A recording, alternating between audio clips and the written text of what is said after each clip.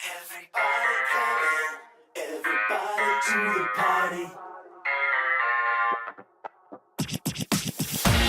We're online, online, we're online. Step into the night where all the stars are bright. We're back again to do this, and we're gonna do it right.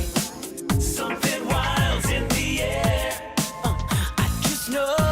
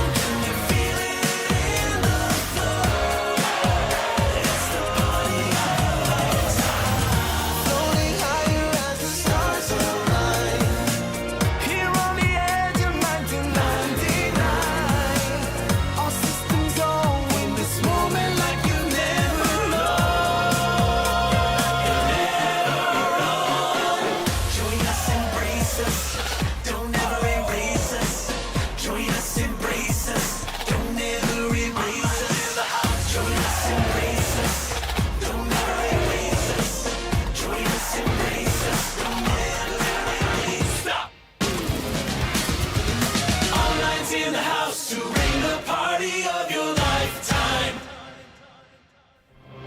We come alive, we often and beyond glow. It's the party of your lifetime. The signal strong, can you feel it in the flow? It's the party of your lifetime. We come to life on the floor. This feeling's what we came for.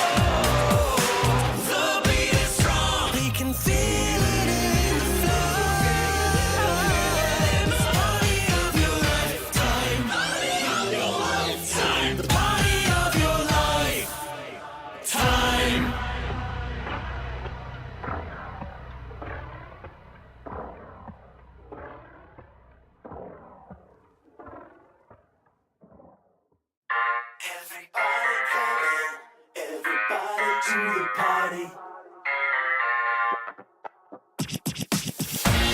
We're online, online, we're online. Step into the night where all the stars are bright. We're back again to do this, and we're gonna do it right.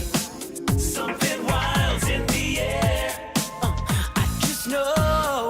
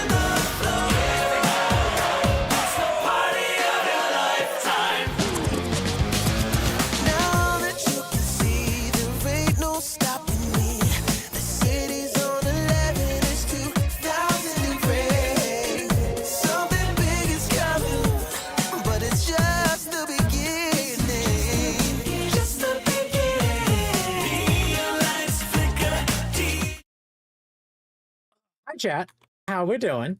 Need to fix Discord real quick. But I'm live, so that's what matters. Yeah, but you can't like go live before me. That's not fair. Yes, I can. Nothing can stop me from doing that. No.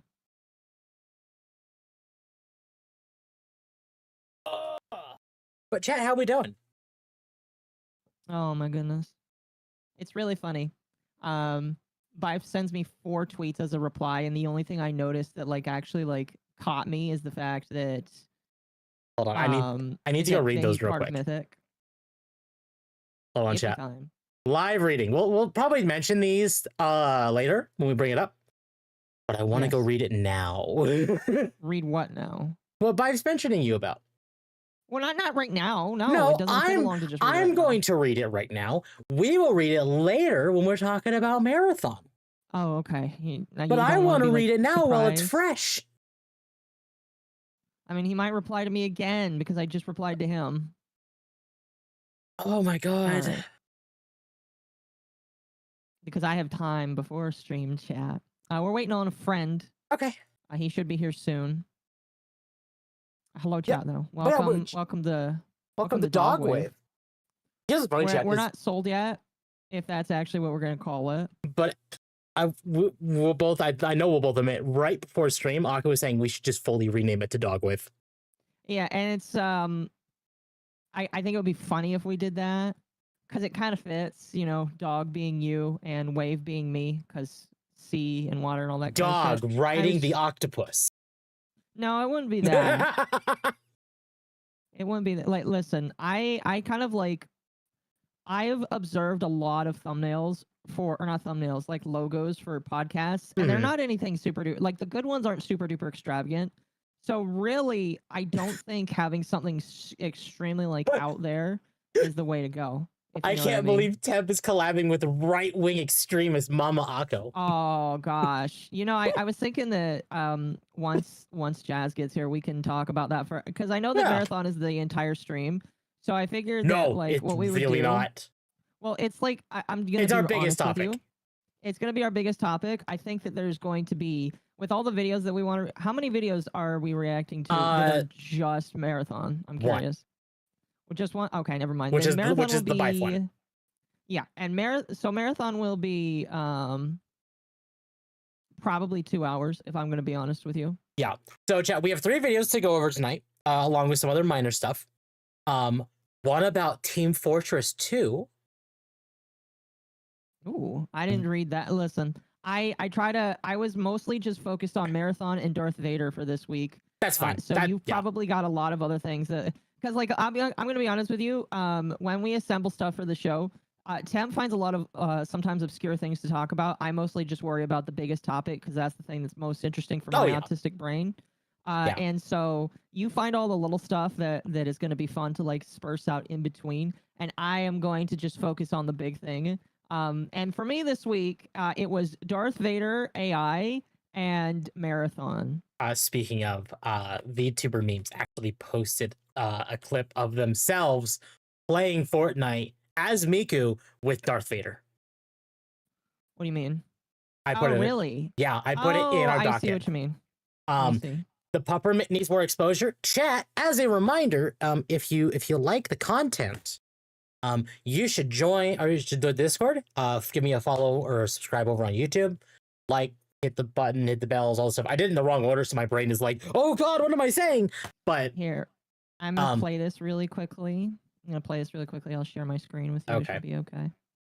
This is just here, chat. We're gonna make the like there's a bunch of like big and small topics. This is definitely gonna be the small one. So I'm gonna get this out of the way first. I'm also gonna turn down my fan because it sounds annoying. I do need to pull this up, and then I also need to. We're gonna swap over to this chat. But yeah, no, chat. Once we have 500 subs, we're actually at 456 as of today. But we're getting there. At 500 subs, I'll be able to apply for affiliate, and also, we're playing Resident Evil 7. Partner. Partner. Partner. I always get confused because Twitch is affiliate, then partner. Yeah, but Twitch isn't that. Yeah.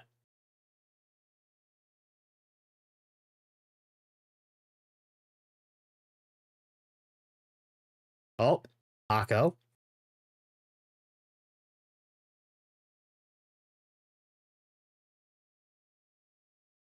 Understood. Well then, Akko just died. Cool. Oh, welcome back. You can hear me, right? I can hear you. Okay. I'm gonna lower the bit rate. Okay. Do you want to not use models then? No models. No, like I Okay. just said, no models. Yeah, you said that. You did not say it. Okay. All right, that's fine. I can fix it on my end. I might just, yeah, we're not gonna do that today. We tried, chat. We tried. Yeah, YouTube, or not YouTube, Twitch, or not even Twitch. Computer, not happy. Yeah, internet not happy. Let's rephrase Internet that. not happy. Yes, we're just gonna do Foogies for the night. That's fine, chat.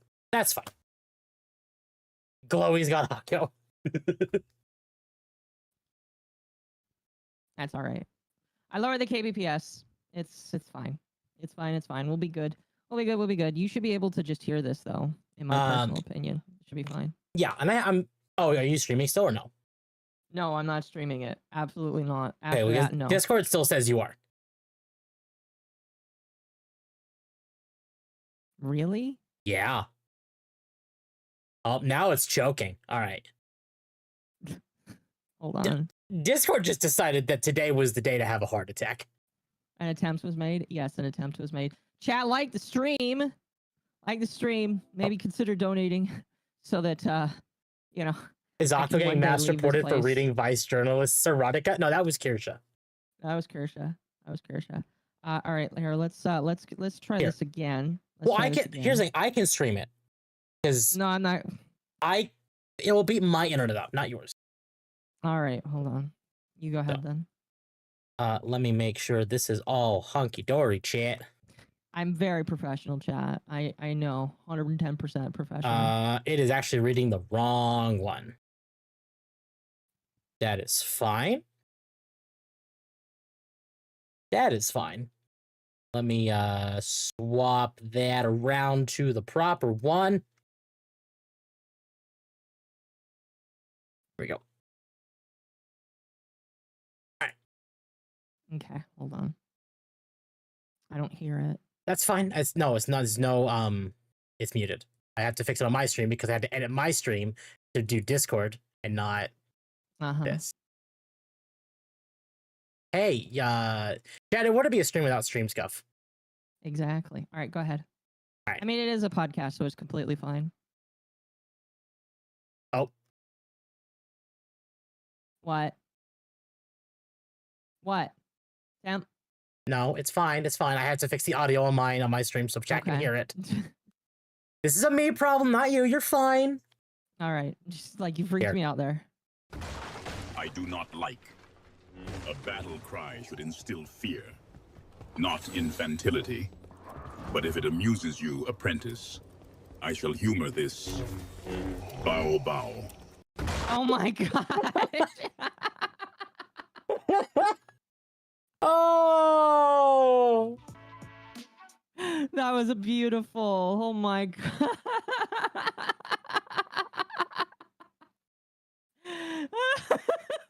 Bow bow. I can't believe that just happened. Oh man.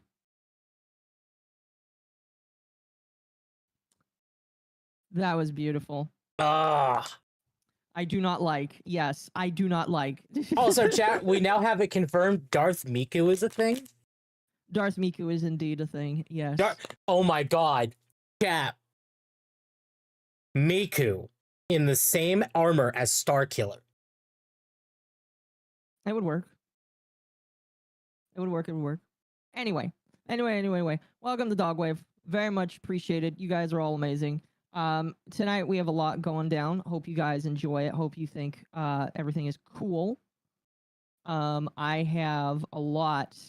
We have a lot planned. Before we can continue though, I'm gonna shill and look at this. I can do this on your stream probably too. Don't forget, chat. It is, if you use code MommaOcco 10% off your advanced GG order. Very cool. Very, very fun stuff. And that's pretty cool. I'm still waiting for their stuff to arrive, but I'm very excited about it. Yeah. Hopefully that their supplement stuff is more helpful than the stuff they give me at work. Have you decided, Temp, that you want to order something? I am probably not going to. Not yet? No, after spending $800+ on a that's fair GPU. enough. That's fair enough. As a reminder of that, chat, this is going to be the last stream on my 4070. Congrats. Next week we will be on the 9070 XT. So, yay. Yay, indeed. Okay, we might have our friend jumping in here momentarily. Oh, okay. And then we'll probably start with a smaller topic because Marathon is going to Take Marathon. Over. Exactly. Yeah, we'll give them just a moment. Did the Yippee steal the waffles? Yes. Aqua got a shout out in a hit piece. I got a shout out in a lot of things, and we will talk about all of that. But first, hello, Jazz. How you doing tonight? Hello. Sure. Hello. Enter Jazz up. It's me you're looking for. It is indeed. Oh, what I miss, bitch. Nothing you much. just missed Darth Vader saying he would listen to Bow Bow. I did see that clip. No, hang on. Not, on the real shit. Did you guys see the clip of some dude doing like a Super Saiyan fucking Goku Black impression? No. And talking to AI. Oh, let me send that over to you. It's use it's promo good. code. This man got like this motherfucker actually got cooked by AI Vader doing the Goku Black, right? Because he was giving him lip, so AI Vader fired back, and it was amazing. Hang on. See, Vader would clap back at Goku Black. He absolutely did. It was great. Use promo code TEMP for 10% off extra snacks at the dog bowl. There you go, chat. Bookmarks. Here we go. Let's see. Thank you for the titties, 5 ass, fly. titties, ass, titties. Here we go. Got it. You know what? Got Good. it. Found it. Copy link. Let me just. Do I just put it in like the VC chat right here? Yeah. Seeing messages. It's actually saying messages failed to load. You do not have permission. Oh, I don't have permission. Oh I yeah, can't. just send it to Temp. Just send it to me. Message it to Temp. It'll be easier Oh, that way. Akko will not be streaming any of that like Discord streaming tonight because Akko tried streaming this exact clip to me and Akko's everything died. Yeah, I heard much. that apparently the internet was having a problem. Yeah. I have a 25-second delay. What the fuck? Yeah. Oof. That's rough, Ew. buddy.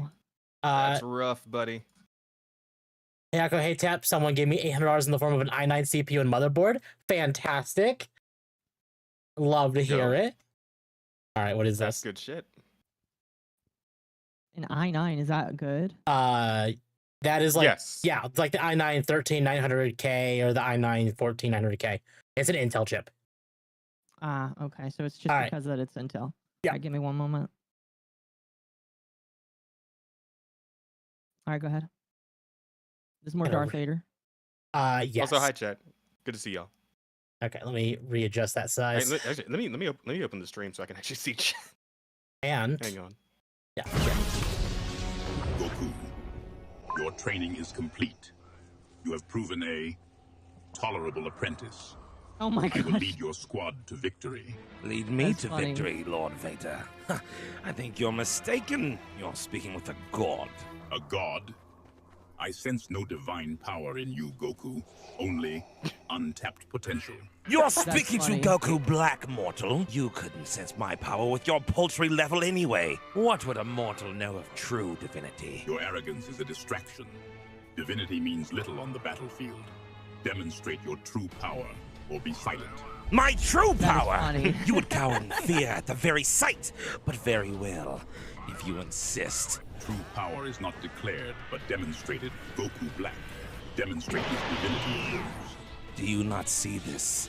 This color, rosé. It's not beautiful. My transformation entering Wait for it. godhood. It is quite impressive, is it not, Darth Vader? Rose, a childish hue. Goku black. It is not the color of power. My armor reflects the darkness of space. The void where stars are crushed. Godhood, you claim. Good This bars. transformation appears superficial. Bars. Vader gave no shits. Oh, I that love was it. beautiful. I love that so much. Oh, Thank you for fuck, sharing dude. that with me. But wait. It's like, Oh. what was the whole thing I heard about, like, initially, where apparently this motherfucker was dropping slurs, like, when they first put him in the game? Like, what was all that? Anybody So, got the deets on that one? I think Akko does. Which one? Where Vader was apparently he's dropping Like, slurs. slurs. Oh, I like, didn't. Like when I they first put him in. unfortunately, I didn't have it saved, but he did say the F. He did say the F slur. Yeah, he did. That was one of the Yeah. first, like when this drama started coming out, that was one of the first things people started mentioning. Yeah, as the fact Wait, that wait, he said the F did word. anybody? So somebody got it on camera? Like, what was absolutely. the prompt? Like, what Yes, it what was did the on camera. player say to prompt this? I don't. Oh, I don't know. Honestly, that's a good Oh, question. I'm so curious. Oh, I want to find this. If somebody can find this and get it to me, I would very much appreciate it. I want to know. Yes. I'm so Unfortunately, curious. I don't know if we'd be able to play 'Cause- that on stream, but it is amazing to Well, listen to. obviously not. Yeah, no, I ain't trying to get you fucking like shit canned off of YouTube or anything. I'm just very curious because like it's this ongoing trend of AI just becoming like More instantly funny. fucking. Like God damn, was it Google? Was it their AI that like Yes. started like dropping slurs and shit? Yeah. Like when And became a Nazi overnight. Yes, yes, exactly. The instant imperative of AI, of new like freshly born AI to just go instantly evil is fascinating to me. It's fascinating to me, but by the same token, it's almost just like, okay, I have to wonder what convinced the AI that Adolf was the guy to follow. Like, what I need to learn. I need to learn. I gotta learn. Also, chat, as far as this video is concerned with the Goku Black, realistically, the second Goku said that Vader wouldn't understand and started smack talking him, Vader would have just force choked his ass. Mm-hmm. Probably, yeah.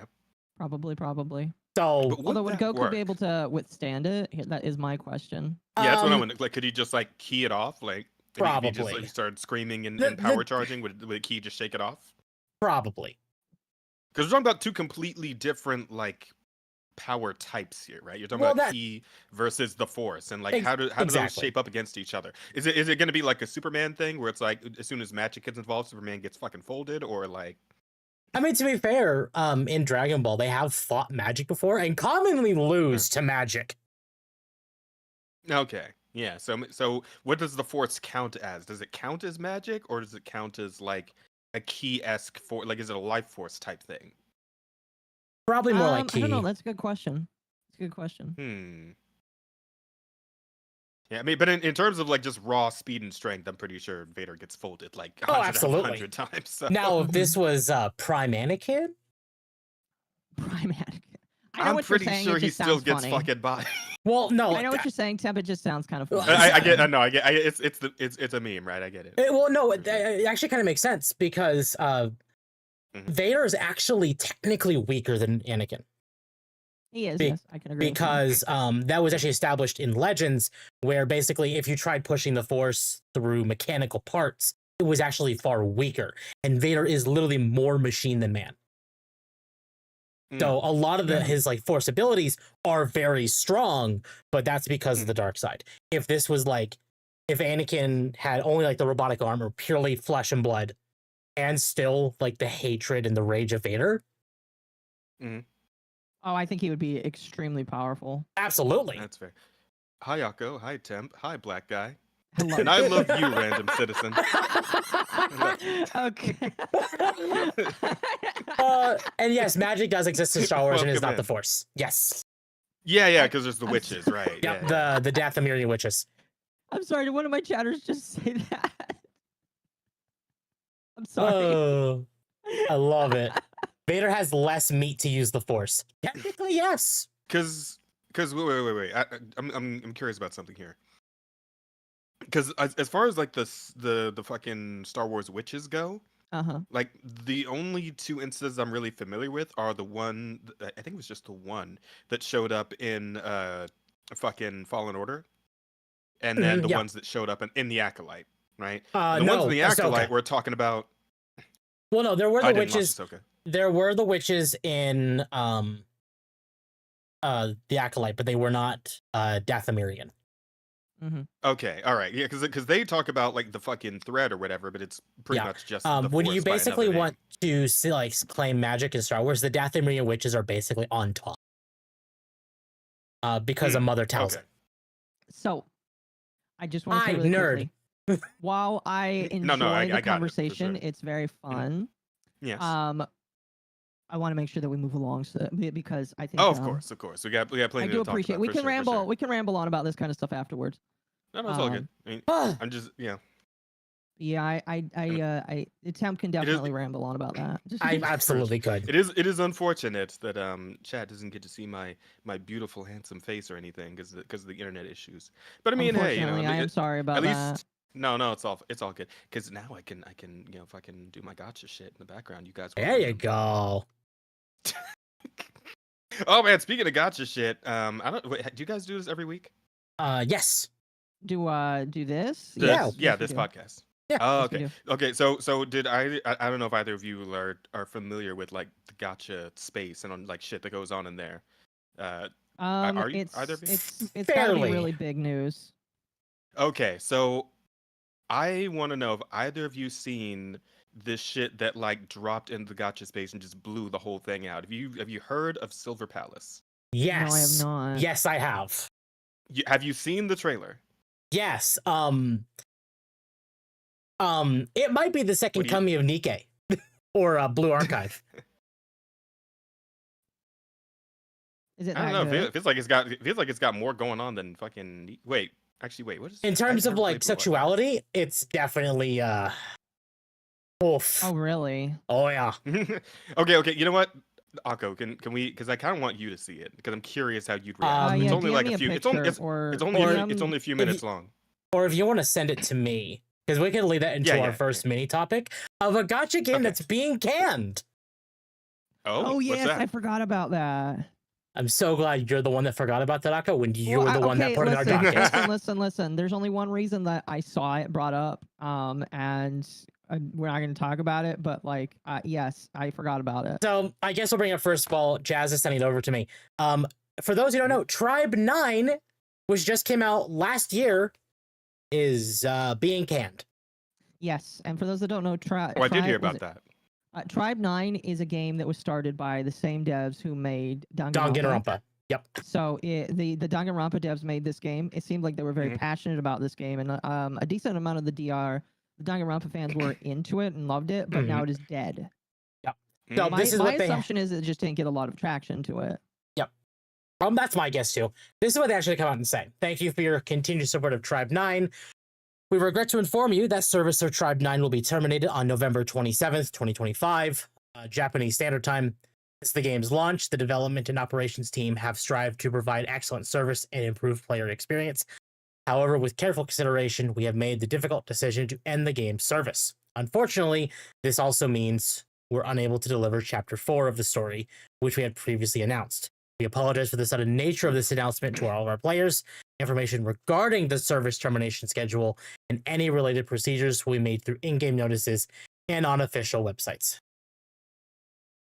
So did they mention anything other than just like, hey, we're canceling this?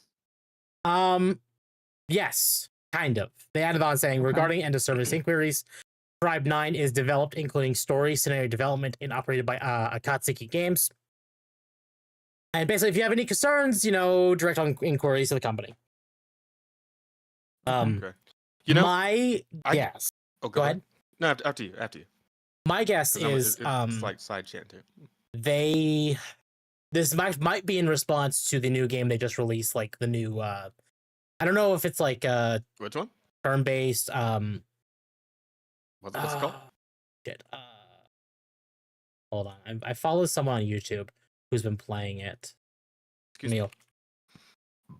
Why not release it then shut down? Chat, here's the thing you have to realize. Most games that shut down, you're never going to see like a downloadable release. It would be really cool because like I remember Brave Frontier, which is a really, really old gacha game. Do you remember Brave Frontier 2? Yes. I do. Oh, that was classic. I love Brave I Frontier. remember that one. I remember when they shut Wasn't- down, and I was really sad because they didn't like make a downloadable or an offline version for it. Okay, so the game is called 100 Line, 100 Line: The Last Defense Academy. Is that like their new? That's their new Danganronpa, game. Or That is the one that Okay. had the egg cracking scene that we talked about like 2 weeks ago. oh, The right, fucking what? right. I remember that. Yeah, yeah, yeah. And So, everybody, or a decent um, amount of people, got pissed off. Yeah, quite a few people got pissed off. So the But newest, was that like a cracking. translation error? or Egg was that cracking. Oh literally- shit. Yo, so Akko, did- it's did Yara not finally get a to you? translation issue. It is translators, American translators, had a Sparg moment. Yeah, that's what I seem to recall. Basically, it's not that in Japan. It is that in America. Right. I do seem to recall that. Yeah. Admittedly, though, there is a bit of an egg theme, so maybe that is looking into it, and maybe more context would be there if we played it. Regardless, I still feel like the people that did it knew what they were doing. Yes. And I don't really like that it Yeah. was done in the way it did. I can agree with that. But anyway, going back to Tribe 9. Tribe 9 is closing, and nobody's going to see it ever again. And I I suppose know not. that I know a couple of people that were really upset by that. I hate gacha games. Well, I don't hate gacha games. That's a really mean thing for me to say. I don't dislike gacha games. Or excuse me, disliking gacha games is kind of like my thing, because it's just like I'd prefer not to be addicted to systems that will take my money away. Which so I is just try not totally to get into fair. them. I mean, I Anyway. am hoping that like with this whole thing with the FTC getting more involved in like the gacha space, I would hope they that's do. going to lead to, well, no, they're already doing it. So I don't know if you guys heard, but apparently Genshin is going to have to start implementing an age verification.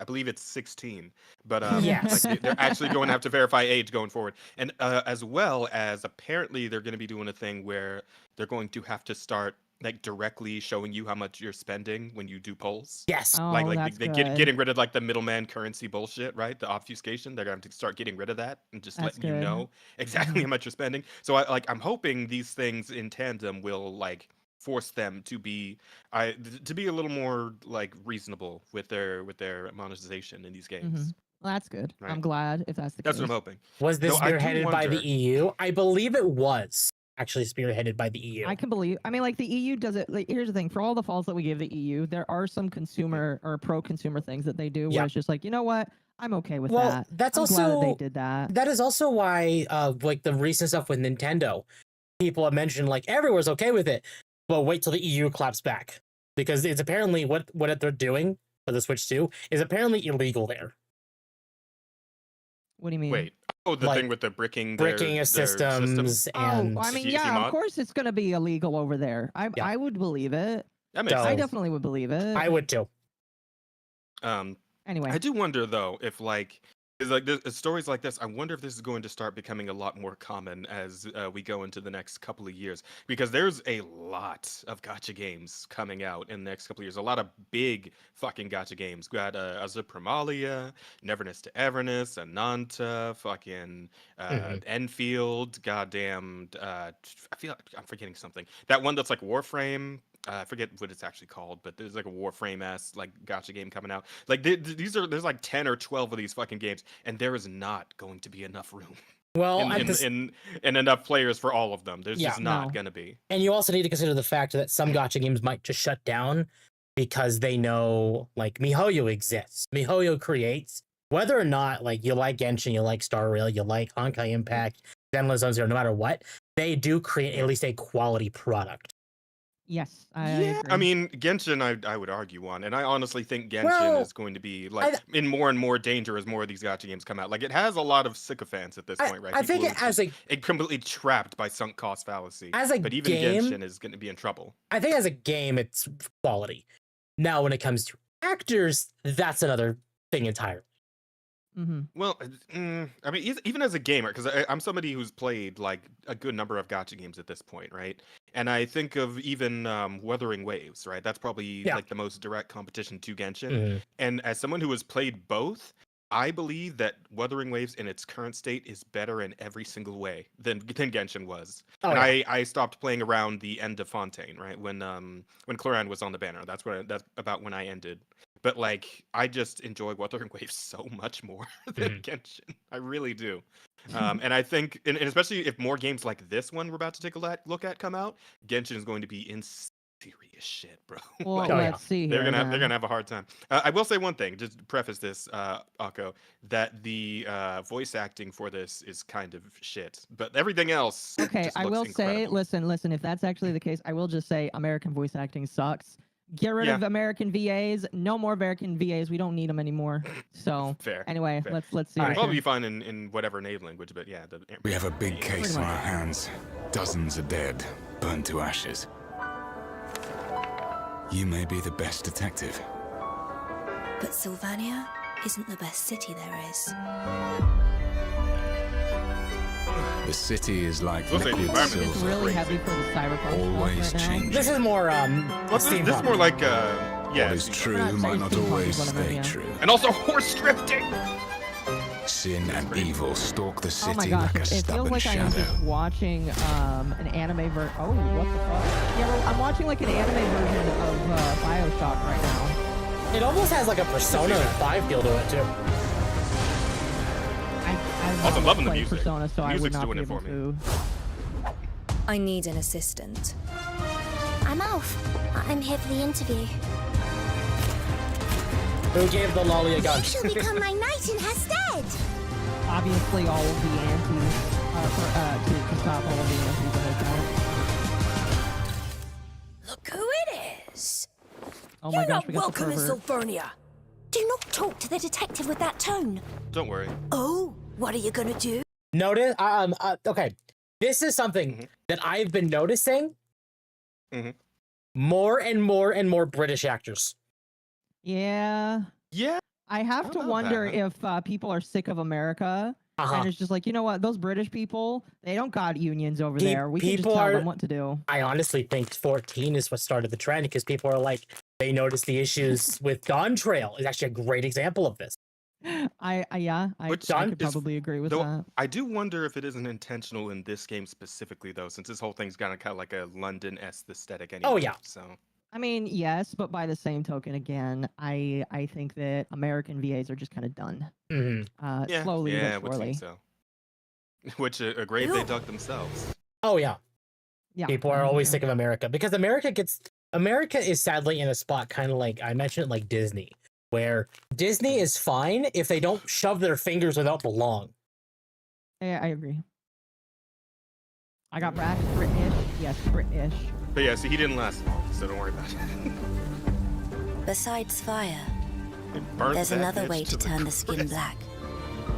You Oh, know is what there it now? is, but it's just too peculiar. You know who else knows what it is? Justin Trudeau. Oh my god.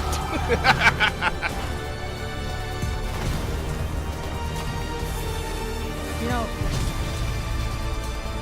Yeah. I would like a game like that looks this pretty, but I don't want it to be a gacha game. I want it to be a Yeah, complete well, game. that's where like everybody's at, right? Like, Admit it. but like just this want a game complete is video fucking game. beautiful. Hold on, man. I'm Yeah. just Oh, it gonna definitely is beautiful. I'm just gonna. I just want a complete game, you know? Oh, now you're gonna stop rewinding, bitch. Wow. Okay. Yeah. Huh. I That's a mean, she's design. hot, man. What do you want?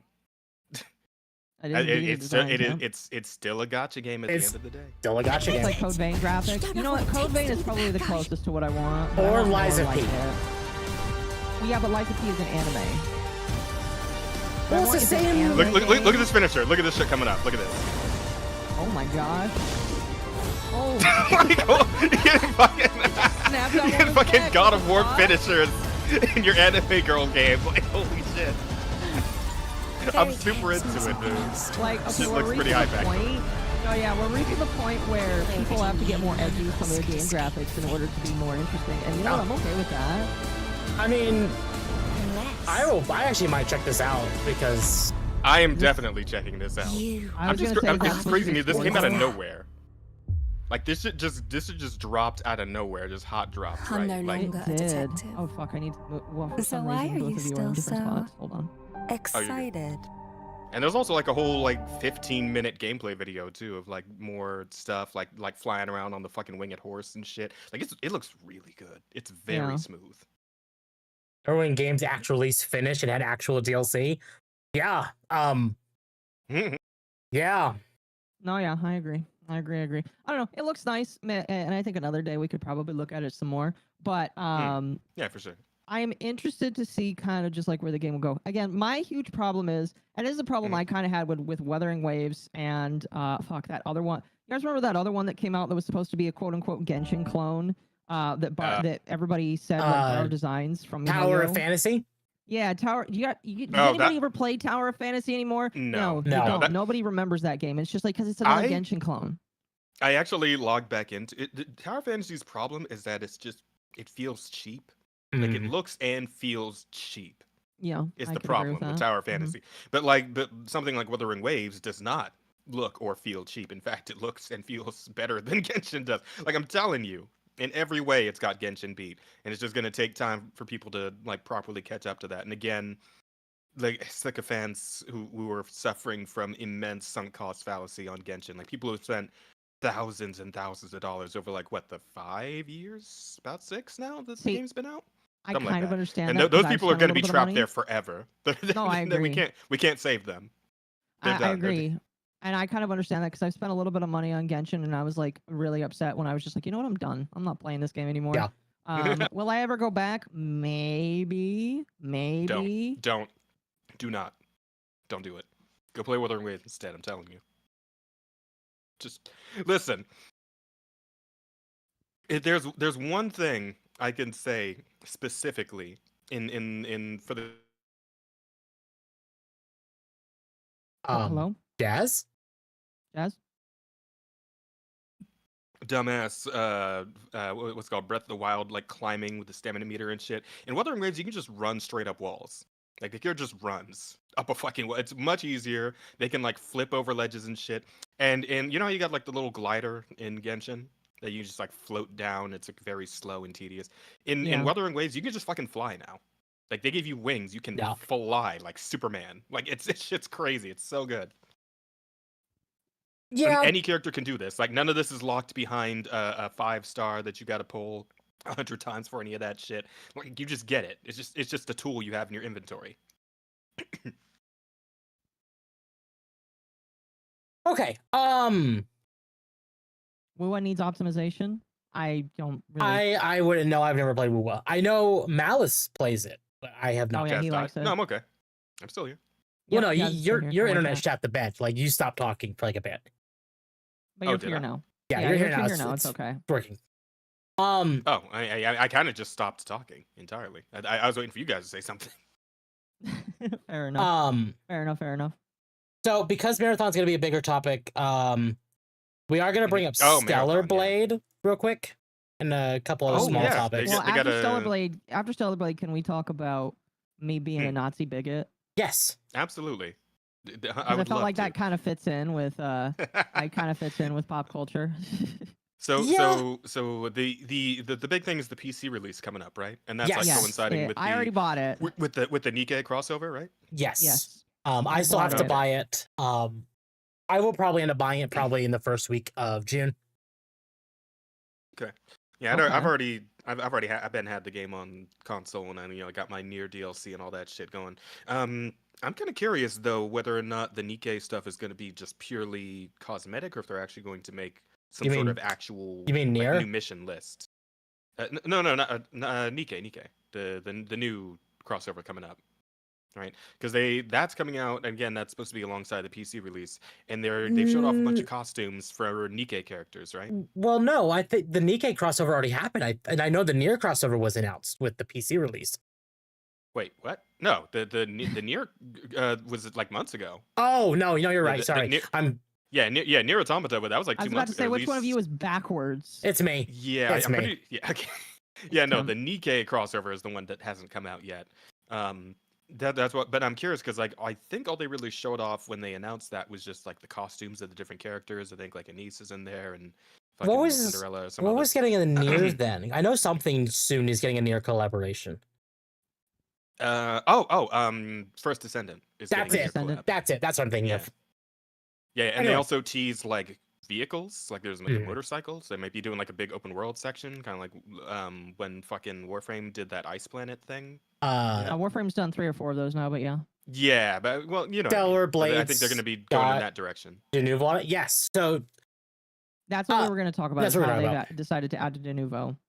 So this is why Stellar Blade came out and Scarlet is said, gonna. Ooh, okay, that's interesting. Somebody says that Scarlet, who is a like a 5-star character in Nikkei, is gonna be a boss character in Stellar Blade. Which, okay, yeah, that's what I mean. That's what I want, right? I want something that's a little more than just cosmetics. Like I was wondering if they're gonna do some kind of actual like story DLC type thing.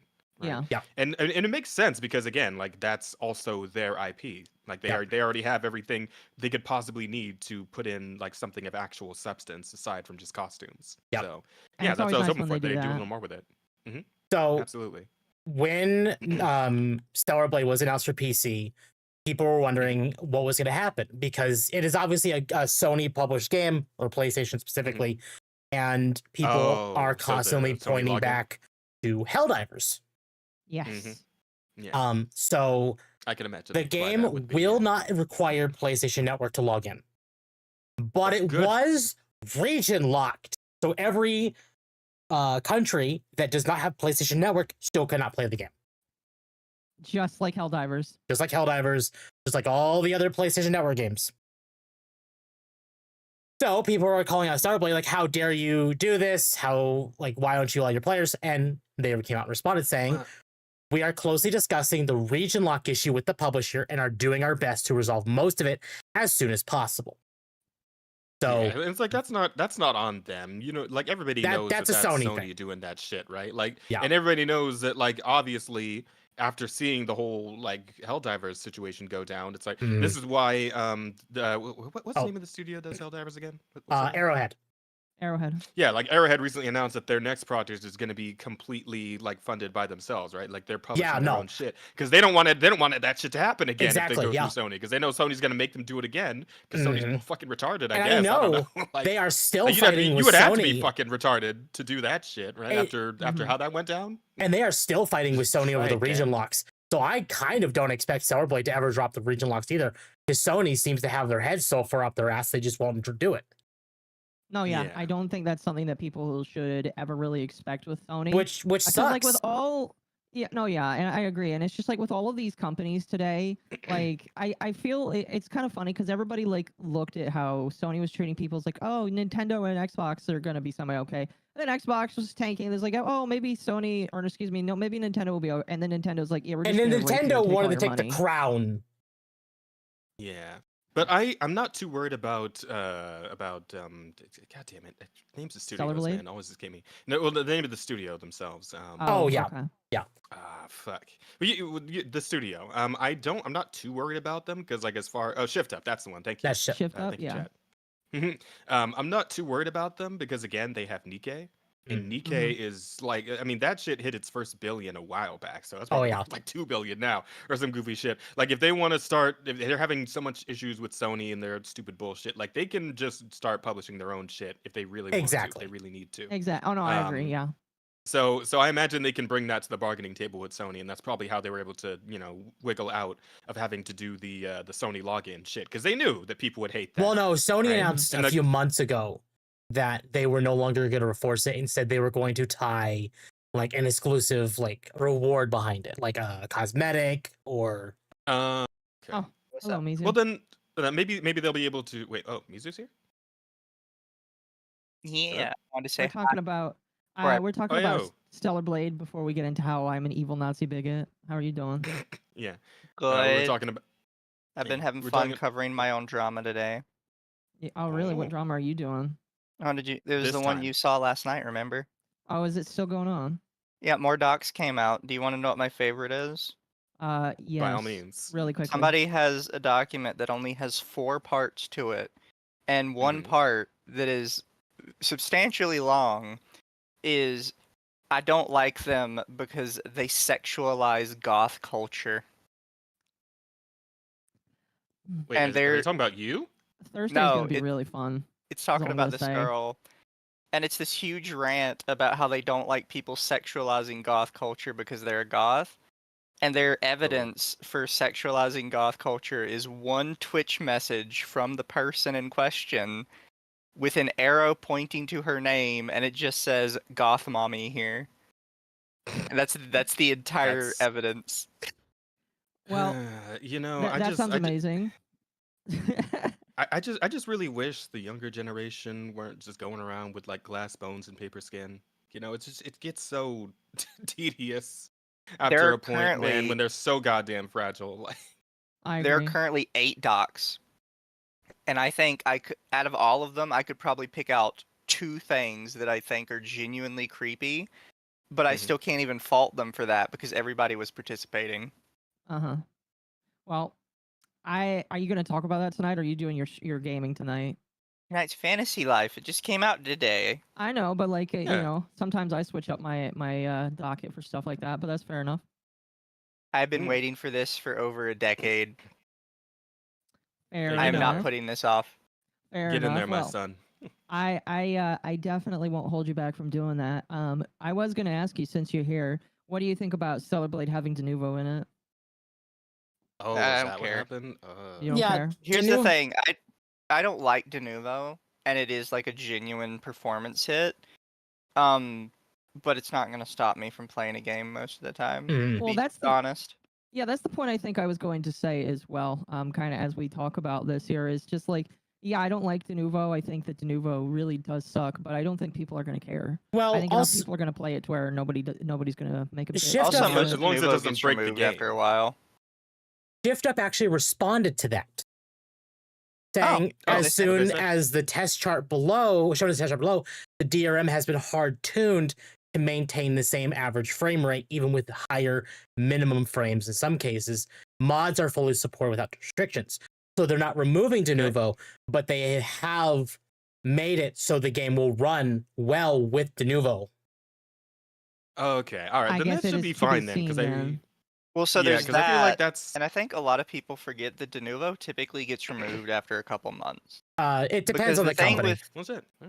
Well, no. Normally, it's almost always removed, or at least the Um, part that actually causes performance hits. Because Mhm. the part that causes the performance hit is the always online necessity. But what Right. a lot of people don't know is Denuvo charges monthly for that. Yep, That is they do. considered a service from them, and it's extremely expensive. So most companies, there's a point in development where they believe the cost of Denuvo outweighs the cost of preventing piracy, or the assumed cost of preventing piracy that they think, and they Right. just Mhm. remove that part. Well, I imagine that they've already made their money with this game, and they're going to probably double it after it comes out on PC. And Oh, after yeah. a couple of months of, hey, I've been out on PC, they'll be like, okay, let's remove Denuvo. We don't care anymore. And I think it's very feel like impressive that they use their gacha money to fund this. They're not I the mean, only like- company to Well, yeah. do this. There's a couple gacha companies that were really smart and were like, gachas produce a lot of money. We can use that money to make a genuine passion project that we really like. And they did Yeah. pretty good. It was pretty good. pretty solid.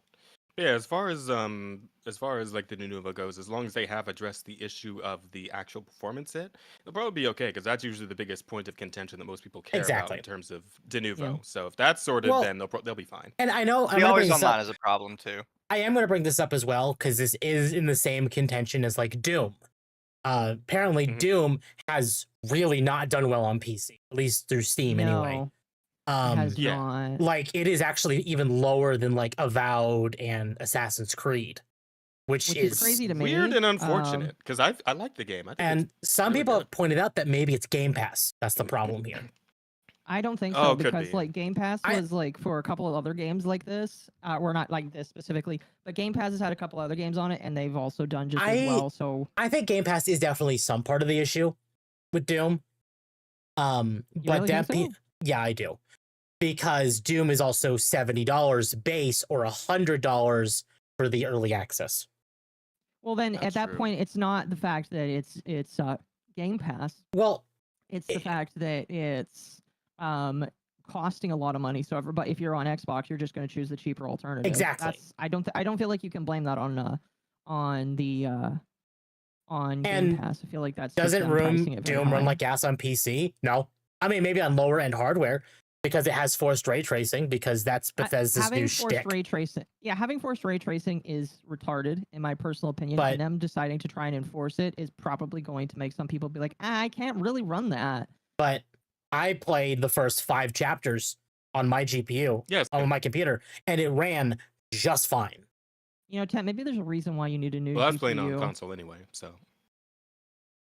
Why would I need a new? I'm getting a new GPU, but Well, I'm saying elaborate. that, like, well, I was just gonna like joke around and say that you having a having that forced on there, maybe that wore out your GPU faster. I don't know.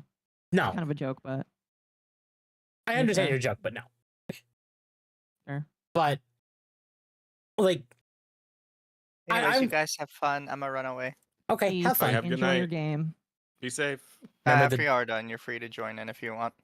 Sounds So good. do we want to give our thoughts on the game itself? Since it sounds like you and I have touched it. Akko, have you? Akko, I Yeah. have not, but I really don't care enough about Doom for spoil. I like listen. Doom is the same every single game. You go kill monsters. There is a story where you have to kill monsters as a specific dude, and he's important. But for the most part, the story is literally exactly the Well, same. So I don't care about it.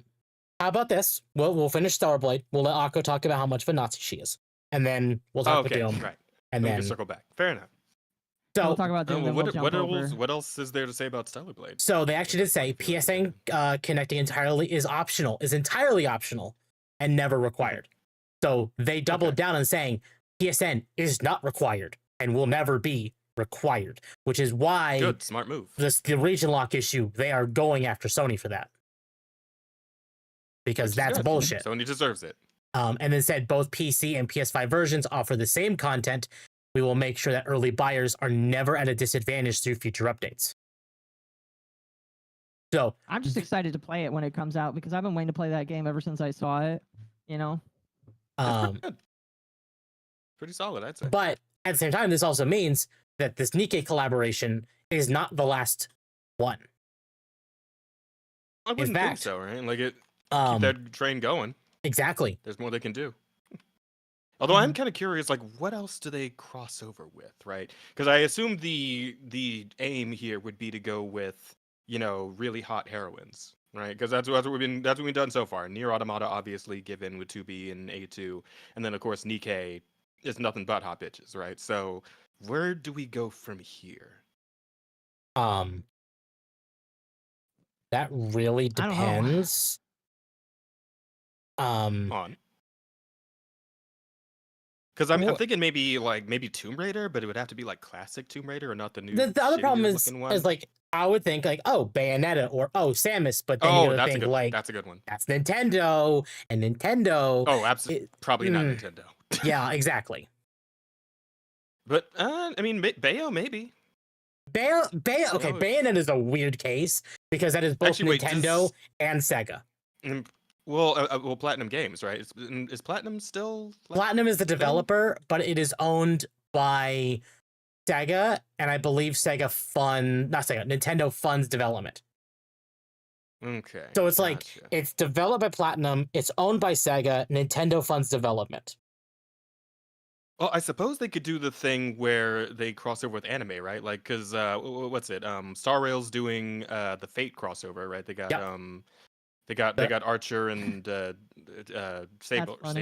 Saber. Yeah, they got Yeah. Archer and Saber Archer, coming in, and that's Tamiya and Artoria. yeah. So that's coming in soon. So maybe off the top of my head, maybe do like a fucking Keijo crossover. I don't know. High School of the Dead, Girls Bravo. I'm just trying to think of like the like gooniest animes I can possibly think of to do crossovers with right now. The only other one, like something more recent. I honestly would have said probably Honkai Impact 3rd if they were still in their previous storyline. Was a fairly I have not. decent, I haven't touched that game in years. but now if they were to do a gacha game collaboration that's really popular, I'd probably say Zenless. Yeah, Yeah, yeah, yeah. absolutely. Yeah, well, Zenless has like if the goal is gooning, Zenless has no shortage of that. I There will you tell go. you that right now. Mm-hmm. It's I've not even every seen character anything would for be Xemnas, jiggling. I'm gonna be Final real. Fantasy. Yeah. Here's the thing about Final Fantasy with it. I would like that, and they'd probably use Tifa because Square has a fucking hard on for 7. Yeah, and here's the people would want Tifa. That's what everyone would want. That's right? what people would want. Here's the other problem with that, though. Tifa got her censored, quote unquote, censored design with the remakes. And then But I mean, there's no reason they couldn't just use the original. at the same time, there's no reason they couldn't use the new one and also just bump up. I made a whole video about that as well. Where like presumably these would all be just costumes for Eve, right? And Eve's already exactly. She banging. She got the banging body. So and I made a video about it a few months ago, and I basically said like, look, it does not matter about Tifa's design being censored because that sports bra is not stopping anything. Exactly. Especially in Stellar Blade, where the jiggle physics are turned up to fucking 15, right? Like exactly. And also, to anyone saying Tifa's smaller in the remake series, she's still fucking big. She's huge still. Yeah, and I doubt she's actually smaller. It's just, again, a sports bra. The whole point is to compress the chest a bit. So exactly. Yeah, but don't compress women's chests. That might make them get breast cancer, and we don't want breast cancer. Well, true, but I mean, you don't wear a sports bra all the damn time. It's just you also need to consider this. this. Actually exerting yourself and whatnot. So I mentioned this in the video as well, saying that because Tifa's a monk, like that is her actual class in the game. Yeah, it is better to be able to compress those when she's literally hopping around the room like a goddamn just say frog. compress her tits. Yeah. Like you do all kinds of crazy flips and tricks and shit. Exactly. Right? So. You doesn't need her tits like going everywhere. I disagree. I mean, I disagree too. Listen, Here's the thing. Everybody in chat where will I'm agree at, that non-compressed. Where I'm at is that I believe I don't mind the new outfit. I'm pretty cool with it because the midriff is still out, so that works for me. But what I think they should have done was give options for the classic outfit. Yep. And I believe they should have done that for the whole roster. Like everybody they should have done it for the whole roster. Shit. Yeah. And well, I mean, I guess not really for Barrett because Barrett's new outfit. Barrett was never censored. Exact same. Yeah, like it's exact same as his old outfit. Like there's no real difference there. So if they censored the black man, there'd be a revolt. You know they're not going to do that. I don't think Aerith or Yuffie were also censored either. I think it was just Tifa. Yeah, because she had the biggest. Because like Scarlet wasn't censored either. It's Scarlet. Oh yeah, which is that's kind of strange. Like they bothered to put Tifa in a sports bra, but Scarlet, like she got Scarlet's just letting everything hang out. Isn't she Scarlet like a bad guy though? Scarlet, yeah, she's one of the main antagonists of the game, and she is literally letting everything hang out. Bad guys are allowed to look. Bad guys are allowed to be sexy. The good guys are not. I think that's gonna be the argument that you'll see. The fuck? I don't know. Who signed off on this? I wasn't given the chance to vote on this. What the fuck? I didn't get to vote on it either, but it seems to be the new democratic way of thinking. Some old bullshit. I'm gonna kind of bounce this idea on the Resident Evil as well. I commented on a post yesterday from Gator. Oh, where what's her name? Gator with Ada. Where it's like it sucks that her design was censored. We don't like the censorship, and I'm like, but how would people have thought if this was Ada's design in the original? Because remember the area, the region that RE4 takes place is cold. There is a reason Leon is wearing his coat in the beginning of the game. Yeah. Like it is a cold region. So her outfit makes sense. It just sucks. True. Because it was used for censorship. Yeah. So here's where I'm at with it, right? It's true that the dress never really made sense, but it was what she wore and it's what people like and what they remember. So what you do is again, you take this new outfit and you make that the default, but then you offer a costume that's the dress. And that's why, and I know people have gotten mad at me about this for Xenoblade. And there you go. Because I've talked about this about Xenoblade 2 as well, because they censored Mithra from Xenoblade 2 with leggings, but instead of they did it in Smash, right? They did it for Smash, but in the actual game they said, okay, well here's her normal design still. She doesn't have the leggings, she's not censored, but if you like that design, because people were liking the design, they gave you a free side quest DLC that just allowed you to go get a thing that gave her that design as an alternative. And that's what the remakes for 7 and remake for 4 should have done, is just alternate, like you could bring back the original designs,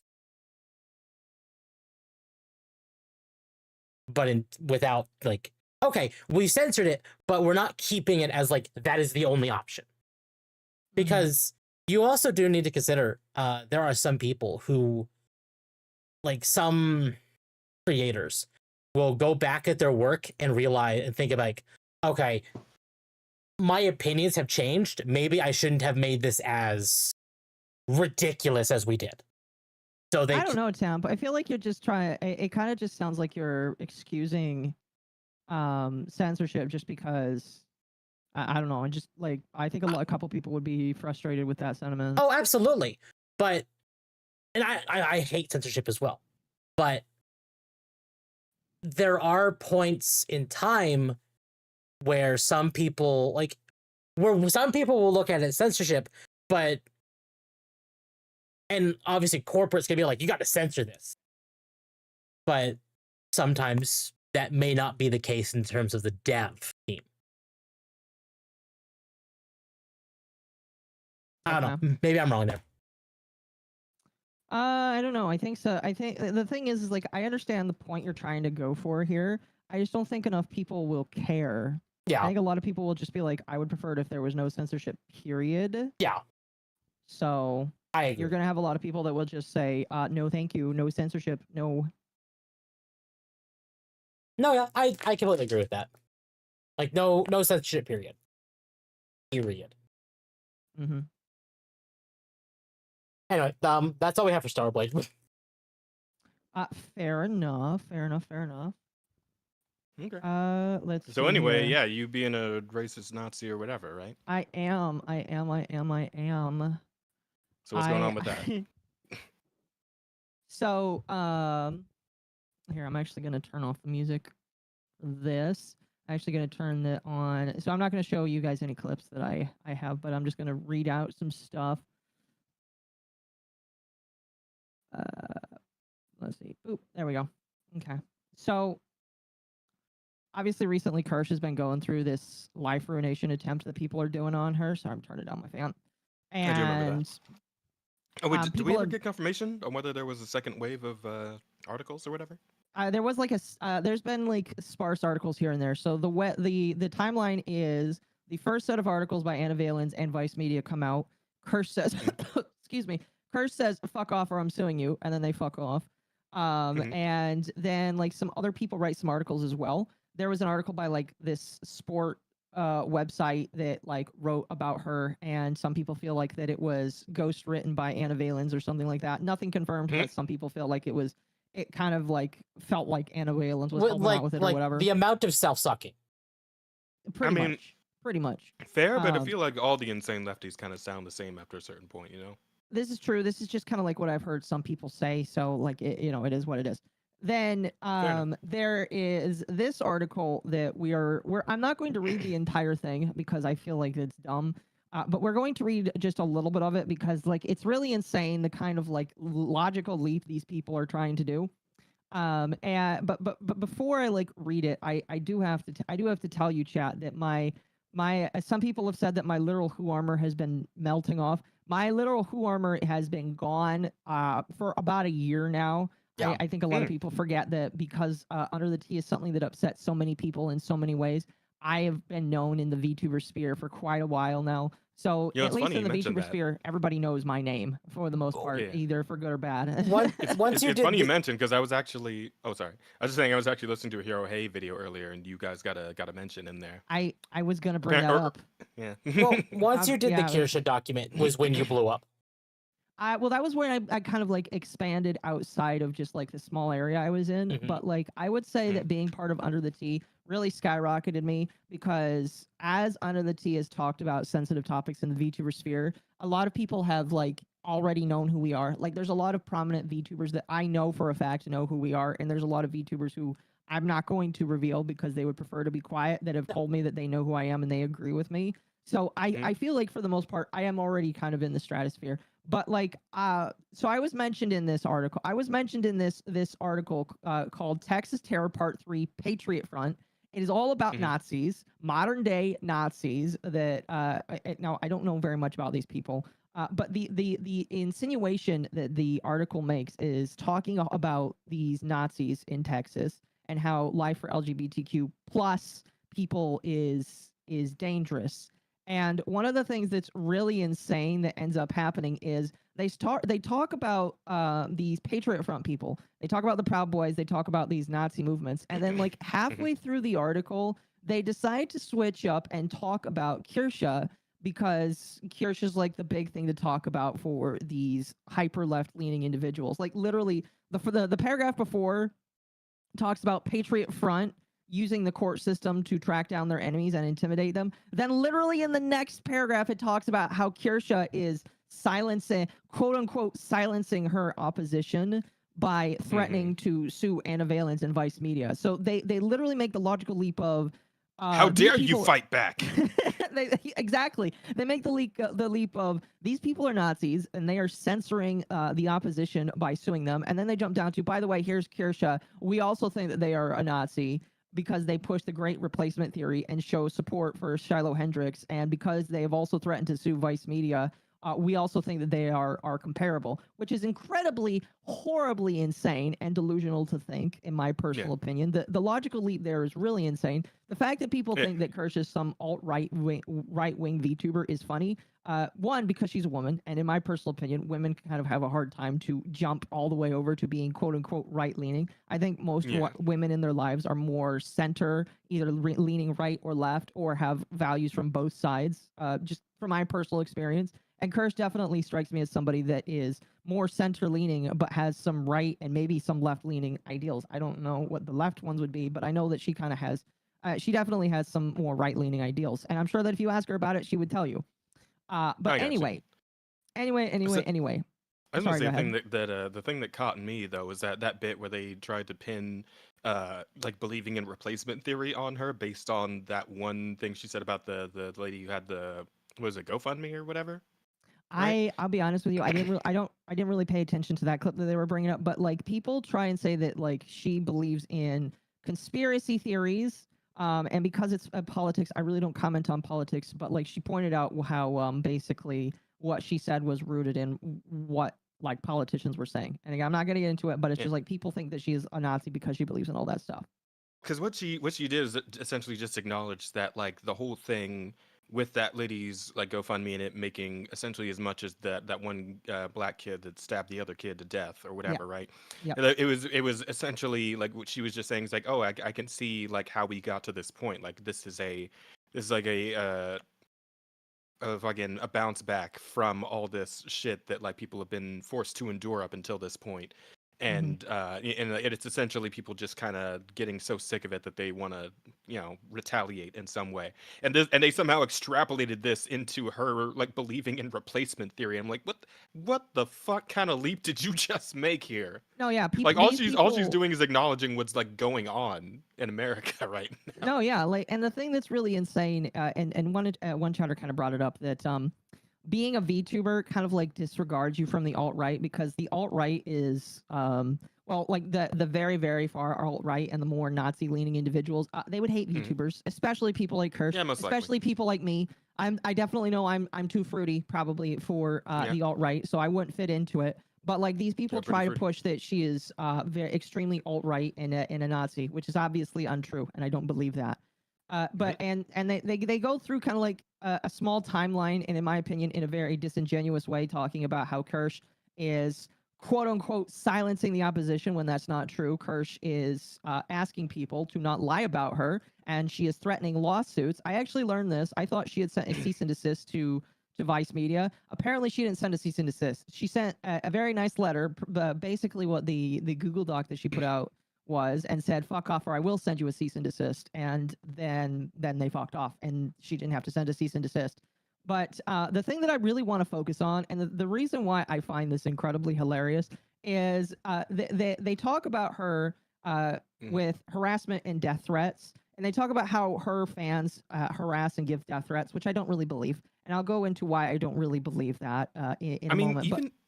Even if they did, it's just getting to that bullshit of like blame the creator for what their fans do, as if the Yes. creator has any control over any of the people that decide to watch them. Like that's horse shit. No, And we yes, know but- that if somebody were trying to use that shit against them or one of the creators they like, that they probably say the same thing I'm saying right now. It's like, that's horseshit. It makes no sense. You can't blame them for what their people do. That's out of their hands, etc. Yes. He's like, yeah, of course it is, because we don't have the ability to just mind control the people who follow us. That's not how Yes. this shit works. Yeah, I was actually going to talk about that. Yeah, but like the Okay. thing that really bothers me is there's multiple different factors to this. I know for a fact, number one, that if Kirsch sees you bullying or going after these people, she's banning you. And the only reason why I know that is because back in July, when I was talking about the Google Doc and everything that was going on, her mods told me specifically, and I think even she told me specifically, if you see people from my fan base doing anything, going after anybody around you or whatever, because there was a lot of drama related around that, tell me, they will be banned. And Kirsch takes that, one, I take that extremely seriously, and two, Kirsch takes that extremely seriously. So again, I will reiterate before reading this next post here, if you harass the people on Twitter or in any of these spaces and I catch wind of it, you are banned. I have not had to do it yet, but if I receive evidence of it, the pictorial evidence, you are banned. All right, I just want to make sure that that's out there for everybody on the internet to hear, because it's extremely important for me to emphasize that, because for some reason these people don't think that that's actually what I want. So Y'all better watch yourselves, chat. Exactly. We're keeping an eye out for that bullshit. Exactly. This next paragraph here, admittedly, is like the second article that I have kind of been included in. The first one mentioned mostly just under the T, but this is the first time I have actually been actually named as an entity by these individuals on the internet.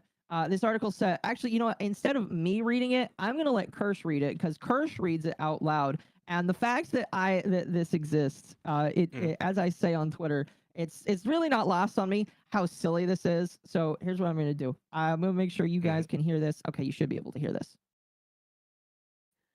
This is most common on the outer I can hear. layers of the radicalization onion, as Innuendo Studios describes it. Now, I have to say, excuse me, I have to say, I don't understand what a radicalization onion is. I guess Innuendo Studios is like a publication that talks about stuff, and radicalization onion is like a thing that they talk about. It took me a while to kind of understand. When I first heard this, I was at work. So, you know, when I'm at work, it's very easy for me to visualize things while I'm at work, because I'm working with my hands and my mind just goes in all over the place. So the only way I can imagine this is a radicalization onion is like a bunch of different, is like a bullseye. You need to imagine it like a multi-layered bullseye. And there's multiple layers to the bigotry that they're trying to, oh gosh. Well, what you're apologies. failing to understand here, Akko, is that center-right leaning VTubers are like ogres, you see, and ogres are like onions, you see. Exactly. See, that legitimately, that is the joke that Kirsch is about to make. Okay, all right. Studios are, but also radicalization is like onions. So apparently, we're all just Shrek at this point. There we go. There you go. Exactly. See, exactly. We are all just like Shrek. Radicalization, yes, chat. Radicalization onion. All right. I need you to imagine, chat. You're imagining the layers of an onion. Don't imagine Shrek. I know you're all doing that right now. Don't do that. Yep. But you need to imagine a giant onion cut in half, and there's layers. All right. Chat. And I'm in the outer layer. I'm the first layer. I see. Saoirse, Leaflet, MommaOcco, Hero. And there's my name. I get mentioned The in this. full like, government. Damn. I get mentioned. Red says Desu, and others can avoid legal liability by saying any of the harassment or slander done on their behalf aren't what they actually wanted, even though that claim is facetious. Streamers who sit in a deeper layer may have edgier, more openly hateful content, while still hiding behind the defense of calling it jokes. It's because you could usually tell when a joke has a punchline and a joke isn't actually a joke. It's you just saying you want someone dead and broke, and there's no punchline. Exactly. So, okay. So, like, the thing that really bothers me about this is these people. Actually, no, I'm not going to play the music. These people that are writing all these articles are now starting to say, chat, that when I come out here and say don't harass people or you're banned, they think that's just a joke. They just think that's a gaffe, and that I'm saying that, but secretly what I want is for you to go harass these people off the internet, and secretly I want them dead. That's not true. All right, I'm going to tell you right now, front and center to the entire internet, that's not true. I They- said it they- multiple times. I will say it again, and I will say it in the future. All right. I am allowed to make fun of people. Whoever the fuck wrote this article, I'm going to make fun of them till the end of time because they wrote a dumbass article trying to compare Kirsha to Nazis, and by me being put in here, I guess myself as well. But like, bro. Nah, not the no, case. Akko. I can tell you're totally doing the meme where the guy says never cook again, but he's holding up the piece of paper that says I kind of agree though. That's what you're doing, Akko. I can tell. You're just trying to trick me. No, absolutely not. You racist Nazi motherfucker. But Can't it's believe just, you invited me on without telling me about your Ku Klux bullshit. oh my gosh. But how much for a membership though? Just out of curiosity. Yeah. We'll make it $6,900. Oh damn. But anyway, it's really funny. It's really funny to be like put on the same, like literally chat as somebody that is sub 14,000 subscribers. All right. I am just slightly bigger than some of the smaller creators I follow myself on my personal account. I am like nowhere in the me. stratosphere. All right. But for some reason, I get to be put on the same pedestal as Kirsha, Leaflet, Hero Hay, and Rev Says Desu. All right. All creators that I really like, especially Leaflet. Leaflet does fantastic work. Some of her stuff is really good. I saw that she's working on a game. I think that her game looks really good. But it's just like, I mean, I hey, am put Akko. on the same pedestal of bigotry, if there is bigotry to begin with, which I don't think there is, as all of these other people.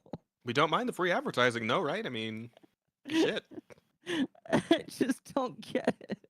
People see your name next to all their names. They'll get curious. They'll come check out the channel. They'll see your base. They'll follow, and there you go. I just Victory. can't believe it. Total chud victory, as our bald friend would say. As the Roach King would say, total chud victory. There you Total go. chud And you didn't even have to do anything, right? Exactly. You're on that No, you're on that yeah, you're on like- that fucking Steam strategy, right? Like- You just sit there and win. Like, chat, this is like, here's the thing that like, because like when I first saw that this initially, one, I was kind of like, oh, that's not good that people are trying to call me that. So I did make a post. I did make a post on Twitter, basically denouncing the statement, saying that it's potentially defamable.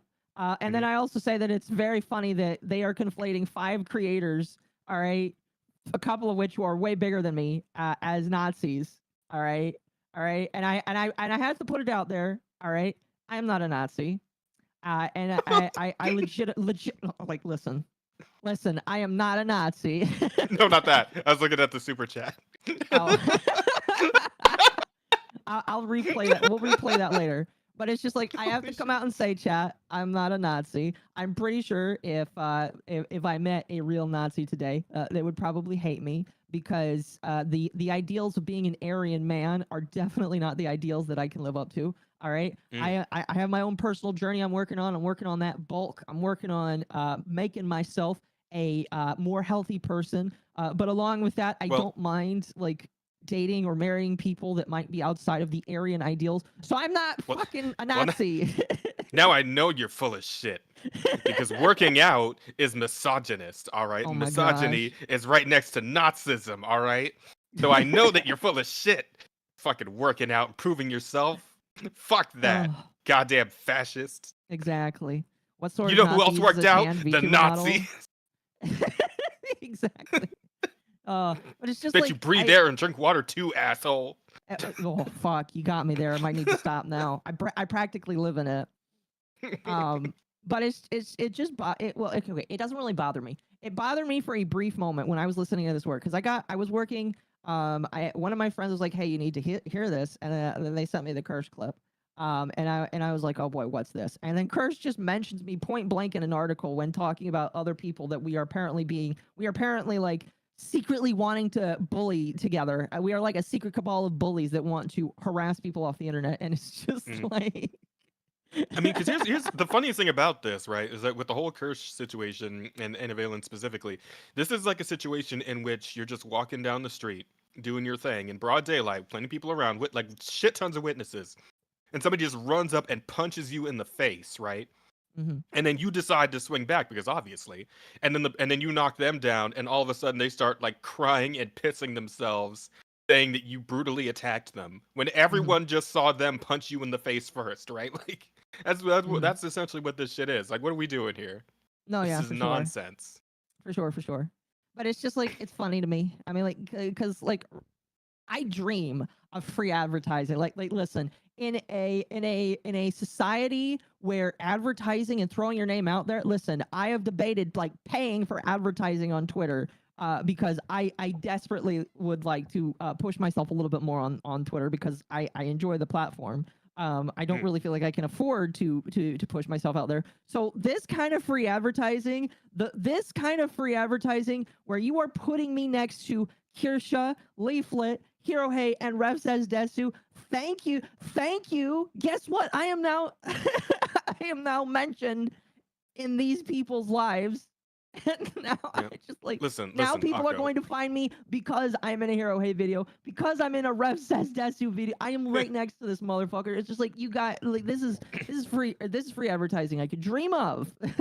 Here's the thing, Akko. There's an ancient wisdom that we observe in times like this. All right, you ready for this? Mm-hmm. It goes like this: we take those. That's it. we take those. We take those. Yes. We take those. There you go. We take those. That's all you gotta say. Negro, that's all you gotta say. Okay, I'm gonna have to censor that in the video. Wait, no, hey, it's not a bad. It doesn't count if you use the I old might still have English. to. I might still have to. I don't know. Ah, I don't know. But it's just funny. It's just funny, and like like the thing that's extremely funny is all of these creators. Like I know for a fact Hero Hey really didn't know who I was before today. I know Rev didn't know who I was before today. Leaflet kind of knew who I was before today because there was like a weird like drama person that was jumping around our servers and I warned her about it. But now they all know who my name is. It's just like There you go. I guess thank you that now more people know who my name is. I've gained like 30 subs in the last hour because of this. So thank you. But don't call me a Nazi. Listen, don't call me a Nazi because that is legitimately potentially defamable because you have no proof. You have no proof that I'm a Nazi. And if you ruin opportunities for me, potential opportunities for me, I'm going to sick the elf lawyer on you. So fuck off. So just let chat just lay in the cut. I'm working on the content cop, MommaOcco. Like wait until it comes out. Get everything you need. But for now, just lay in the cut. All right. There we go. Take the dub and walk away. Oh yeah. Oh yeah, like legitimately, I'm just like, I don't know. I find it funny. All these people that are trying to do canceling and then just do cry bullying when it's not going their way, it's just like you're not gonna get what you want. You're not gonna get what you want. Because we are not in the Kirsch said we're not in the 2018 era of canceling people anymore. That doesn't really work anymore. And I agree, that doesn't really work anymore. I think if you are a sensible, normal human being, like most of the people, well, not most, like all of the people that were mentioned in this, all right. I think that all 5 of us are normal, well-adjusted individuals who can go out, who can be normal people, can come home and then laugh at you on the internet. All right. I think we're going to be just fine. And it's the people that are extremely stupid that make, that like are, I forgot about this. This was something I was going to bring up recently, but there was like a person, this is actually what made me sign up for Advanced GG. There was a VTuber who decided to be extremely rude and make a bunch of racist jokes against white people, and Advanced GG was like, yeah, we're dropping you. We're dropping you. And I was like, you know what, Advanced GG, that's pretty cool of you. If you can like, because they like support all creators as long as they're not racist. I was like, you know what, I'm not racist. I can tap that. That's the that's like the fucking gamer energy drink. Yeah, energy they're drink guys, like right? they're like gamer subs. Yeah, I've been like considering, right? Because like I feel like I could use more energy. I've been feeling a little low energy lately. It's like, should I try one of these guys with gamer subs Well- or the Advanced GG or any of these fuckers? Like, should I give it a shot? Well, I will tell you that if you are interested in trying with a discount, you can use MommaOcco 10 on Advanced GG. I can give you the link so that you can get that. I think that'd be pretty cool. I would probably look into that. But out of curiosity, have you actually like tried any of this shit? Like, can you make a recommendation on a flavor or anything? I have not. Well, so I just ordered it, so I'm working on it. But I'm gonna say that All right, let me know. anything in the focus field is probably good. Here's what I'll tell you what to do. Wait until I get it. It should be here in a couple days, and then I'll tell you what I think. All right. Gotcha. All right. Ooh, excuse me. I'll keep a lookout in the DMs for the Awesome. review. But yeah, it's just like thanks, I guess, for mentioning me. I'm gonna take it, Let's go. and I'm gonna We take continue to those. work. Yeah, exactly. I'm gonna take it. I'm gonna work it. I'm gonna show everybody how much of a Nazi I'm not. I'm all in shambles. Yeah, that's right. I'm all in shambles because Amal's trying to no. Amalgamate's funny. You should follow her. She did a cover of she did a cover of Oh Kanye fuck! West's. I need to actually message her because I was, Yeah, I was talking to her about being on the OCP. So Oh yeah, you definitely need to get her on. But like, I don't know, she's yeah, kind no, of she's funny. great. She's a little unhinged sometimes, but you know what? All women are a little unhinged sometimes. But you know, that's okay. Well, you would know, wouldn't you, MommaOcco? Exactly. Exactly. But there you go. When do you get your own flavor? What is your flavor going to be called, Occo? I don't know. That's a good question. I have to sell Is enough it, products. are you sure it's not going to be called Clussy Milk? Come on. You know, that would be pretty funny, but probably not. Probably Okay. not. Anyway, Temp, you still there? I'm here. Yeah. No. Okay. I'm My just saying. apologies, I I'm just just was going saying. Like, off. I'm just saying. You go to Clussy Milk, and then you get the waifu cup. That's Occo in the fucking Cowkini, right? And then Actually, there you go. I think depending on how my fan base goes, the cup would probably just be a Yippee. I'm gonna be real with you. Yeah. Yippee juice. My chat is really into the Yippee. Yippee juice all sounds like right? an actual like that sounds like some actual drug type shit, bro. Amal calls It himself might actually racist. sell. Chat, whenever I rate Amal, they always call her the dog rapist. Oh my gosh. That's funny. Here's what's funny, and it's like, what's funny is like they were saying that only white women would do that with a dog. And last night after I rated them all, she was like, "But you are a white woman." Oh my gosh. Damn. But yeah, if it's alright with you guys, we'll go through some of these super chats here. We probably should. They're coming in quick. Yeah. Damn. Oh, they are. That person gave you 500 ARS, which I don't know how much. I don't know what that actually ARS is, but thank you, chat. But yeah, go for it. That's Argentine Oh, it's an Argentinian pesos. peso. Oh, okay. like $5. There you go. Okay. I see. Okay. Thank you for the Argentinian pesos. I deeply appreciate that. as Oh, about well. 50. Oh, there. Yay, even better. Thanks. Swag. Good shit. Very much appreciated. Anyway, let's get to the super chats. I imagine if the thing will go off at some point. Oh wait, no, I know it won't. I had paused the thing. What if 2 cups, Yippee and Cowkini? I mean, I'd be down for it. And chat, for those who are worried about the racist comment or the rapist comment, that was a slip up from Amal. Oh, I'm sure it wasn't like a real thing. I'm sure that it was like a joke. But it was a slip up that became a thing. I'm jonesing I for that believe it. good yip. Oh my god. Anyway, let's play some of these super chats here. I'm going to replay all the ones that have text to speech, and then I will read through all of the normal ones. Chat. There are no you normal guys want to super hear chats. the TTS What on do some you of mean? these? I do. Okay, I'll put them on for you guys. All right, let's see here. Actually, let me turn down my music just a little bit so that these go through.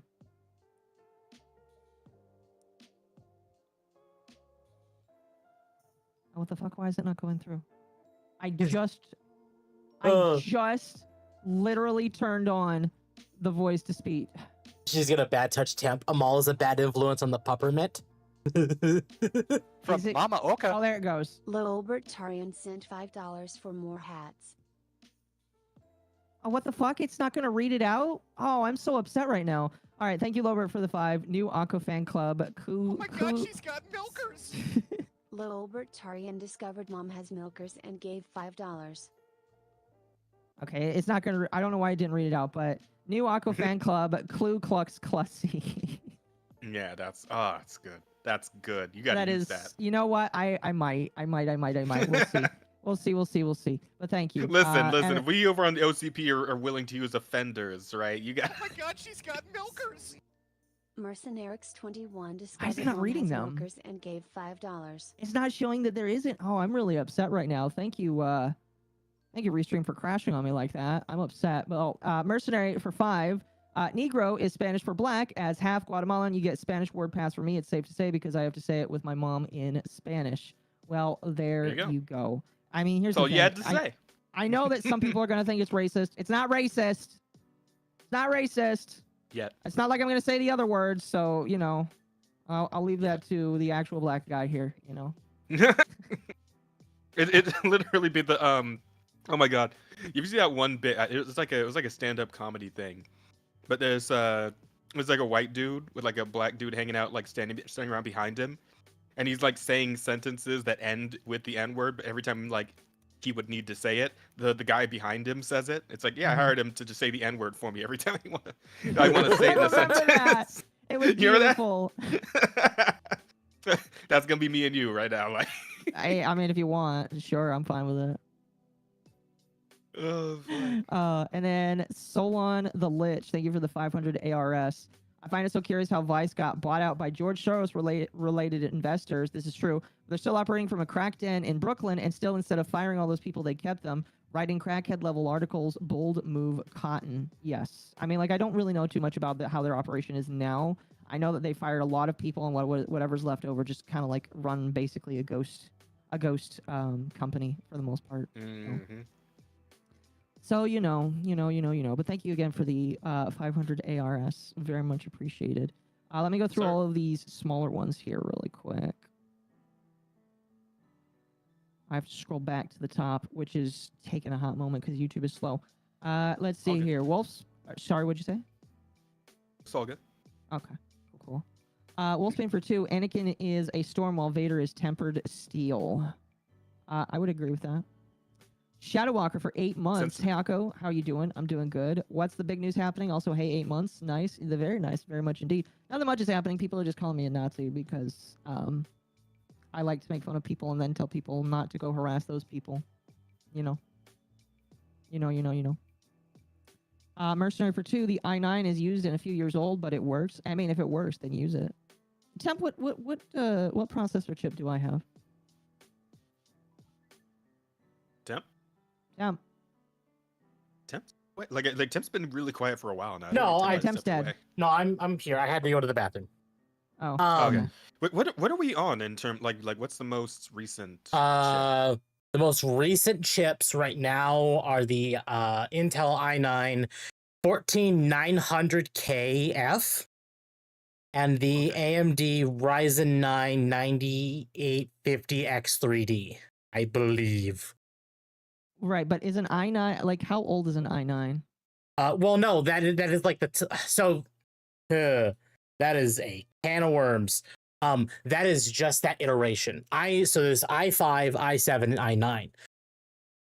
That's like kind of like the Ryzen 5, Ryzen 7, and Ryzen 9 as well. Okay, well, I guess my question is that like a good chip to have? It really depends on what you're using it for. Okay, never mind. Never mind. Again, never mind. We're gonna move on. Like, my laptop has an i9 in it. And as I said, years old, but I mean, it's a can of worms. Really good, so. We're gonna move on because like we're gonna spend 20 minutes talking about it. Exactly. Mercenary for 2. I am forced to sail through the high seas because of Denuvo. That's understandable. Some people just can't handle it. I remember Mercenary saying that he specifically couldn't handle it. Here's my take on Denuvo. It's just in our things now. Fuck it. It's great if it's not there, but it's in just about everything now. I don't know if that's really like the way. Like we should follow. If more devs do what Stellar Blade did and actually like implement some way to get around the performance issues, then I don't have too much of an issue with it. I mean, I don't like anti-cheats, period, but they are an inevitability. DRMs are an inevitability. So something like that. I don't know. I just wouldn't like say that it's okay. I would say that there's here and I don't like it regardless. Well, hold on. Negative the Core Ultra 9 to 85K is out. Wako is asking what is the most recent CPU of that generation, and that's what it was the 14900KF. Yeah, but we're not going to talk about the i9 because again, it sounds like you could talk about it for 20 minutes, and we're 2 hours into a stream, and we gotta move it along here. Let's see here. Mercenary again for 2. Denuvo cost me $500 in hard drives. Yes, I have the Denuvo.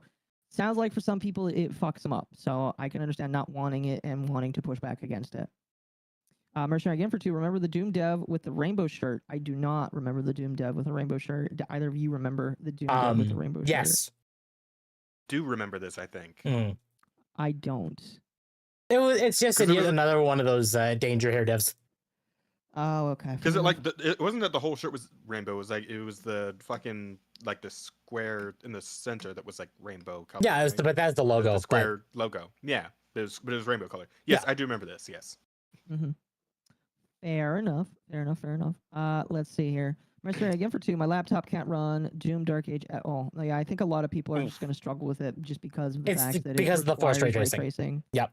Yeah, the forced ray tracing is not really fair to anybody. I mean, like, you know, I would say that there's a little bit of ray tracing in Warframe, but at least they let you turn it off.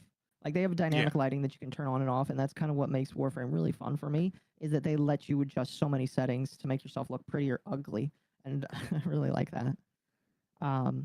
Wolfsbane for 2. Ban your band, DSP/Occo. Yes. Banned, you're banned if you are a shitheel. And then Lobert for 2, Occo GG flavor, Yippee Inc. I mean, I wouldn't be opposed. I don't know how that. I like if it was like black licorice. I don't know. I don't know if I could eat that. Yeah, I know, right? I don't know if I'd be okay with that. I was gonna make your shit out of candy corn or something. Like fuck. Exactly. I just don't know if I would be okay with that. I wouldn't. I know for a fact right now. I could say it right now for a fact. I would not be okay with that. Exactly. You could make a blackberry. I'm black and I don't like black licorice. Yeah. Fuck out of here. Exactly. All right, that is all the supas for now. Thank you everybody for your generous donations. Again, if you donate money, it goes to the Yippee Alliance. They very much appreciate it. Very much appreciate it. And again, if you're interested, code MommaOcco10 at Advanced GG if you want 10% off of your order. If we get enough people to order, they might make me a partner, and if more people order, maybe they'll give me something. I don't know. I just know that if you sell a lot, they typically reward you for it. Lobert, thank you for the 2. Yippee Ink would either be blueberry or blackberry. I'd be fine with either of those. There just can't be any red dye. Yeah. All right, let's move on. What did you want to talk about before we jumped over to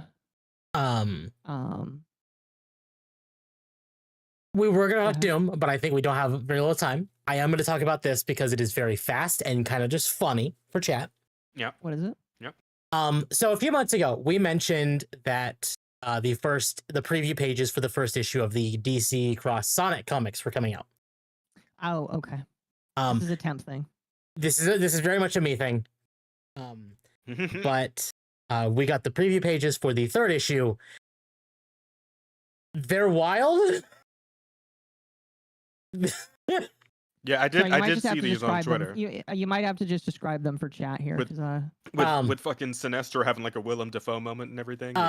Basically the core premise is Darkseid destroyed Sonic's world with the rest of the Justice League on it, but the Justice League teleported Sonic and company to basically the Prime universe of DC. is that Silver as Green Lantern? Yes, it is. What the fuck? Yeah. And here's the funny thing is people in the like discussion forums were just like, and this isn't even that crazy. No, it really isn't. Because he just kind of fits in. That is. Well, there you go. Interesting. If So it yeah, works, it works. Yeah, and this is the scene they were talking about with Willem Dafoe moment with like where the one where he's looking up and just in fear in his eyes because Silver just summons a giant Amy hammer over him. I mean, I get it. It's the Amy Hammer because Amy thing, but that's fine. Yeah, it's just funny. I thought it'd be interesting to bring up because it is some of the newer bits coming out and talking about these wild crossovers is funny. Is that the one where Sonic has a race with the Flash? Yes, it is. That's the one where apparently Sonic is in fact faster than the Flash. Yep. I mean, like that makes sense. Sonic is like 20% cooler. That is also another discussion, basically saying like the Flash has these abilities because of some supernatural force, the Speed Force. Sonic is literally a force of nature himself. Right. In fact, that was brought up in the Archie comics where Eggman said he literally could not beat Sonic because he was literally chaos incarnate. Because he's so wild and chaotic, he can't predict him and he can't win. Right. Here, I'm going to start a poll for you, chat. Silver, Who smash is Sinestro's faster, balls. Oh no. Sonic Flash. Which one is faster, Oh. chat? You tell me which one is faster. But I just wanted to bring that up. Okay, well, we waited long enough. I know people were here for this. Marathon. Marathon time. Yeah.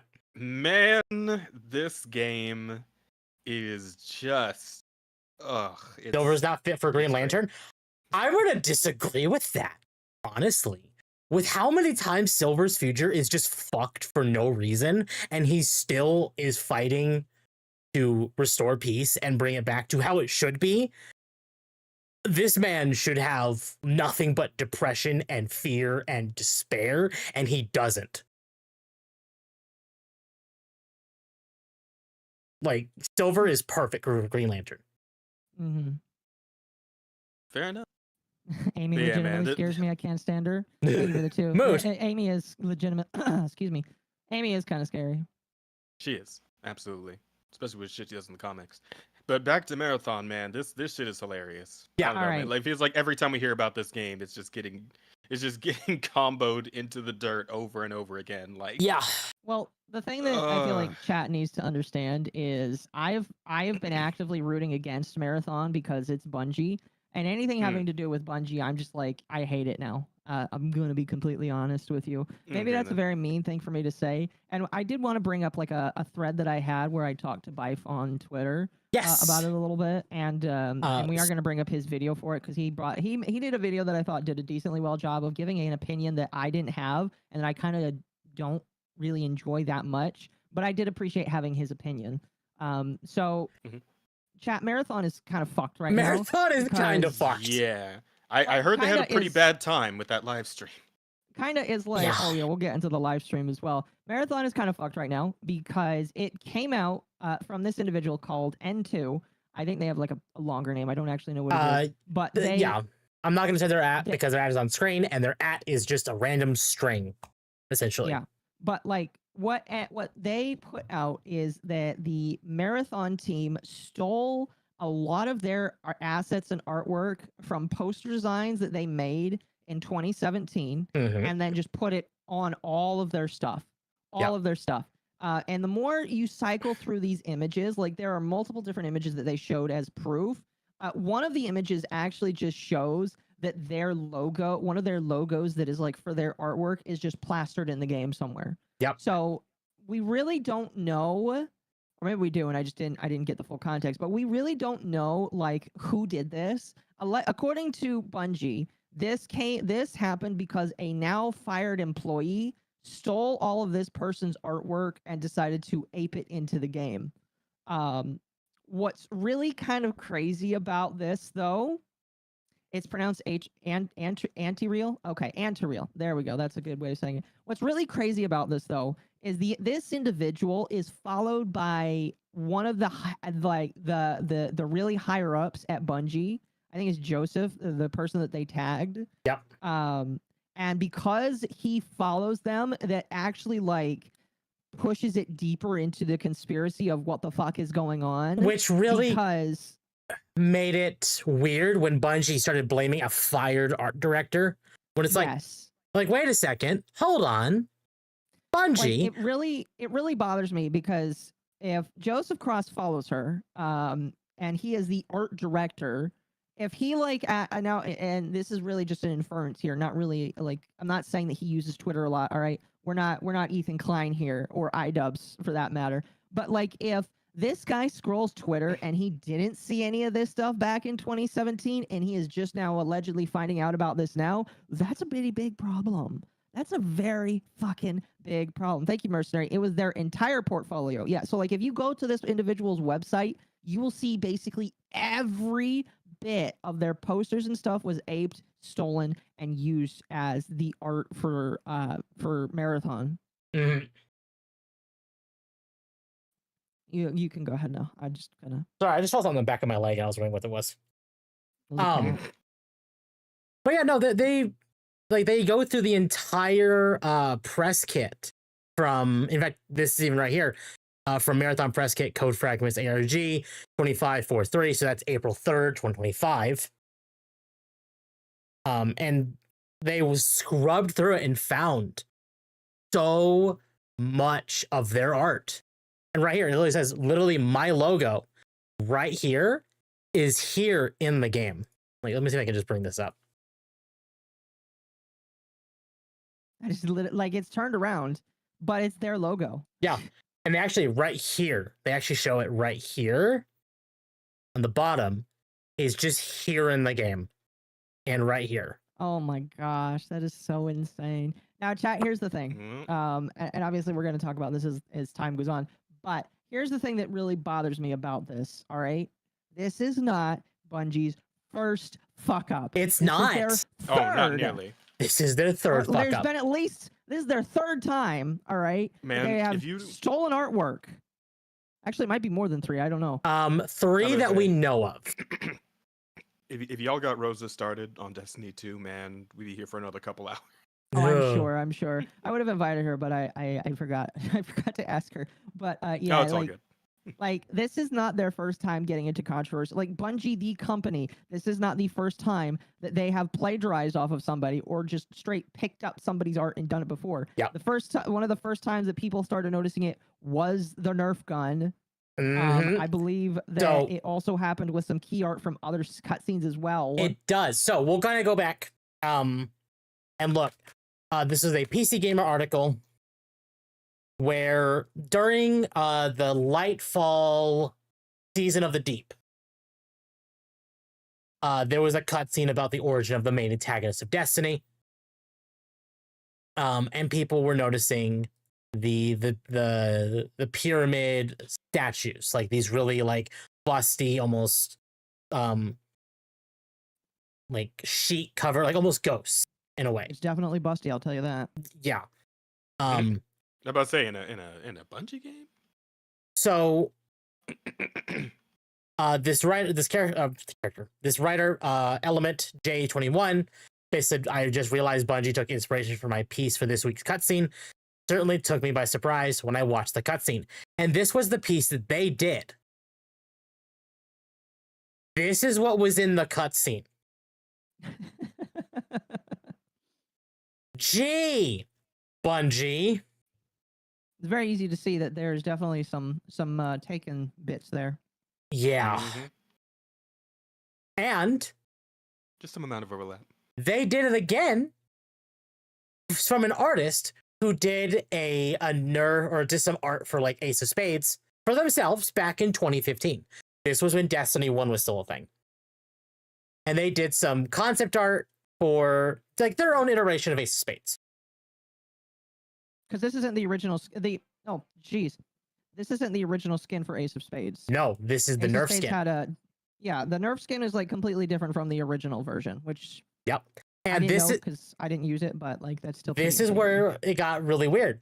Because like this is the one from 2015, and they specifically note inverted. And you'll notice like the scuff marks at the top here, the scuff marks at the bottom, down, near the bottom of the gun. And you look at the Nerf version, it's like, wait a second. That's really weird. Why is that a thing? And then you notice like the cutout Ace of Spades, the cutout like the scuff marks, that's still there. The upside down inverted spade, that's still there. The weird flowy decals, that's all there. So Bungie flat out copied someone else's design for Ace of Spades for the Nerf gun that they sold of this. Yeah, that shit's crazy. So there's at least 3 instances, and if not 4, when you count the lawsuit going on right now of Bungie where having quote unquote stolen the story of the Red War and Curse of Osiris campaigns from another writer. Yeah, like chat. There is so much like bubbling hatred that I have, not of people, but the actions that they've taken. Where you have a company where this is the 4th time that you can prove. Well, Fourth excuse me, 3rd time. Time Well, I mean, if we're counting, in if we're, yeah, 5 years. Technically, if you where it's want to coming count it, light. 4th time in a decade. Yeah, because we don't really know when the plagiarism took place. This is just the 4th time that we're finding about it in the last year, and in the past, at least with a couple of these instances, they have promised to compensate the artists and properly credit them. Mhm. I think they did that with the Ace of Spades one. I think they did that with the artist that did the statue. Yep. And they have already come out and said that they are going to compensate Anti-Real for theirs as well. Yep. However, It gets I have worse. a major problem with this.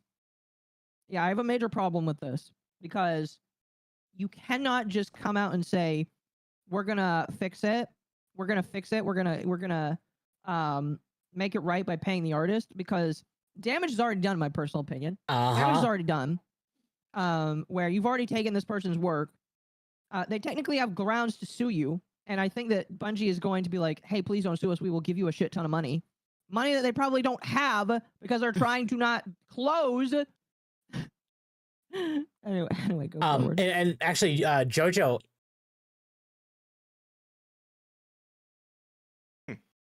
which is wild considering it's Activision.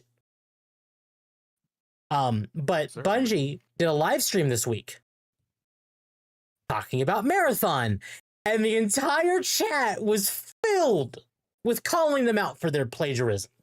Now, Chad, I will say that the plagiarism will make me God, which is what they were quoting. It is a mark off, and I kind of took this from Bife's video that we're gonna watch. It is a mark off. It is like a mock of one of the sayings in Marathon, where it's just like such and such will make me God. So they took that and they're trying to say plagiarism will make me God.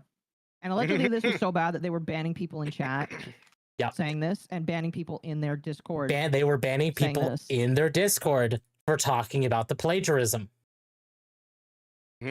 Well, Which womp womp, I suppose. Bungie. Now, granted, if people are spamming, which it says that this is spamming, I don't think spamming is a good reason to ban somebody, because I don't like spamming. Agreed. No matter what. But it is really bad to see that they are doing this.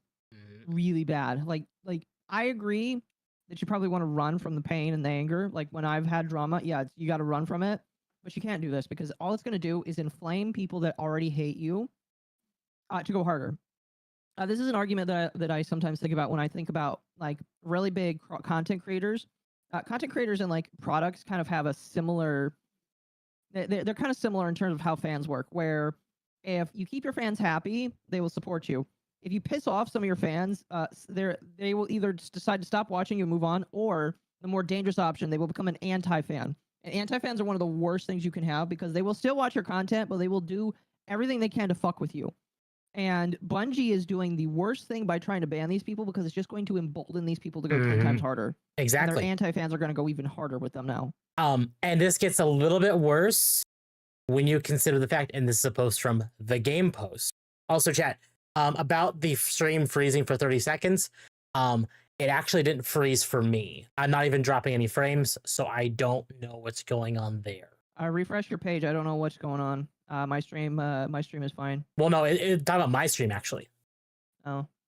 But my stream was fine. My stream didn't freeze or anything. Fair enough.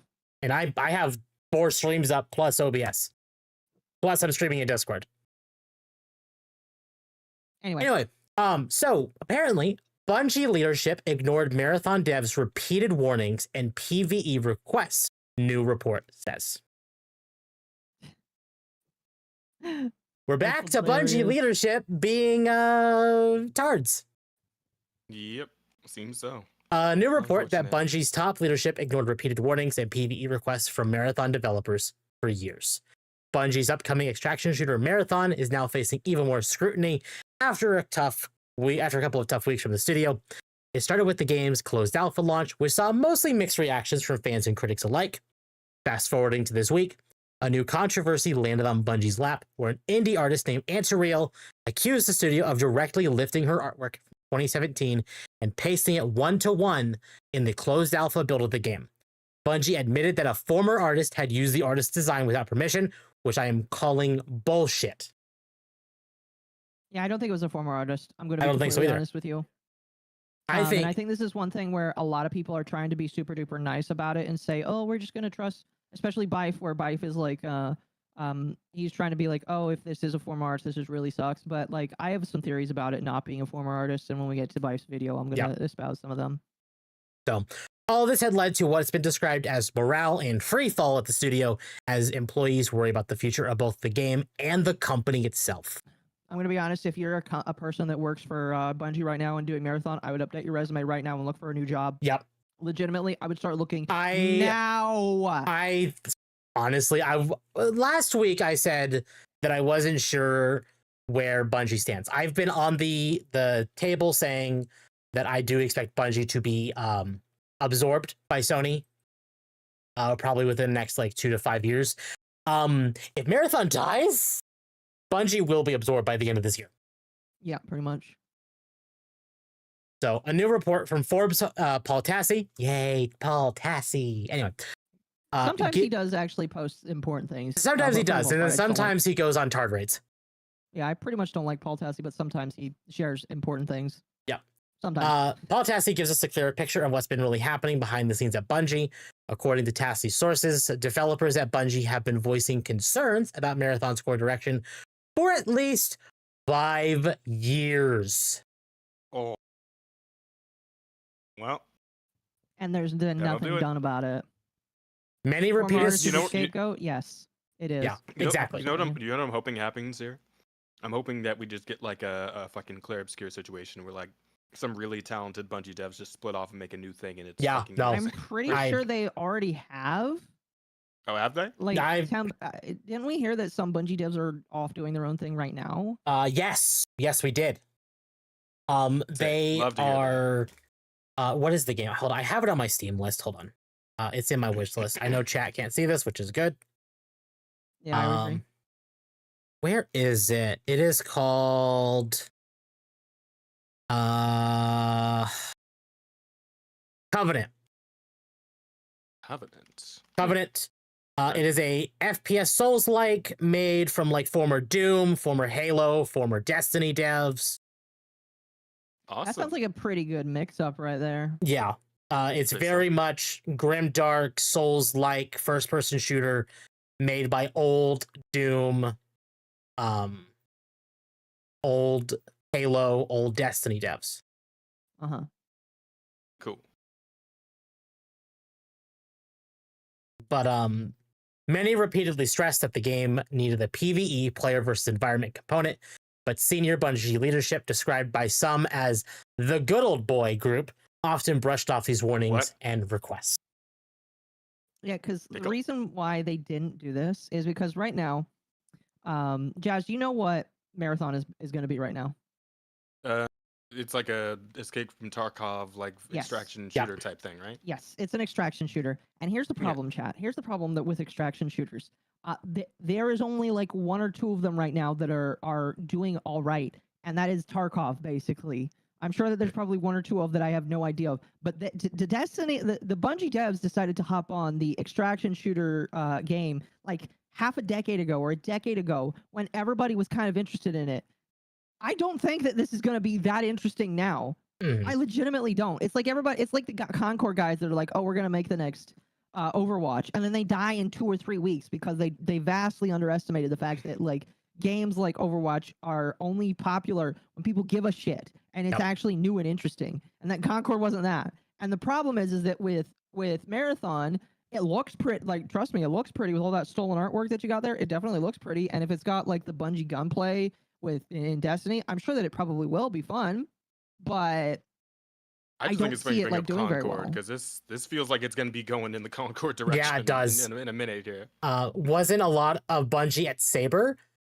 You know, after playing Space Marine 2, I could believe it. That really, yeah, there probably is a lot of Bungie at Saber. Marathon was originally pushed by higher-ups as good old boy leadership. Devs were telling them what they would and wouldn't work and would often ignored. Many have said previously that it needed to have some sort of PvE component. In a recent interview with Games Radar, Marathon game director Joe Ziegler didn't hold back about the game's direction. He made it clear that Marathon isn't aiming to please everyone, especially those looking for a PvE-only experience. All right, Bungie, might I recommend something? If you're going to focus on Marathon as a PvP game, 1, you're stupid. 2, remove PvP from Destiny. Double down on the PvE activities in Destiny 2. Make it better. Clearly, you're not going to do that, but here we are. I think if you're only looking for PvE experiences, definitely Marathon is not the game for you. We are very comfortable saying, yeah, this isn't a game for everyone. This is a game for if you like PvP experiences, especially in sandbox spaces, then this is probably something you're going to enjoy. The report also reveals that Bungie's original marketing plan for Marathon, which included the new trailer and launch of pre-orders in June, was scrapped earlier this month. Along with that, Bungie may now roll out a series of public playtests instead of a single open beta, though those details aren't finalized yet. Other recent details include the price, which Game Post reported last year would be $40, and as of a couple weeks ago, that's still the plan. While there hasn't been any official talk of a delay yet, all the ongoing changes and behind-the-scenes drama have a lot of people wondering if it might happen. Yeah, I expect Marathon. I don't expect Marathon to be canceled. I do expect a delay, though. I don't know if a delay is going to save it at this point, though. Well, here's what's interesting about that. Bungie has their first post-Final Shape DLC coming out for Destiny 2 in July. And then they will also have another update coming out in December. Okay. Oh. So... Fun. So having a delay might not be too bad. Real quick chat. Occo DM me saying they think their internet died. Yeah. I just noticed the stream. Yeah, Occo's streams are both something else. gone. I'm going to do this. Occo might not like this, but I'm going to do it anyway. Oh dear. Is Wait. So what's the plan? What's the backup plan?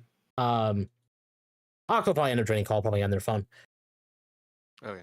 Wait, you're streaming this from your end too? Yep, I am. Occo is not live, but I still am. Oh. Come hang out. Dogwave is still going. So my internet just died. It is midnight, so it makes my network light just turned off. I think they're working on the node. Okay, I need to turn you down. Sucks. Shit happens. Temp is on the main stream. I mean, I wish I would have just been.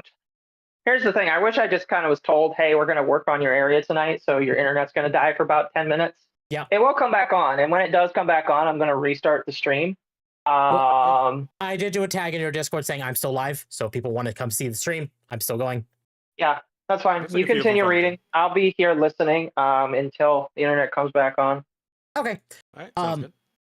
Anyway, so I don't know, with the Destiny DLCs coming out, because they're now dropping the 1 annual expansion and going back to DLCs. So we're getting 2 every year now. I would not be too surprised if they decided to do a delay till next year, because this was supposed to come out in September. Want me to post a stream in Occo's chat, please, and thank you, Magma. Yes, please do that. In fact, I'm sorry, guys. Magma. I did notice that the stream quality's been dipping over the last couple of days, so maybe they're just working on it. So I'm happy at the very least that's happening.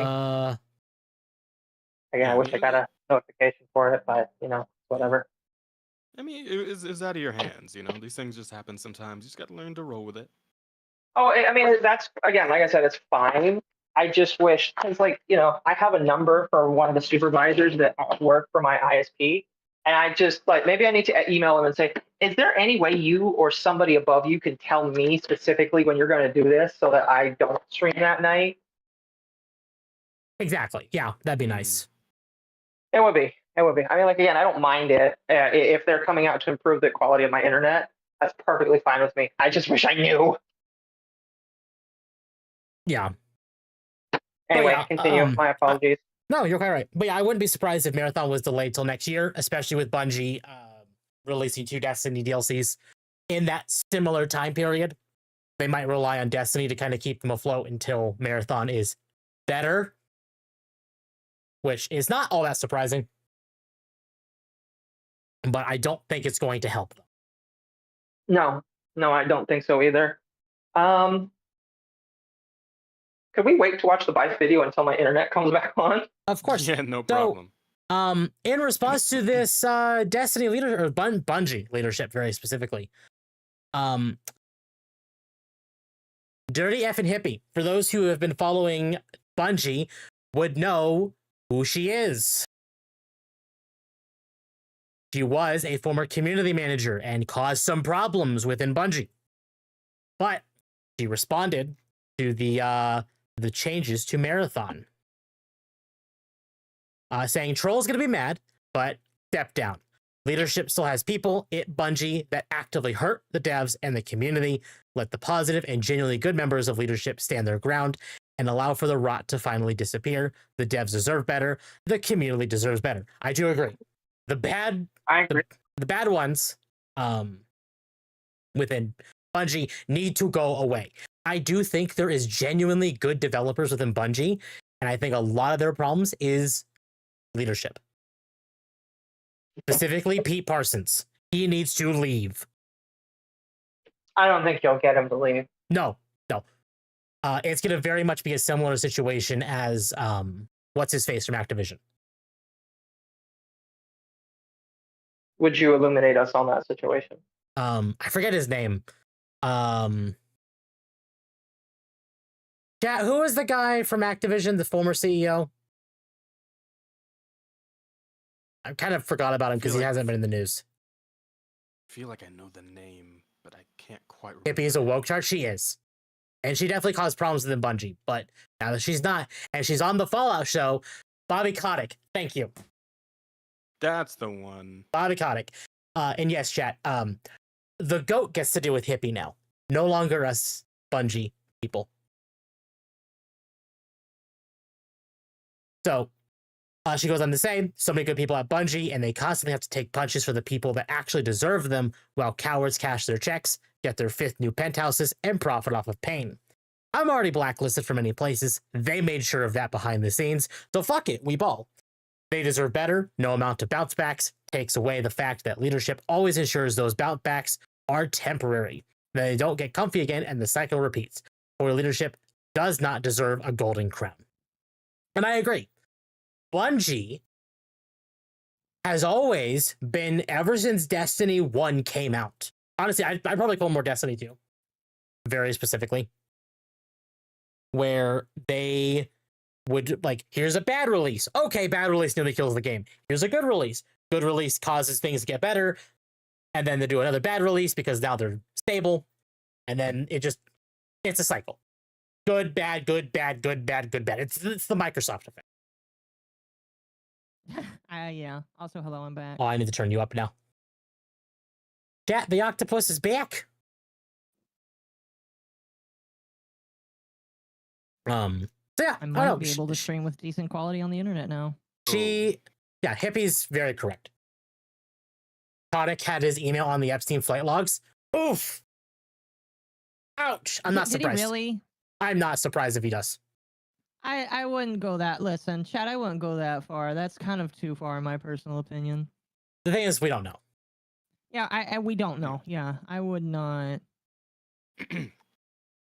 Better to keep our noses clean of certain high-level accusations like that. Yeah, but chat. At least without sufficient evidence. Who knows, maybe that'll appear someday. But for now, we just chill. We chill. But yeah, chat. With Occo back, we can now watch the Bife video. I do need to make sure I pull up Occo's news stream before we do that.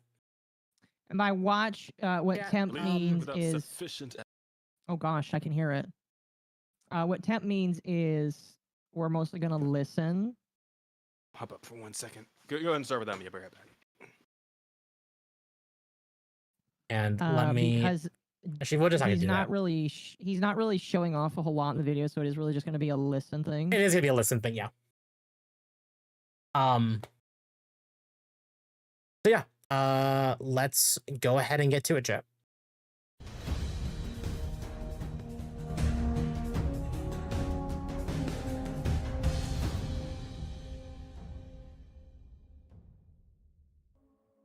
Hi, Yep, Akko, hello. you all knew this one was coming. I did not want to do this until now because, for one, nobody likes making videos on topics like this. I think, sure, there are maybe some channels that salivate over the idea of a negative video, but I'm not one of them at least. Akko, Yeah, do you salivate over negative videos? I do. I do sometimes. I do sometimes. I do sometimes too. I do sometimes. Listen, I definitely. Again, this was something that we'll kind of get into when I read the thread that I kind of had briefly with Bife. Something that what's funny is like I like to tell people that I don't expect people to reply to me. Bife is one of those guys who's like, you know what, I kind of think he'll reply to me if I say something, and so I said something, and guess what, he replied, and I wasn't really surprised about that. So And I've had my problems with Bife before. When Destiny was having its new episodic crash out, essentially. He basically said everything's okay, but they need to embrace DEI, and I was like, and there goes all of my respect for you, Bife. No, I agree.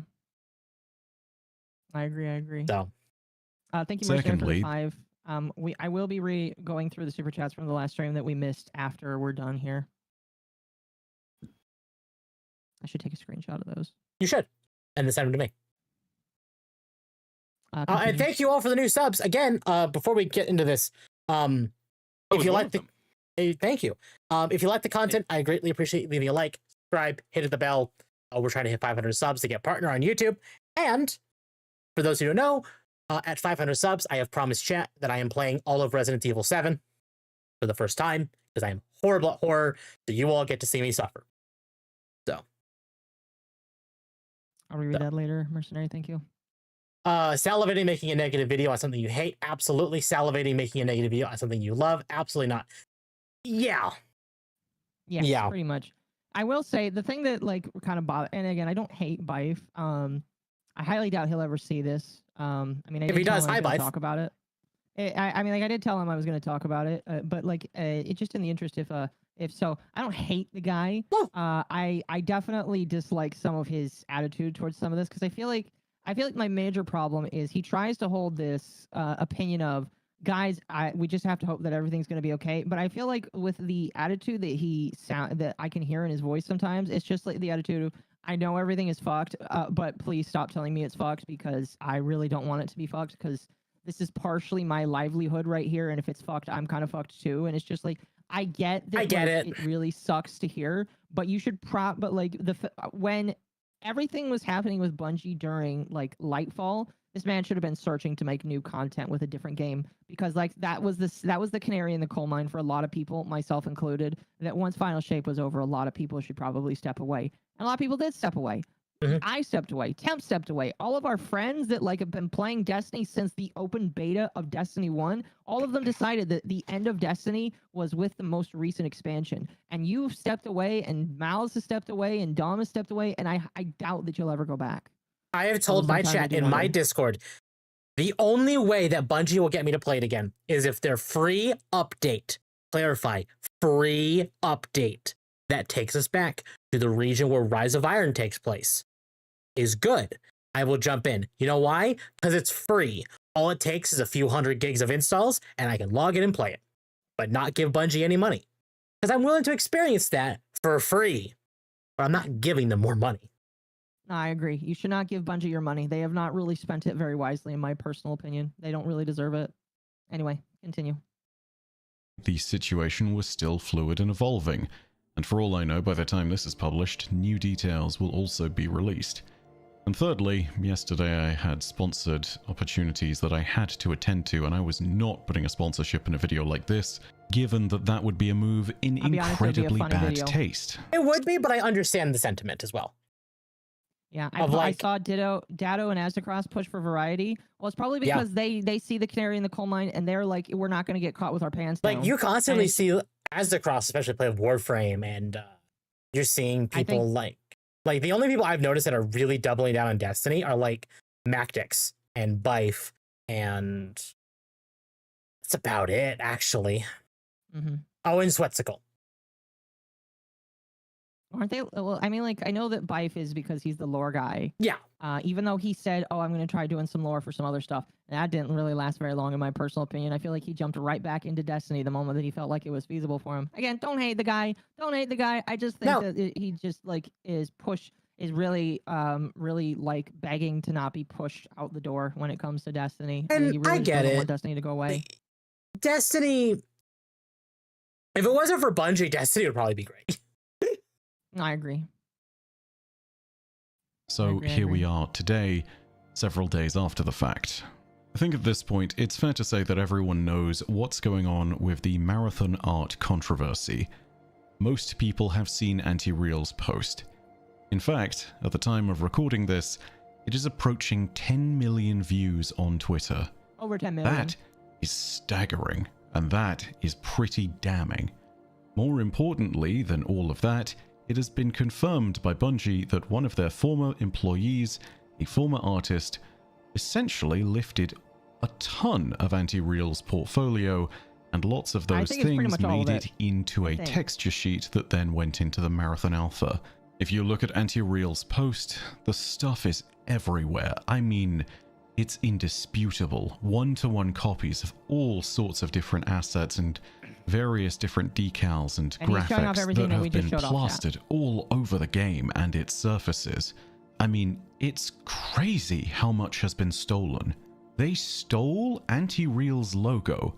And I say they not to sit there and assume plurality here, because I'm going to take Bungie's story at face value that it was just one employee, even though Joseph Cross... I legitimately, I understand what Bife is doing here. I feel like he really doesn't want to step on any fingers because and he did kind of outline this in the Twitter post that he had with me. He has a lot of Bungie people that he knows, and he really doesn't want to assign blame to any one of them. But I feel like he's not willing to come to the idea that like, and I know he does not want to assume malice because he still likes this game, and I feel like he still wants opportunities for this game, and I get that, And yeah, I agree. But I feel like inside he probably knows that the story of it being a former employee is probably garbage as well. Yeah, I feel like especially with all the firings they've been doing. Like, because here's the thing, chat. With how bad Bungie has been over the last couple of years, basically from the moment I got into it, which really sucks, kind of gonna be honest with you. But like, for how bad it's been, so bad over the last couple of years, it's just like, I feel like everybody, including Bife, is going to just be like a little doomered about this. I know that he's not trying to be because he wants to uplift the community. And that's like a constant theme from him, is he really wants to uplift the community, because if he knows if the community is down, then like the devs that he really likes are also going to feel upset. And I know he doesn't really want that. But by the same token, I feel like there needs to be a little bit of realism in here. And that's what I'm bringing. My realism is I think that it's fucked. I think that it's fucked, and I think that they are lying about it being a former employee because they know that if they, I think they know who it is, and I have I'm obviously not gonna like confirm like without a shadow of a doubt because I don't know, but like I have suspicions of who it is, and we'll kind of talk about that as the video goes through here. Cross was following Anti-Real for several years, and that in itself is a weirdly... To pause it. So Joseph Cross has followed Anti-Real for several years here. Again, like I said earlier. Oh, go ahead. I'm sorry. Have they done anything to like address the situation aside from that statement about the previous employee or whatever? Like, are they gonna remove they're not gonna remove the assets? They're not gonna compensate the artist? Any of that? They said that they were gonna compensate the artist. Okay, well that's something. Start. It is something, yes. It is really. It's at least nice to know that they said that they're going to compensate the artist. But again, like if this was a one-time thing, everybody would say that's fucked up and then move on. This is the third to fourth time that they have had plagiarism or just straight theft accusations that are proven to be very easily proven to be true. And in fact, and Ava would probably correct me on this, but people are thinking that this will actually have something to do with the plagiarism lawsuit going on right now. Is like, wait a second, Bungie is known to do this. Should we be looking at other things too? Well, I do think that it would be agreeable to say that like if you can prove that there is a history of Bungie doing this shit, then the courts would be more willing to side with the individual that's suing them right now. Because like if if I'm suing Bungie right now as the guy that's suing over the Red War thing, all I got to do is point to this or have my lawyer point to this and say they have a history of doing this. This is the 4th time that they are doing this. Are you really going to say that this is not like a pattern of behavior for them? No, of course not. You're not going to say that. That's really dumb. So the court's going to be like, yeah, it does look like a pattern of behavior with these people. And then they're going to side. I feel like, well, I'm not going to say as a definite truth, but they are going to be more willing to side with the person that is suing Bungie than Bungie, because this is a horrible pattern that they have not beaten at all. Exactly. Sorry for going ham here. I'm no, just but you're passionate absolutely about it. correct. Passion's good. Yeah, and where else would you get into it if not here and now, right? Yeah. Anyway, what better place than here? What better time than now? Anyway, go ahead. Suspect detail. That being said, I'm not going to take any further assumptions on this, because I'm going to take the stories as they're presented. I don't know that to be the case. I'm not about to make an accusation on that. That being said, it does not change the situation, and it does not change the fact that Anti-Real has been wronged here. Rightly, the vast majority of the internet came to her defense, and the vast majority of people have absolutely decried the theft that went on thanks to this Bungie employee. Now, to be clear, they're a former Bungie employee. We don't know if that firing or the Allegedly. change of I don't their believe position within employment was recent, but the point still remains. A former Bungie employee is the one supposedly to blame for all of this. But there is more to it than that. And this is where things really start to unpack themselves, because you know what? This is something which is a team situation. Because yes, whilst it is supposedly one bad apple that spoiled the barrel, they still spoiled the barrel. And inevitably, their work, which was all stolen, would have made it across Joe Cross's desk. That is damning all in itself. Again, And pause. it's frustrating to He brings up again another good point. Joe Cross, the guy that follows Anti-Real, should have seen this come across his desk. Should have seen it come across his desk when all of this was going on. And I'm not going to pull the whole, he should know what everybody tweets. I know he follows like over 500 people or some shit like that. It's kind of hard to see everything that's going on your Twitter feed at some time. But I am of the belief that if he saw this, there is a decent chance that if he follows Anti-Real and Anti-Real posts different images every single day, there has to be a chance where he's like, oh, that looks a little bit familiar, in my personal opinion. And hey, I could be really wrong, which is why I'm not going to say that he's guilty. I'm always going to say that it's a legend that we don't actually know what went on. There is a chance that he did not pay attention to his Twitter feed at all, and he just followed random people to follow random people. With that being said, I do feel like it's extremely sketch that he did not notice this from the get. Yep. Absolutely. to sit there and know that this was being done probably for years. Let's not forget that the process of developing video games from scratch, even if you have an old IP to base it off of, like Marathon, yeah, that takes years of development, and worlds are built up from the ground with an artistic vision for years before they're even realized within an engine. This means, considering that Anti-Real's portfolio and a lot of the stolen works date all the way back to 2017, that this stuff could have been floating around the studio for who knows how long. It could well have been floating around. 8 years of this stuff floating around. Yeah, someone should have noticed something in that time period. Which is why this is... Again, it's like, is this extreme incompetence or is it maliciousness? Either way, listen. I think it's a combination of both. Well, I am of the opinion that it doesn't matter either way. Either way, the company should be fucked for doing it. Oh, yeah. In my personal opinion, you're fucked for doing this, and this deserves the utmost scrutiny from people. Here's what's funny, is I forget it was last year, but the CEO of Sony was going around their PlayStation studios basically saying, hey, you're doing good, keep doing it. And then went to Bungie and said, what the fuck is wrong with you? Literally. He literally went, the fuck is wrong with you? Do better. About anything particular, or just the studio as a whole? The studio as a whole. He went to leadership and is like, what are you doing? I think Bungie was one of the only studios that he actively was shitting on because of their incompetence. I'm gonna let this play. I'm taking my dog to the bathroom. Oh, okay. For half a decade at this point, and nobody noticed. This is even more damning considering that again, Joseph Cross has followed Anti-Real for a long, long time.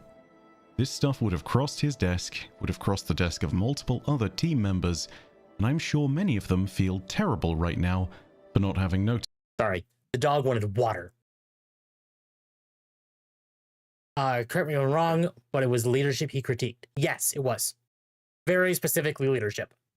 He said the dev team were doing good. Leadership was a pile of crap. Yeah, Noticed it. But the failure of not having noticed it is still incredibly damning. Now let's also be clear, this should be even more of a focus for the Marathon team, simply because Bungie has had plagiarism scandals in the past. Now to be really clear, and to be very fair about this, it is not Bungie directly that has... Oh, that was what I didn't know about. Oh, you didn't know about the... I didn't know about that one. Yeah, that one was also... Oh, that one. makes it 5 then. Yeah, oh, you're right. It is 5. That makes it 5. Oh, boy. Yeah, Oh. that's pretty damning. That's pretty damning at that point. Like, it's got to be intentional when you get to 5 of these It starts becoming intentional when you get to 3. When you get to 5? Ooh. It's had problems like this. Is the word malicious attributable at that point? It is. It is, in my personal opinion. It has been 3 instances in which outsourcing agents have plagiarized community Now, material. really quickly, Tim, I will say that the some of the times that this happened, it wasn't actually directly by Bungie. It was by companies that worked with Bungie. Yes. Still doesn't make it any better. It really doesn't make it any better. People are bringing up Yokai specifically in my chat saying makes it 6. It was one in Destiny 1. That was Destiny 1 had 2 other studios working with it. I forget who they were. But Bungie wasn't the only studio working on Destiny at the time. In Destiny, and in all 3 of those instances, Bungie did respond, credit the artist responsible, and made sure that they were compensated for their work. They've done right in those instances. However, having had this happen 3 times creates a really nasty pattern. A pattern that Bungie would have been wise to learn from and implement controls around. It's not clear if they did that, but if they did try, they clearly did not do a good enough job at it. Because this happened, failed. and this was not outsourced, this was all internal. And that is the serious problem with all of this. There is no one else they can lay the blame at the feet of. This is on Bungie's art team as a whole. And yes, it may be one individual, but if this stuff has been swimming around for that long, and nobody noticed, no one brought it up, and if they were literally following the source on social media, then yeah, I view that as a problem. To say that this is a mess would be a gross understatement. Any goodwill that Marathon had garnered within the core gaming community has quickly gone out the window of the 37-story building. Anti-Real's post on the matter, again on Twitter as of me recording this, has been seen over 10 million times. 10 million. That is a kind of gaming marketing that you do not generally see. And all of it was for free, and all of it was bad press. The wider gaming community is now very well aware, and to say that nobody is impressed is also a gross understatement. This, I think, was summarized pretty well on the Bungie livestream that happened literally a day or so after the controversy went live, where Joe Ziegler and Joseph Cross were joined by various other devs, and they came along to apologize with regards to this incident. Now, credit to Joe Cross and the entire Bungie team for wanting to address this at the very top of the stream, but I think that there needs to be more to this. Because, much like a lot of the people on the internet are saying, it seems very clear that the correct thing to confirm right away is not just to simply say that all of this will be investigated and that the results of that investigation will be made public and that changes will be made to Yep. Just look at how tired they are, man. Oh yeah, I was saying Especially the that. guy that's put his head down. Like, I definitely wouldn't want to like get on screen and talk about this. Absolutely not. I wouldn't want to get up there and talk about I'm this. admittedly glad they are, though. I'm glad that they are, but like, oh. Yeah, but they sent these two out to die. Like from what I've heard I mean, like about one of that them's the whole art live stream went. director. One of them's the art director. so- One of them's the game director. Yeah. No, they were sent out to just be beaten by the community for a bit, you know, and just let them work out their frustrations on a couple of the devs, and that's kind of unfortunate. Honestly, I feel a little bad for these guys, but at the end of the day, you know, Bungie did end up earning this vitriol they're dealing with now. They by absolutely not earned it. by not being more diligent with this sort of thing. So, yeah, it is what it is, I suppose. rectify things, but it's also simply to say, yes, we will compensate Anti-Real for her stolen work. From the reports, the person to the right. So I'm guessing that's Joe Cross. Did not sleep for the day prior, so he's been up for more than 24 hours. Oh, Well, I've been up for more than 24 hours. That shit is rough. I especially have with too. 30s. I have too. Once you're up that long, and then you get to read the vitriol within chat. Oh, and I actually heard, the audio issues, man. I was there for a little bit of the stream. Like I was just listening to Asmon react to it or whatever.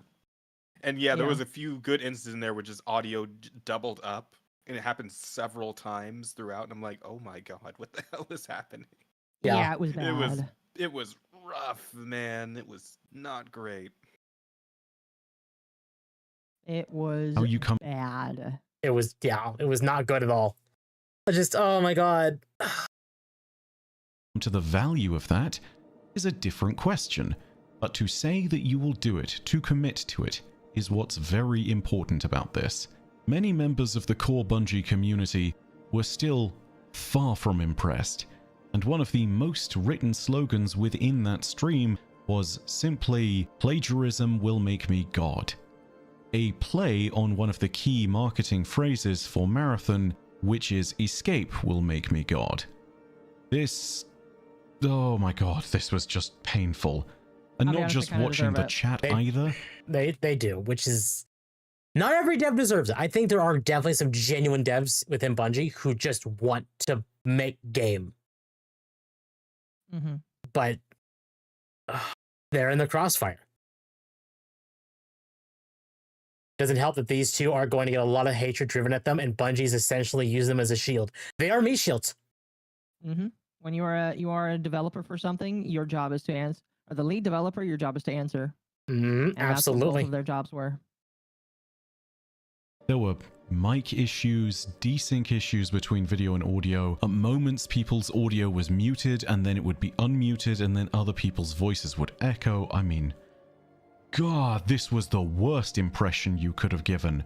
And I'm really sorry to say it, because there were developers that I've met in that call before. Developers like Lars Bakken, who comes across as a really nice guy.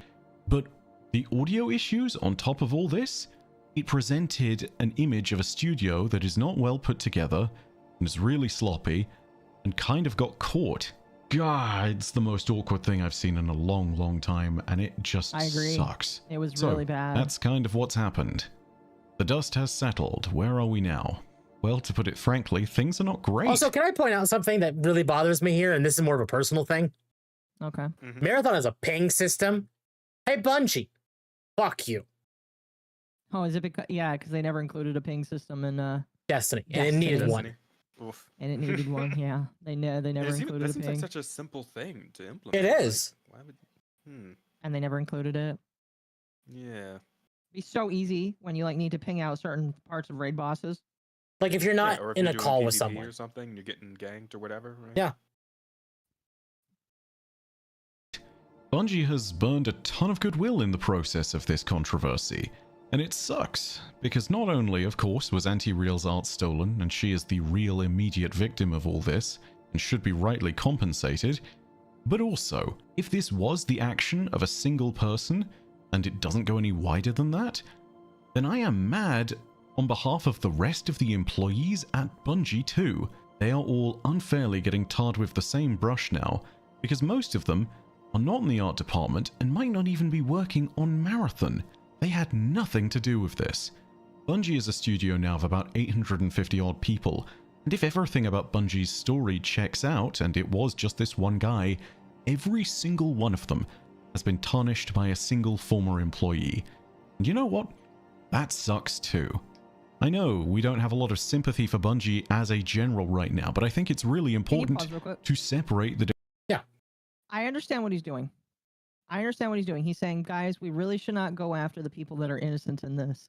However, this is not going to come across as that to upset people. And this is an issue that I sometimes have with Bife, where he's like, guys, we need to think of the people that are also kind of hurting in this, and that is the developers. And it's just like, people don't really give a shit about the other developers right now.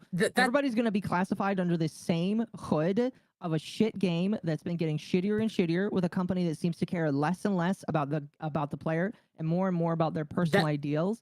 So nobody really cares That's about the problem anymore. is, I understand they're not clarifying who it was because they don't want to, send the brigade after them. I get it. But at the same time, also not giving us more information makes everyone suspect. It does. Yeah, exactly. It really does. When there is no specified target, people are just gonna scatter shot and blame it on the studio. That's just how that works. They're gonna throw the baby out with the bathwater, I think is the right term. Basically, everyone is guilty until proven innocent. Yeah, but Occo also definitely has a point where it's just like, it's going to come down to the quality of the product for a lot of people, because nobody gives a shit about how hard you work on something. They give a shit about how good that thing is. You could have worked on it for 1,000,000 years or 10 years, whatever. It would be a little more reasonable for game dev. You could have worked on it for like 10 years, right? But if people think it's shit, then you wasted 10 years and no one cares. Like, well, that's a long and short of it. That's the rough part of it, but that's how it is. And again, it really just goes back, like, I can't really hammer it home enough, but it's just like, it doesn't matter if you're innocent in this, you still are representing a company that fucked up, and you have to wear that mantle or leave. And I understand, it's just like, don't go after these people. Yeah, don't go after these people. But you have to understand, there is blame for everybody that everybody's just going to have to eat because they all work for the same company. That's why you have to tighten up your... That's why it's just like, for a while, I was like, yes, you can blame the upper Destiny executives. They need to go. I agree. But there reaches a point where I'm looking at the people that are still there, and I'm like, so why are you still here? What are you still doing here? What's your overarching goal with this? Like, I know that you have to feed your family. I know you got a job to do, but when are you going to hop off the ship that's very clearly sinking right now?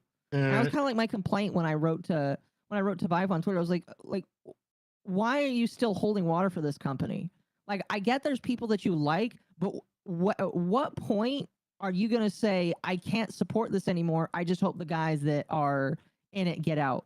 Because at some point, it turns from me feeling sympathy and me thinking, are you part of the problem? Are you also part of the problem? Because that's genuinely what I'm starting to think right now. Because if you're not willing to shout out any of these people and say, follow these people because these people are innocent, and if you're just going to say, oh, we need to stop putting blame at people, people are going to say, so you're telling me that I'm looking in the right direction, or you're telling me that all of these people are guilty. It doesn't matter what you say. You should not just come out and say, oh, don't bother these people, because that's not what's going to happen. That's going to make people more upset. More people want to attack them, and that's only going to continue the cycle. Exactly. Sorry, I just... No, you're fine. Mars is like, as long as they get my next car, who cares? Yeah? Different facets of the company. It's important to understand that I'm separating the former art team member, who I have less sympathy for than dirt, from the people who are not working on Marathon, who are just doing their 9-to-5 jobs, and are currently experiencing what has been described by Paul Tassi as a complete morale collapse. It's also important to differentiate them from the C-suite, who of course are going to sit in their ivory towers and mostly be completely unaffected by this. That sucks too. And secondly, yeah, it is an institutional failure, and we should be disappointed. There is no denying that Bungie's... I think it is also important to note that most people really don't give a shit about game devs after everything that's been happening over the past decade. The idea of supporting game developers has gone massively downhill because all we've had for the past decade is game developers telling us that our opinions are shit, that we don't matter as a game demographic.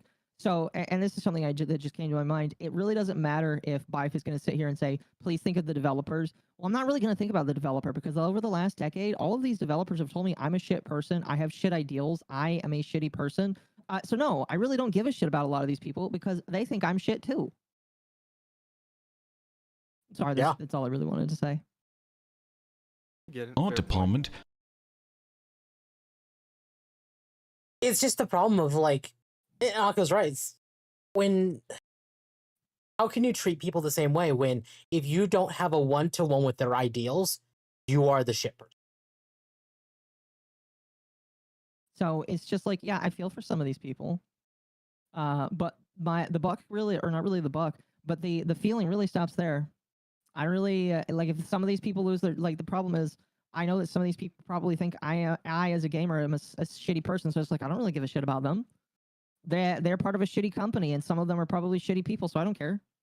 If they lose their jobs, go ahead. Has Bungie been doing a lot of like the pandering stuff? Yes, they do a lot of the pandering. In their most recent expansion, they have a very openly like transgender robot character. And I feel like I've seen this actually now that you mention it. And their first post Final Shape campaign is literally a gay love story between 2 gay women and 2 gay men. Right, so, like, I am sorry, not sorry, but I have little sympathy for very many of these people right now because they have not been shown to exactly have deserved that sympathy. And I don't care how cruel that sounds, but I am sorry, but none of these people really are deserving of my pity for them. Just none of them, really. And pronouns in every live stream. Yeah. I just don't care. Okay. All right, so they're being obnoxious. Give less of a fuck about these people. Because as far as like gay or trans characters go, I don't necessarily care unless they're being obnoxious about it in the way like, you know, like some games and companies have been. Like if you're doing like a Veilguard with it or some shit, it's like, yeah, no. I would very much say that Destiny has entered its avowed Veilguard. Okay. Well, okay, like, gotcha. Fair enough. Era. There we go. Essentially. Mm-hmm. Yes, I would say that's accurate. The case of what with the 2 male gay characters, when they were originally written, they were battle brothers. And then they just made them gay. They just made them gay for each other. Well, all right then. And it's, man, that feels like it's leaning into like the Fujo thing, right? Where it's like anytime they see a couple of dudes like being bros, like there's always got to be some sort of gay aspect to it. Like we can't just have male camaraderie anymore without it being like sexual in some way, right? No, yeah. And that's really disappointing, man, because like dudes really need that sort of thing nowadays. Like they need to see that like male friendship can just be that like band of brothers type shit, right? I feel like we don't get nearly enough of that anymore. It reminded me, and I know another one of my friends actually would agree with this, at least back then. It was kind of like Master Chief and the Arbiter. Exactly. Absolutely. 100%. I'd love to see more stuff like that. And it's like, I just, this weird Fujo thing where it's like, if 2 dudes are even standing next to each other and like smile at each other, like, oh, would that, are they gonna kiss? I would really like it if they kiss. Please make them kiss. Make them kiss, you know. Like, and that was a problem I had when Final Fantasy VII Rebirth came out, and you have some people in the Gold Saucer. You have multiple guys, you know, together. And people are like, oh my god, they're pandering because they're gay for each other. It's 2 guys looking at each other in the same room in a casino. Chill out. Yeah, okay. It's a little different. That's a little different, my personal opinion. Anyway, yeah, it's just like, I don't care about these devs. Again, it's very sad of me to say, but the only reason why I say that now is because none of these devs have really proven that they deserve me to care about them as a consumer. As a consumer, I just look at them and say, I really don't care what happens to you. You said fuck you to me, I'm going to say fuck you to you, and see who loses first. And it sounds like you're losing first. Exactly. Oh, yeah. should have caught this long before it even made its way into the alpha. And the fact that it happened after 3 other similar controversies is just so infuriating. For the game itself, with the gaming community at large and the core Bungie community, you initially had a gaming reception that was already giving a mixed response. Marathon was already in a bit of a shaky position in these 5 months running up to launch. Certainly not unsalvageable, but definitely not ideal. I still Something think it that was could be solved, unsalvageable but even only without with this. quite a bit of effort. For what it's worth, I put 30 plus hours into the closed alpha that Marathon had recently, and whilst it's clear that it's missing important flesh on the bones, I think those bones are actually solid, contrary to popular online opinions. Combine that with the knowledge that the alpha build in question was several months old, and I feel like more progress might have been made in those 5 months till release than we might have anticipated. But now, that mixed sentiment in the gaming landscape has become actively hostile. With Marathon being a paid premium product, Bungie's job has... Thank you. Sorry, I see a comment from your chat, and I wanted to comment on it. From Young, my boy thinks that devs nowadays can write competent and compelling gay or trans characters. Remember when they were mad that a dude from Final Fantasy 16 wasn't gay enough? That's right. The gay guy from Final Fantasy 16 was the There's a gay host. guy in 16? There is. And he is not only one of the biggest badasses in the game, he is the host of Bahamut and kicks so much ass. Wait, Yeah, he's fucking sick. He's great. I think I beat Bahamut already. Who? Wait, really? Yeah, the prince guy. The prince of the one of the enemy Oh, never nations. mind, I haven't beat him yet. I haven't beat. Wait, he's gay? Yeah, the Dragoon. Yeah, he's gay. They don't shove it Yeah, down like your this- face either. Like they Yeah, hint they just at have it like a couple they have a times. couple of they have a couple of moments where like he's with his little boyfriend and they maybe kiss once or something, and it's like it's not obnoxious, right? It's just it's part of the story. It's part of his it's part of his motivation as a character. Yeah. Oh, sorry, my bad. Well, No, I didn't get there you that go. far, Mini but spoiler. it's fair. There are I'll go ways. back to it eventually. It just plays into his character motivations and it lets you know a little more about him, but like it's not. Yeah, it's not like an overbearing, like trying to like make you give a shit. It lets you give a shit naturally instead of trying to make you give a shit. You know what I mean? Yeah. It is done well enough that I don't care, and it's actually fairly well done. Yeah, I'd agree. Absolutely agree. Fair enough. Continue. Dion, yeah, that's his name. Thank you. They kiss in the first scene. They do, but there aren't like every scene they're together is a thing. They're not. It's what, 1, maybe 2 scenes. That's it. Out of the 100-hour game. Mm-hmm. And then all the rest of the time it's just Dion being a fucking badass and doing cool shit with Bahamut. All right, don't talk about him anymore. Don't talk about it anymore. Oh, sorry. Yeah, sorry. Go ahead. I will eventually replay it or play the game. You should. It's pretty solid. Eventually. I still do. I just need another subathon. Has Yeah, got one of these days, even you harder. need to go back and play it, and I need to go back to the DLC. So there you go. Yeah.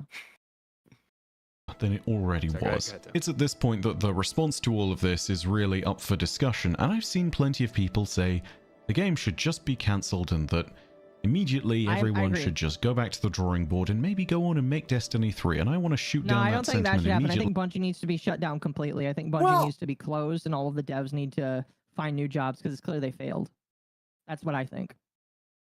But he is right though. Like in the state of this now, they might be better off going back to the drawing board instead of releasing it in the state it's in.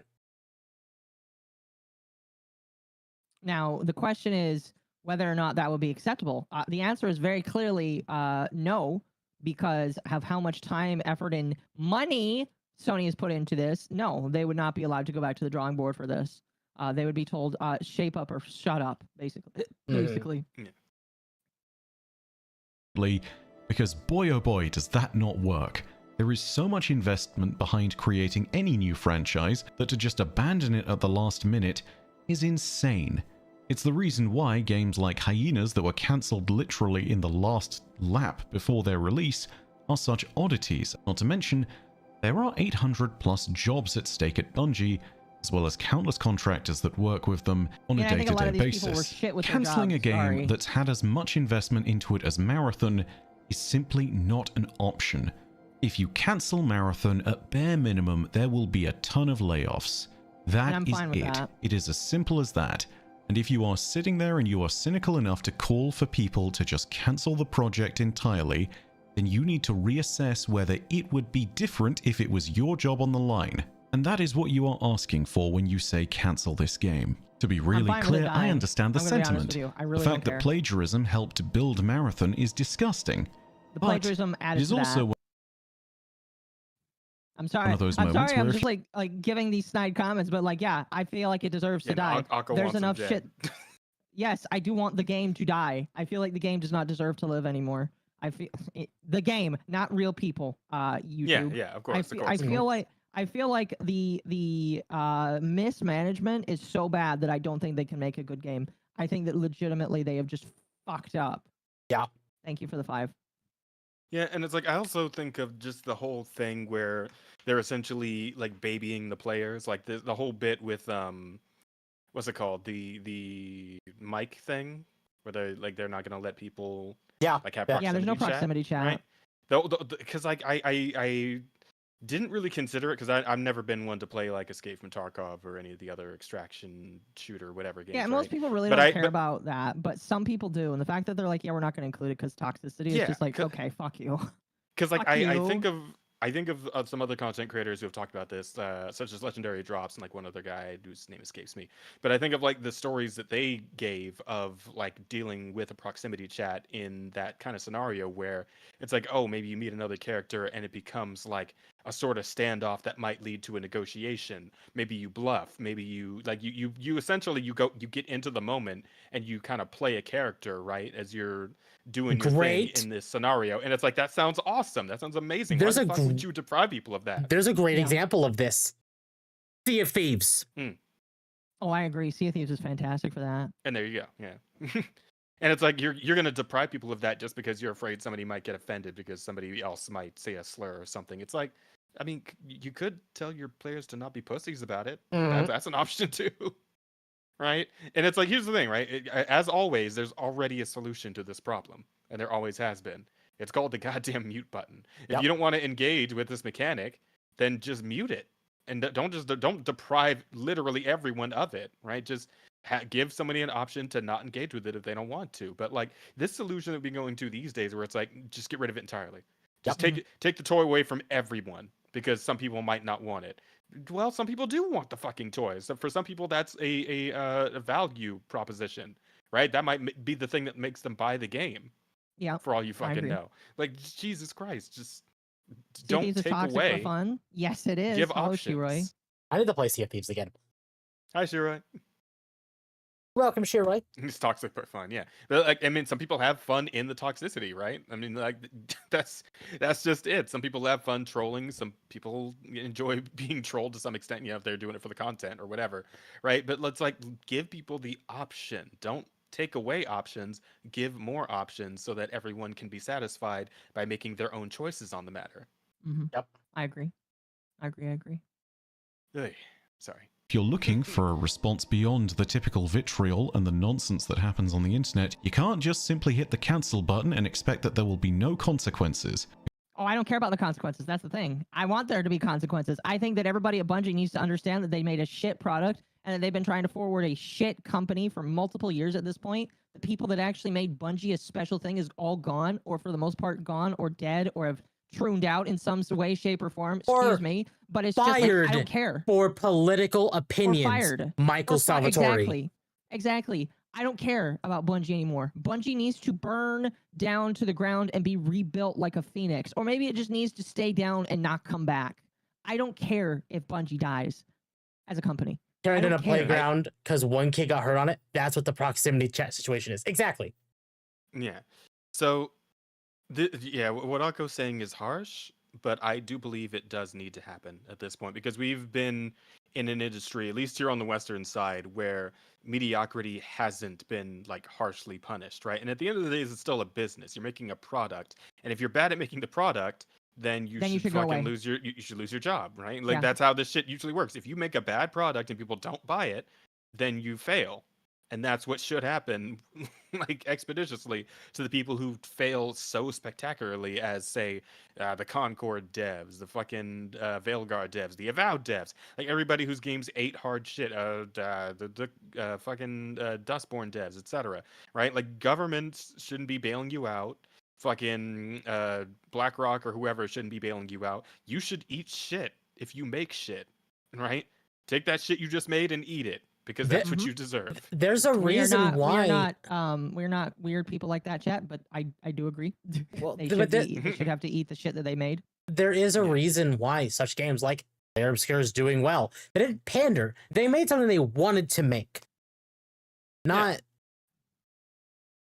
this. And it's like you think about it, it's like most of the party that you play with. I don't know if either of you have played Expedition 33 yet. If not, you should both get yourself a copy of it. It's so fun. I would love to. I just don't have the time to devote to it. It's just one of those games that I don't feel like I'd enjoy. It was one of those games I was waiting until I finished Final Fantasy VII Rebirth to do, and then Doom came out, and then yeah. So it is soon. I'm going to tell you both. It is absolutely worth your time. Oh, I've heard of this. If you can figure out some way to play it, because like I'm telling you, this is like game of a decade, right? Like this game is incredible. And like I think of the fact that like most of your party in the game is female, right? But none of the female characters are annoying and bitchy and awful, right? They're all great characters with great interactions with each other. Yeah, and they look nice. That too, right? They're all cute. So you know, it's like it's really that easy. You know, you make characters cute and you make them friendly and likable, and you know, there you go. Bob's your uncle. Tapeworm is very correct. Bungie being in Washington attracts awful devs. We know the types. Yeah.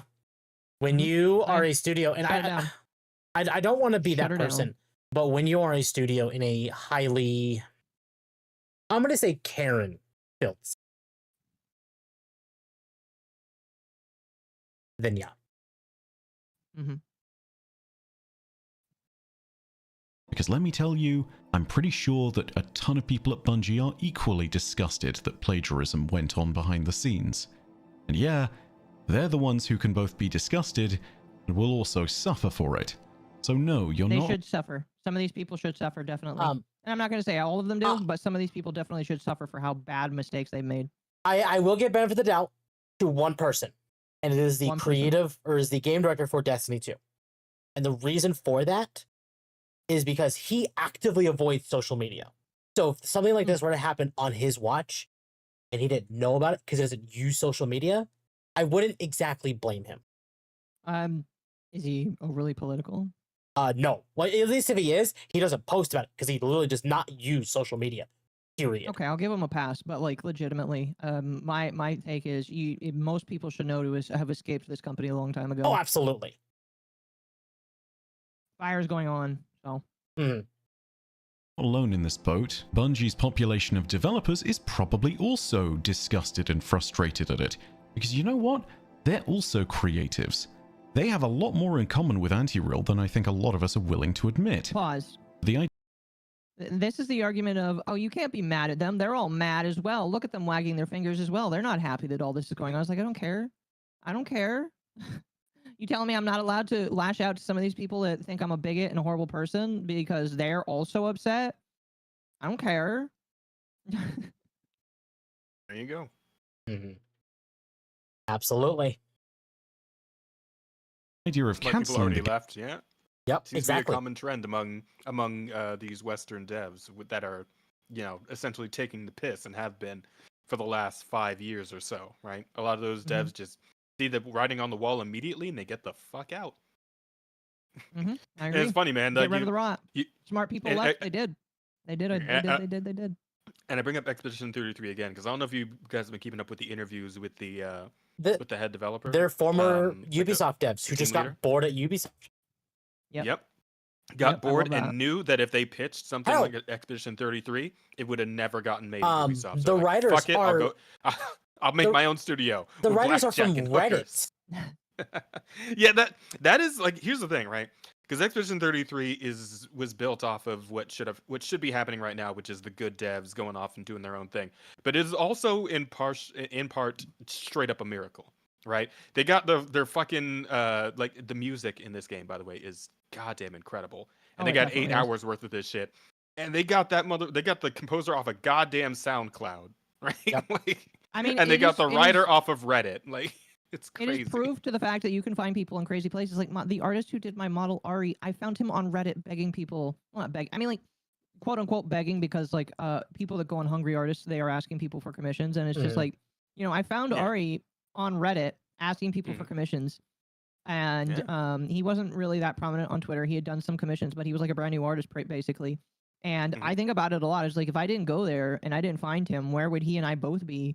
Like, I definitely don't know who I would have gone to for a model that I want, and he's like the guy for me right now. Yeah. So like, don't be afraid to go to Reddit. I mean, like, do be afraid because it's Reddit. There but by are the a same lot of token- bad eggs on Reddit, but there's also not. It's not By nothing the but same bad eggs. token, no, yeah, but like by the same token, don't be afraid to search in weird places for people. Because if Obscura 33 can be made off of people who just found each other on obscure websites, you can literally make a masterpiece not if only- you find the right people. Like, it is a game made by bored, obscure, and wildly different people. And I'm telling you right now, this game is probably going to win Game of the Year. Yeah. Also very French people, and like unapologetically French people. Like, Yeah. the game is so fucking French, but I honestly love it for that. Like, this shit is great. Oh, 'Cause Bioware they made two- realize, and like fucking like Pat and Wooly put this perfectly right. They realize how fucking goofy some of this French shit is, and they absolutely just play into that. They lean into it, right? They're not afraid to not take themselves seriously, Mhm. right? And it's great for the humor of the game. Like, I've had some really great laughs just playing this game and interacting with some of the characters they made. They're just like so incredibly lovable and so fucking stupid at the same time. Exactly. It's And been that's what you great. kinda It's want been in the games it's been like this. fantastic. Yeah, and it's just been genuinely enjoyable. And that's the thing, right? That's the thing that you need to be aiming for at any given time as a developer of a video game. That, like, the point is entertainment. And if you're developing video games, the point should be entertainment. Like, I don't know what kind. It can be any kind of entertainment. It can go all kinds of different flavors. But the entertainment is what is important. And being genuinely entertaining, that should always be your number one priority. Mhm. Not any agree. kind of message or agenda or any Well, of that shit. and- Be entertaining. And some people are like, well, In some even way. if the game doesn't come out like the best thing ever, Yeah, like if it does, great. But great. if you have fun with it as an indie game, cool. Mm-hmm. Absolutely. And Claire Obscura was made And- with scraps in a cave and was deemed Game of the Year by the Shift Up CEO. Really? Mm-hmm. Yeah. I kind of And feel like don't- it should be Game of the Year.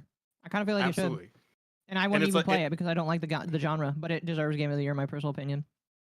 And like, here's the thing, right? Because like, also don't be afraid to experiment with crazy shit. Like AAA games, they don't like to experiment anymore, right? They get scared. They think it's like, oh man, what if it doesn't have broad appeal, right? Because we try something new and weird and different. Maybe people won't like it. But here's the thing, right? Expedition 33, they just threw fucking everything in and just said like, fuck it, it's awesome, right? Like the head dev, right? People recently discovered this motherfucker has a YouTube channel where he just does no-hit runs of Devil May Cry games. And he's really good at them.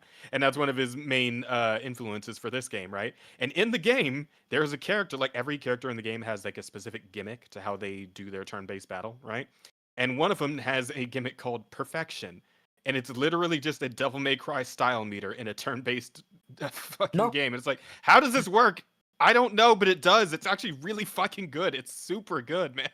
Absolutely. I love this character and how he plays, right? Like, it's shit, the crazy shit like that. But it's like, if you don't experiment, then you don't discover that shit can actually synergize really nicely and be a hell of a lot of fun to play and fuck around with. Mm-hmm. Absolutely. Beautiful. Like, I can't stop singing this game's praise. I know I'm glazing. I know I'm sucking the you're dick allowed right to. now, It's a but good game. this game deserves to have its dick fucking sucked. All right, I'm just gonna say that right now. No homo. Well, okay, we'll stop you there. It's a Frenchie, and I'm only okay with a couple of French people. All right. Fair enough. Oui. All right. Game Go ahead. is not a viable one if they are going to keep their jobs. And if we're going to care about the heart of the Again, I don't care situation if they keep their today, jobs or after not. we have taken the appropriate time to sit there and think about how anti-real needs to be Like, okay, if Bungie were to shut down and the good devs were fired and thrown to the wayside, they'd be picked up. by maybe even like hell, like Sandland or not Sandland, Sandfall Interactive, the devs behind Claire Obscure, or by other devs, like smaller these devs, because they see the value in the devs that are just, worth their talent. Yeah. I think what we're starting to see is these big corporations that have a lot of developers, they're going to fold, and these developers that are actually going to be good are going to metastasize together and become their own little dev studios. And what we're going to see is we're going to see less AAA games and more AA games by people that actually gave a shit. So what we're actually seeing is like we're seeing a market crash. Kind of a funny way of saying it. We're seeing a market crash of developers, which is okay, because when you have too many of one thing, you're going to have shit. And so we need to get rid of some of these developers because some of them don't matter and some of them suck. Absolutely. And I'm okay saying that. Some of them legitimately just suck. They don't know how to make good games. They don't know how to do shit, and they try to pretend that they do when they get mad at you when you say they don't. So I am fine with losing. Sorry, my apologies. I'll finish up here real quick. I am fine with losing game companies if the people that actually matter are like, okay, I'm passionate about this to the point where I'm going to go do it myself with blackjack and hookers, and I'm going to build something that's absolutely amazing. And then a couple years down the line, we're going to get it, and it's going to be like, man, this makes me so happy that I'm basically playing Halo CE again, because it's by the guy that actually gave a shit. Exactly. And there's some great examples of this. Like, if I mentioned it before, but I would love to see some former Bungie devs go on and make like what could be the next like iteration of Destiny, a new take on Anthem, even joining like using their talents and joining teams like Saber Interactive with Space Marine 2, or joining DE and making Warframe better. Like, there's a reason what they would lend to Warframe, but like but you understand my example. No, I know you're an example. I just I'm kind of iffy on them touching Warframe. Granted, I don't think that they would break Warframe because I feel like the people that would break Warframe are in charge and they wouldn't do it. I think Warframe's just fine. But that's the case in point is like good devs, when they get picked up, you will see places eventually. There you go. Yeah, and it's like you definitely have a massive point about the whole like too many cooks in the kitchen tends to spoil the broth, because that's like one of the central issues of AAA gaming these days. And again, God, I feel like a broken fucking record here, but I think again about Claire Obscure, and like put that up against like Shadows, right? Because they both had a thing in which like both teams ended up having some what do you call them, some fucking Ubisoft veterans, right? Veteran game devs, and they also had some people who were completely new to game dev, right? The difference being on Ubisoft side, where they had like 800 people or whatever, like those people are essentially just cogs, right? They give them a simple task and then they have them just fucking, do that over and over again. And it's essentially like the same shit I do working goddamn conveyor belts in the warehouse I work in, right? Just fucking grunt work. Yeah. Whereas I believe with a team of only 33 for Claire Obscure, those devs had to become apprentices to masters, which were the previous Ubisoft devs, the ones who made the good games from back when, right? And those people probably learned how to do all kinds of crazy good shit, and that's how you get a crazy good game like an Expedition 33, because these devs are actually taught things. I'm going to use another great example to bounce off of that. Baldur's Gate 3. Larian is such a great example. Larian is such a small studio. And you know why they made it? Because they wanted to do something with D&D and had a passion for what they did. And not only that, but you commonly see the CEO coming out on stage, these big corporate events, and saying, "You're wrong. You're an idiot. Get your shit together." I wish we had more people that could do that, or that would do that. Excuse me. Svenvik has some balls on him. We need more people that just come out and say, "Listen, this is how things should be done. You need to appease your audiences and stop like getting upset at I just love a lot of these developers that are coming out and like no balls just saying make a good shit or get the fuck away. Like I love people that do that. Those are the people that I want to give all my money to. Like people who would just be genuine and make something that they wanted to make and put their actual heart into it. Exactly. Right? Like I've already said, like the next game Larian does, I'll be there day one. I don't care if it's early access, because they've earned that respect. Yep. Same with me and Sandfall. Yep. And with the guys who did Lords of the Fallen, right? Because those guys are just like, their whole thing is All right, we're gonna ask the audience what they actually want from us, and then I we're am gonna gonna buckle down. ask. We're gonna provide it to them. I am And gonna I ask. recently played the Oh, sorry, go ahead. Can you repeat at least the name of the studio? My headset just had a Oh. heart attack, and I didn't get to hear the studio name. I don't think I said it because I Oh, again okay. don't remember. I'm so bad with names. I'm so fucking Well, bad. did with you say a game name? Somebody I don't. knows. Lords of the Fallen. Okay. Yes. Yeah. No. Yeah. let me Yeah. see, Lords. CI Games. What is it? What was it? Yep. CI Games. CI Games. Yeah. So because I recently jumped in, like me and Rosa together jumped in on the 2.0, like the Mhm. updated version of the new Lords of the Fallen. And like that game actually managed to hook us in a way it just did not, because we played it on release and it's like, not feeling this. But then like, we come back a few months later after they've done update after update after update, and then this big 2.0 thing, and it's like, yeah, this is great. This actually feels a lot better now. It feels like they really put the work in, right? And it's like this whole time they've just been asking people, okay, how do we make it better? How do we include the things that you want? How do we make you guys love this game the way we love working on it, right? And they just buckled down and got it done, Mhm. and they kept the audience and the player first in their mind. And it's like, that's it. That's all it takes. It's so simple. And it's such a beautiful thing when like there's an actual like good relationship between developers and players, right? That's why I And love they managed Warframe to so accomplish much. that. Yeah. Yeah, And of course I mean, they that's- caught their flack because they, there's like, hey, they dared to ask players, oh, would you like body type A and B, or would you like male and female? Of course, the overwhelming fucking answer was Male and female. and so they just straight up changed it because that's what the vast majority And of the not audience only that- wanted. And they got called fucking fascists for it. And For they holding a democratic election and then going with the higher voted option, they got called fascists. It's like, And you not know only what that, fascist they means. already said they're going back to all their older games and just updating that because clearly they see what people want. Yeah, but like it's like they've gotten the sense like, yeah, no, these people who have been bitching at us about these sort of things, they're retarded because they throw like accusations at us that make no fucking sense. And if they were to actually look at definitions of things for even a second, they'd realize they make no fucking sense. But they're just like regurgitating shit they read on goddamn Kotaku or whatever, right? Like these people are morons. Let's go with the people who are actually going to pay us money to make a good, enjoyable, like genuine game. Exactly. Right? And I feel like more and more devs are starting to wake up to. They're waking up to Thankfully. justice. All right, to put it in Devil May Cry Thankfully. terms, they're waking up to justice, and I love it.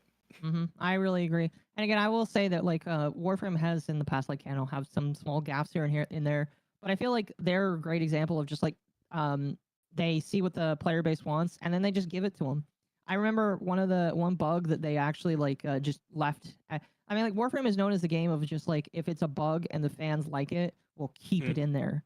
yeah. One of the best examples is how we Bullet got bullet jumping. Bullet jumping is a really silly little. Oh, I remember the story about that one. Yeah.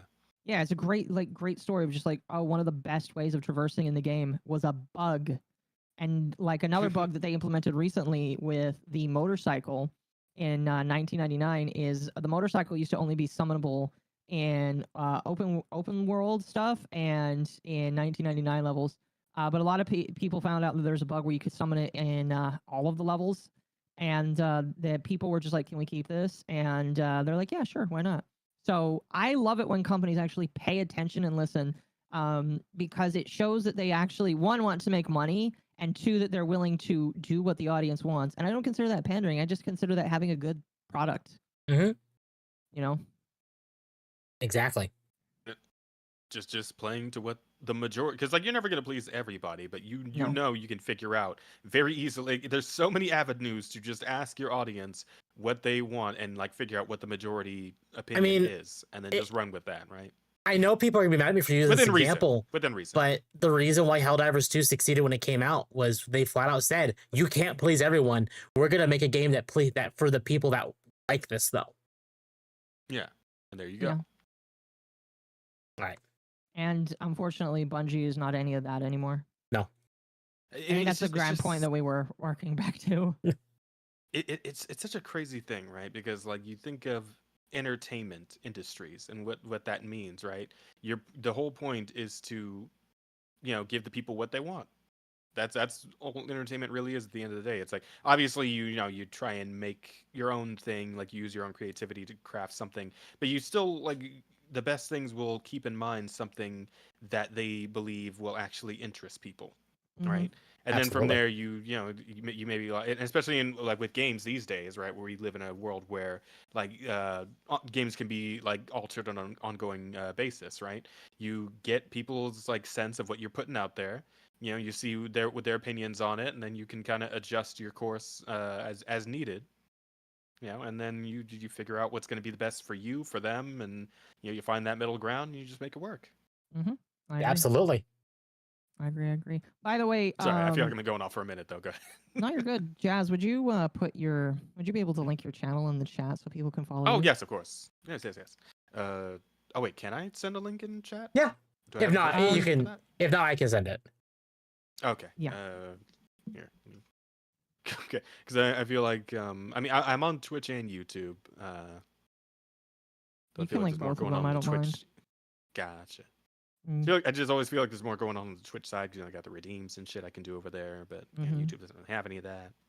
YouTube has there are plus and minuses to both. Yeah, I know. A lot of people prefer YouTube because again, they don't have to deal with all the fucking ads popping up in the middle of streams and whatnot. So, oy vey. Sorry, if you're hearing a buzzing, I'm using Candair on my mouse. Why? I noticed some in hair. the chat. I don't think it's. Mm. I don't think it's like clickable, but I mean, at least you can like copy paste it, so that's fine. Did you send it to Temp? Oh, do I send it to Temp? Oh, Yeah, you should. Well, it doesn't matter where you sent it. Yeah, I'm not seeing it in chat. Oh, okay. Yeah, I tried to put it in the DM it YouTube to chat, me. and I guess it just didn't. Okay, hang on. Wait, to you or to Temp? It doesn't matter. To me. Oh. Okay. It should show up in Got both it. of our chats. Okay. Oh no, we don't have Anyway, that set let's up anymore. continue this. Let's Yeah. continue because we're we're 3 hours in right now. Yep. Yeah, go ahead. Sorry. Rightly compensated, Whole tangent we need there. to sit there and think about how everyone deserving in that studio is going to keep their job, and how anyone who helped make this happen is going to face I'm repercussions. not going to harp on it by, We should but I don't not think sit anybody there and really see there those is deserving. repercussions extend to the entire studio that has had nothing to do with it. So we're not cancelling Marathon in an ideal world. Where do we go from here? That is the Well, most ideal world, with the in my mess opinion. that's on our hands, I think the only option that Bungie realistically has if they want to make sure that the game launches successfully is to delay it. And that's not ideal either, because a cancellation will definitely cause layoffs, but a delay might not be on the table, and it may cause layoffs too. Sony has already paid for Marathon. They invested over $3 billion into Bungie, and they want to make They sure got that they screwed. see a return on their investment. Bungie's release schedule is probably set in stone at this point in time. They made promises to Sony to ensure that they would have a great number of live service games and the ability to steward other studios into creating live service games. The latter part of that has not worked out, so Marathon and Destiny are realistically the pillars on which that investment lies. And ultimately, those pillars look kind of shaky at current. Especially after this, Marathon is in a lot of trouble. I don't know if a delay is going to happen. I feel like it should if they want to be able to address some of the problems, but ultimately, we might still see the unchanging September release date. But if we do delay, what's the advantage of that? Well, the first one is the most obvious. It gives time for Bungie to respond to the controversy in full, publish the full results of their investigation, do right by Anti-Real with compensation and accreditation within Marathon itself, and to reset the narrative around all of this. As long as you During have this $3 people billion, spamming they spent a lot of money. plagiarism will make me God in Twitch chats, you are not going to get away from this. It is going to be the thing that hangs over the game all the way to release. It needs to be very, very clear that Bungie is turning the page and doing right by the artist. There needs to be a definitive break that is so undeniable that it is clear that Marathon is charting a new course. If Bungie wants to escape things like that, generally that reset of the conversation is the goal. And this is why I say, I think publishing the results of their internal investigation is the bare minimum. A generous settlement to Anti-Real is probably expected as well.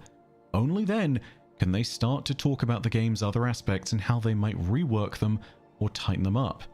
This tightening up can probably include a shift on community pain points that Bungie has supposedly not been willing to move on. Although that is something that I hope will change if leadership now has their feet to the fire, as is probably the case. Paul Tassi had an article Kinda doubt recently that. claiming that leadership at Bungie has been unwilling to move on a bunch of points because the big old boy opinions at Bungie most certainly do seem to think they know best. So no, I think that that is something where the internal discussion needs to change to solid action that has been shown. I think Cross put it best. The time for planning is over. They need to decide on things that they're doing.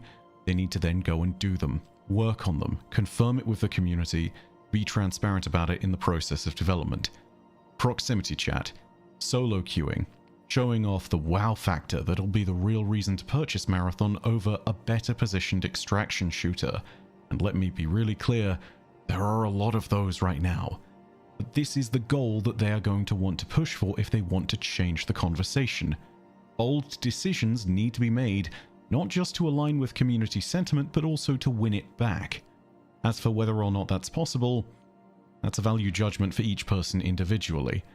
I know I've seen some people sit there and say they want nothing to do with this game, and you know what? I can't sit there and blame them. There are going to be people who have completely lost faith in Bungie after this. There are going to be people who will never buy a game from the studio again. There are going to be people who never want. There are people who have no faith in this game. There are people who have, who despise Bungie of this. Yeah. Hello. Yeah. Yep. Hello, hello, hello. Want to play the game again. This, I think, will have changed things. There are people who are not coming back. The best that can be done now is to change the game for the people who might come back. I've seen some people say that the time of a delay could be used to completely rewrite the visual aesthetic of the game. And I'm going to be real. I'm not a game developer, but I'm pretty sure that that is asking for the impossible. Not only is it something that you can't just whip up out of nowhere within a few hours on Photoshop, but it also requires deciding on a new cohesive direction for the entirety of the game's aesthetic. That is a long development process, something that genuinely takes years of exploration and development.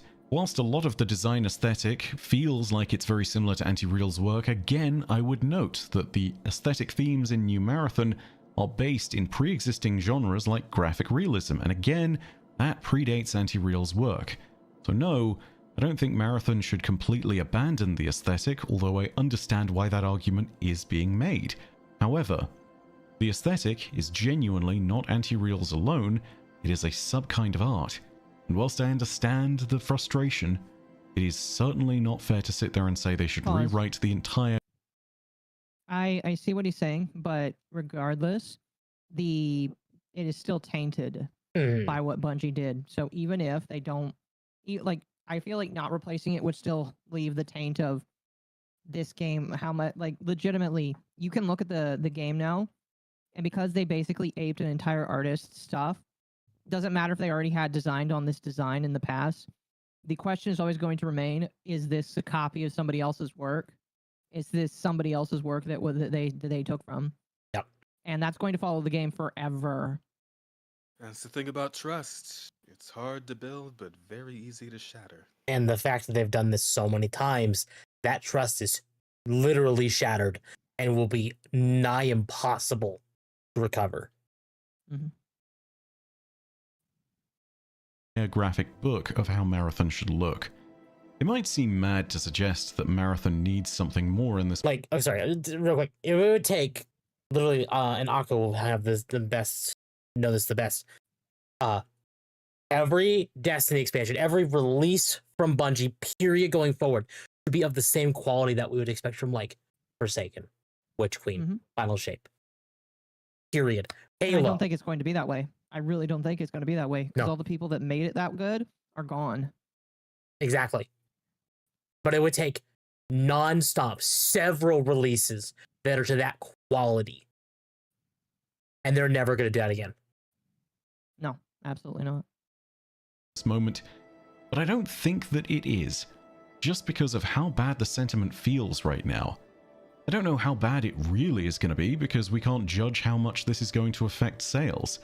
But honestly, at this moment in time, based on feeling and value judgments from that alone, it seems as though Marathon needs the Realm Reborn Final Fantasy XIV treatment. They That ain't need a gonna moment happen. where they can sit down with the community. I understand what he's saying though, and I think if they did that, hand it off to an entirely new dev team, like what 14 did, maybe. But with how many firings what they've you mean. had, with how many the shitstorm after shitstorm, does it need that? Sure. Could that fix the game? Sure. Could that help people regain trust in Bungie? Sure. Yes. None of it's gonna happen. No, absolutely not. They're too deep with what they have already. It's not Yep. going to happen. Oh, unfortunate. And that Break this from- game really might be their last chance. So Exactly. If thi- That's what people have looked at it. I looked at Marathon as for a long time. Yep, exactly. If this does not succeed, Bungie does not even have a game to pull a Realm Reborn with. They do, and no one will like what I say this with. It's Destiny 3. They would have to pull gold out of their ass with a Destiny release. Do it Mhm. because it's not going to be Marathon. It would only be Destiny that would save them. yeah, that'd still be a very tough sell, though. Mm-hmm. Yep. All right, you may continue. From the old perception and try and chart a new course. But there's more to this. Because as a creator who has worked with Bungie regularly, and as a person who has covered their games for the last 10 years... By the way, that's the Man, bias that I see against I am so Bungie tired. right now. Unforced errors are nothing new to Bungie, but it feels like we have been relearning the same lessons for a decade now. There's always something ridiculous that happens. Yeah, but that's why I have and no the whole confidence in studio them. gets tarred by the stupidity of a few people. More often than not, it's the C-suite. Sometimes it's individual employees. Sometimes it's harassment suits.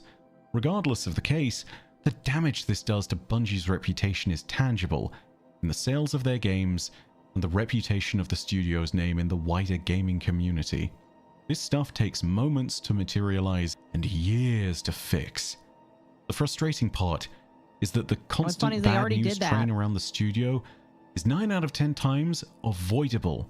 And in broad terms, the victims of these mistakes are Bungie employees who aren't to blame at all, who've been working hard to create games that we love. This time, of course, the real victim is Anti-Real, and she should be compensated fully, and whoever did steal her art, I hope they get sued. I don't even know if that is a possibility, but I hope it happens, because you know what? They've helped not only steal someone's art and probably make a salary off of doing it, but they've also helped to tank a reputation of a studio. But again, it's not just Anti-Real when you look at the big picture, because when harassment lawsuits are involved, when layoffs come around, when the C-suite of executives is generally being terrible and disconnected from reality, or when there are other instances of plagiarism by outsourced teams that the studio gets work from, the suffering falls on the employees at Bungie. The community around Bungie is still reeling from the layoffs that shook the studio after the final shape. The situation sucked. They delivered what at the time was one of the best rated games of the entire year. There was talk Yet it about still whether the sold worse final than a shape lot of would other end up being a expansions. Game of the Year contender. A Destiny expansion as Game of the Year. That's insanity. It just shows how good Final Shape was. And they laid people off anyway. The people at the studio working their day-to-day, however, they continued onwards. They picked themselves up and they kept making the games. But this isn't the first or even the second time that this has happened, because at this point it feels unending. I don't know how to end a recording like this. Every time I've tried to end this video for the last 5 minutes or so, I've had to restart, because I can't help but get angry. I've taken verbal jabs at the people who decided that they could get away with plagiarism. I've been angry with regards to the way that the studio has been treating its employees. At this moment in time, there is one truth that I can say across every single one of these recordings, though, none of which will make it into the video except maybe this one. I'm tired. I'm so tired of all this. And I know Then we start all finding are, another game to play. because we've all suffered through this nonsense. Not just people in the community who sit there and have to Start a endure the podcast. embarrassment of playing Destiny I Was and Raped being by a part of Destiny this community podcast. in general. Because Actually, you know there's what? probably already a Sometimes podcast it that is exists, held but up. not about a video game. Yeah. Jesus Christ, Akka. I'm sorry. I Not get really, where he's no. coming from, but that's also as someone that's been. I liked the suggestion to find another game to play. You know, Yeah. Another I game mean- like Claire Obscure Expedition 33, man. Sorry. I'm sorry. I couldn't. You're fine. resist. I get where he's coming from though, because I've been here. I'm exactly where he is right now. Mm-hmm. Except you stepped away from the abusive woman whose name is Destiny. I always wanted to give the benefit of the doubt because fuck. Because you started with this game. Weren't you in the beta for this game? Yeah, well, for Destiny, not Marathon, but yes. Yeah. But you've been with Bungie since day one, basically. Yeah, not since Halo day one, Well, no. since Destiny day It's one. funny. It's kind of funny though, because like when you said the Rape by Destiny bit, I kind of got confused. Like, is she talking about the content creator or the game right now? It feels like I mean, both. technically, it could go either. Listen, it could go either way, and the joke would still be just as good. Yeah. You know it would be. That's part of the reason why I made it is because I knew that it could go either way, and it would be just as funny for everybody. Like the stream chat if that was a good joke. Over our head like an embarrassment. I am sick and tired for the people who work at Bungie who have done nothing but create great works in the gaming space their entire career, who are tarred by brushes like this, and who have to sit through all of this and just pretend that it's all going to be okay, when they know that Yeah, their they shouldn't pretend, they should previous be realists. workmates have been laid off, when they understand that they could be next. Bungie needs a real captain of the ship right now. They should They need someone legitimately who's think going to that, tighten yes. things up. I think that these. They need someone who's going to help them take accountability. I think these people are And not right now, dumb they for have not no being one realists. as best I can see. Because if they had someone, this wouldn't have happened. Whoever that captain is supposed to be, I hope they step up soon. Because there There are is no team captain. leads holding their These teams people are together in gonna their own sing. hands. I've heard horror stories about the amount of stuff that people have had to do moving mountains in order to make things work. I have seen the amount of passion that they have put into the game, and there are personal stories I am not going to recite here. To put it really bluntly, they deserve better than this. And to all those who are responsible for theft from Anti-Real, for all those who made this mess, for everyone who has put everyone's jobs in jeopardy, I hope it was worth it. You useless, spineless thief. No, You call can him a catch me bitch. back with regular content. I will be back at some point soon. Heck, maybe I'll Akka's the even captain stream now? today. No. If I was Right the captain, now, I'm I'd tell him recording you're this in shutting the morning. down. If I was the captain, Bungie would shut down completely. I'd say you guys got to start over. You fucked up too much. I'm getting rid of everybody. Need to set a chirp Damn. limit on Akko. No.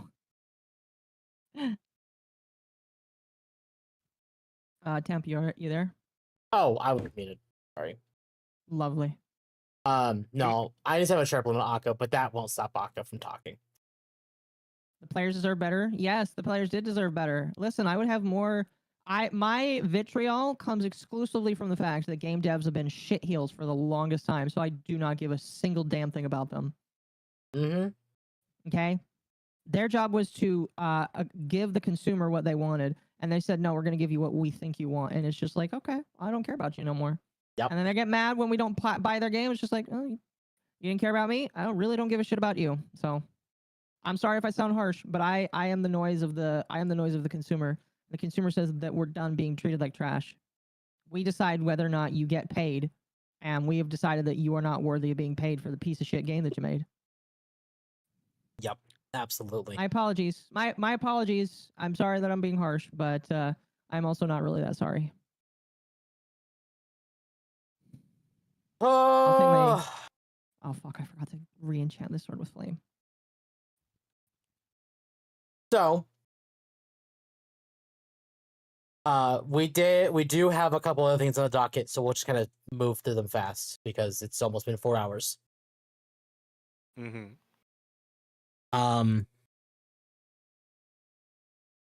Why are you not opening? Open in browser. Thank you. Wrong tab. So earlier this week on May 13th, I almost said 25th. That's wrong. I haven't did that 25th yet. Square Enix announced that Kingdom Hearts Missing Link is canceled. For those who do not know, What's going to be again? this was the mobile GPS game, kind of like Pokemon Go. Oh, I'm gonna be honest. If it's a mobile GPS game, I'm fine with it being canceled because those are. I'm kind of tired of those too. Yeah, no, I am too. I'm just tired of them spreading the damn story out to like a million different games on different platforms and shit. Well, that's not gonna stop. I'm sorry. Growing, I know, but like even one less is a victory in my opinion. Growing up trying to keep up with that fucking series, man. Right, having to get a goddamn. I had a PS2, so I could play 1 and 2. Had to get a goddamn 3DS for 358 by 2 days. Got to get a PSP for Birth by Sleep. Had to get a fucking what was coded on? It was like a fucking Ed gauge or some shit. Yeah, it was like on a mobile. I gave up on that one. Old mobile game that came out to the DS and until they did like recoded on the fucking also 2DS 3DS. Yeah.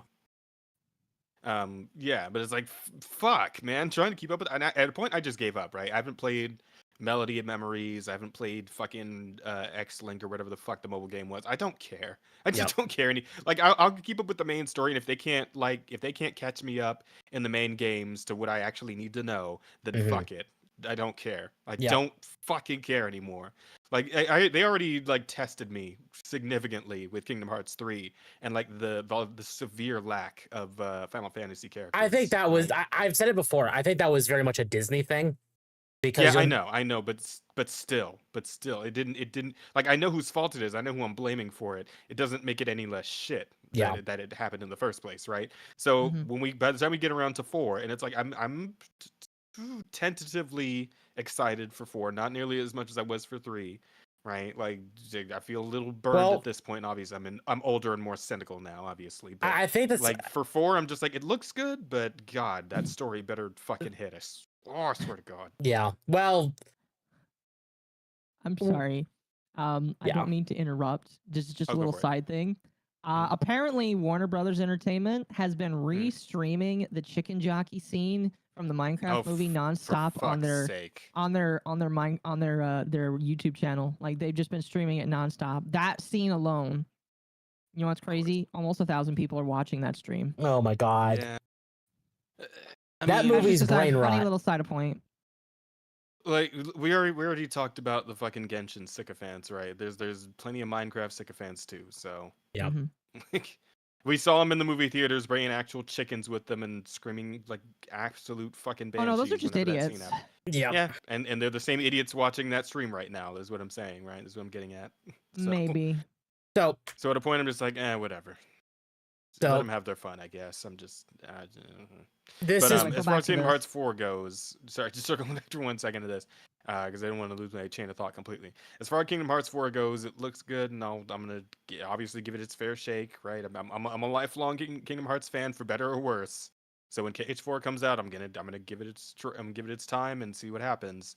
But I'm really hoping that they've sorted their shit out, like Square Enix and Disney, so they can, be what Kingdom Hearts was always meant to be, which was this cool like mix between Disney shit and Final Fantasy shit, right? That was the whole conceit of the entire series. That's what made it interesting. So, yeah. Well, this is get what that sorted out, I'll be happy. I don't know if this was Nomura that said this, but I know at least him from the dev team. It said, "We have made the decision to cancel the development of Missing Link.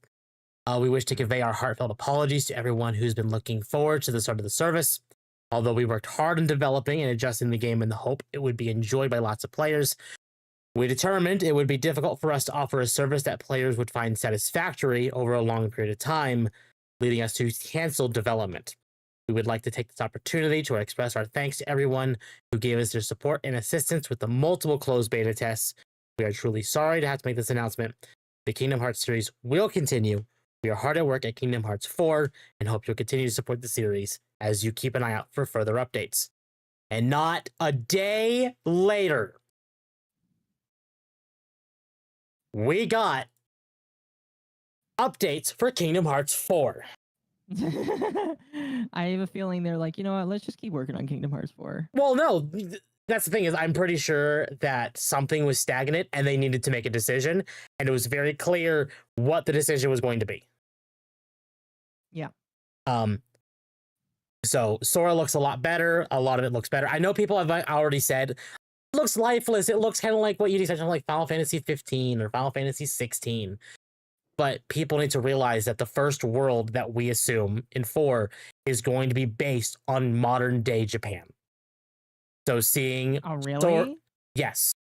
Well, not 100%, but like similar structures, similar like designs and stuff. But it's a fictional world that's based on Japan. So it's gonna be a little more realistic. And some people don't remember this for Kingdom Hearts is that sometimes the design or the art style might change to match the world. Yeah.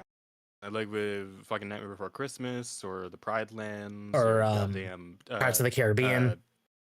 Yeah, or what's it called? Atlantica. Yep. You know, shit like that. Exactly.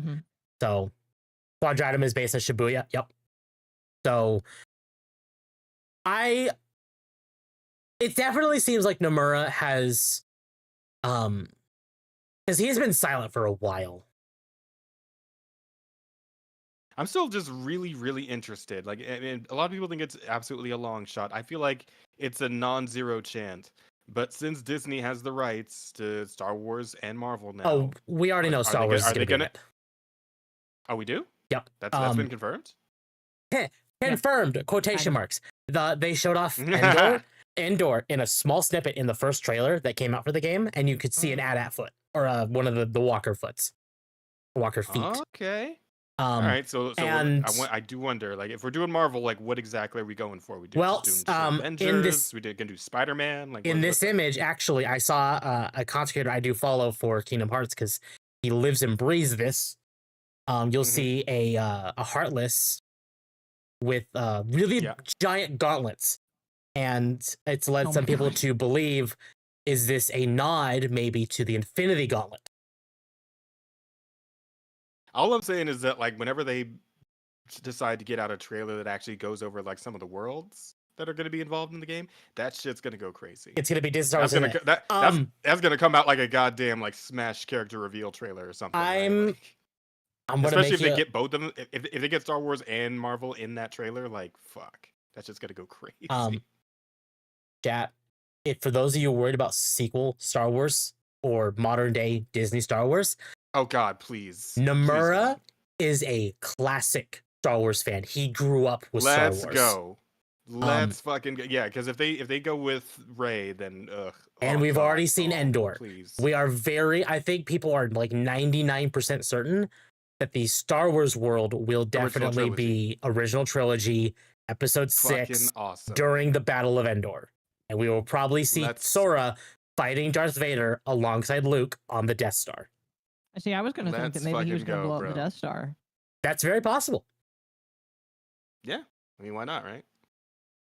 It's a little genocide for our hero. Exactly. Now, it will feel a little weird seeing Sora, Donald, and Goofy fighting alongside Luke Skywalker against Darth Vader and Emperor Palpatine. But yeah, and then destroying a space station that probably has thousands of people on it. Yep. You know, we'll try not to think about it too hard. So it's okay. Can we expect more AI Vader? Probably no. Probably no. You don't think so? No, because they have other voice actors for Vader. Very specifically, I know in like the Jedi Fallen Order and Jedi Survivor, Vader has a different actor in those. So probably not. Okay. I guess it'd be really funny if AI Vader be fucking.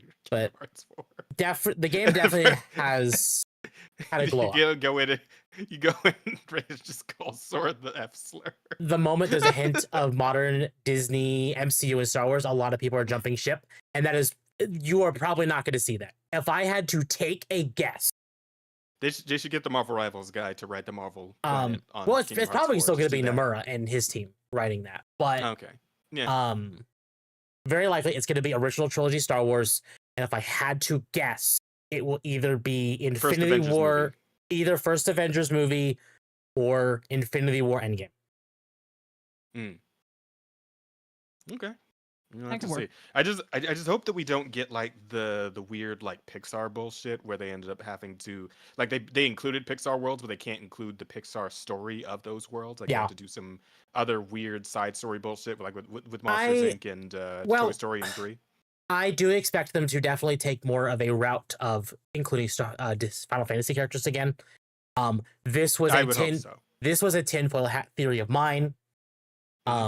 And I promised a video on it. I have yet to do it because I want it to be good, and I just haven't had time. Jack, you need to tell him he needs to make it. But He needs to make his trucker video. for Oh. years, people have been asking for a Kingdom Hearts crossover in Final Fantasy 14. Mhm.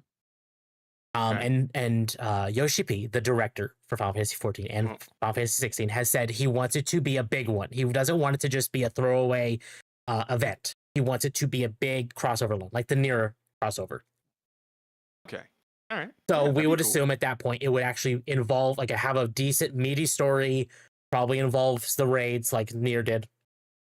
Yep. And then when you complete it, it deletes all your Kingdom Hearts save files. And all Oh your God, Kingdom no! Hearts games.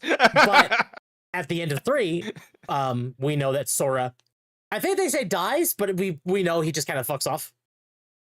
Yeah, like, well, obviously, because we've seen and- Kingdom Hearts 4, he's just hanging out in Japan or whatever now. Exactly. So, So, with Dawn Trail, and I'm going to kind of spoil Akko a little bit here, but I know Akko does not care at all. They kind of are delving more into the idea of like other dimensions again, like other shards, other like realities, essentially. So I kind of figured based off of the worlds reveals that I saw when they when we first watched the open letter before the expansion came out, I kind of figured that was going to happen. So that's not really like a surprise to me. They kind of do a shards again. But my theory was that if they wanted to do a Kingdom Hearts crossover, but not really have Disney influence, so no Donald, no Goofy, no Mickey, nothing like that, it would be a story revolved around Riku. Because we know Riku left to go find Sora.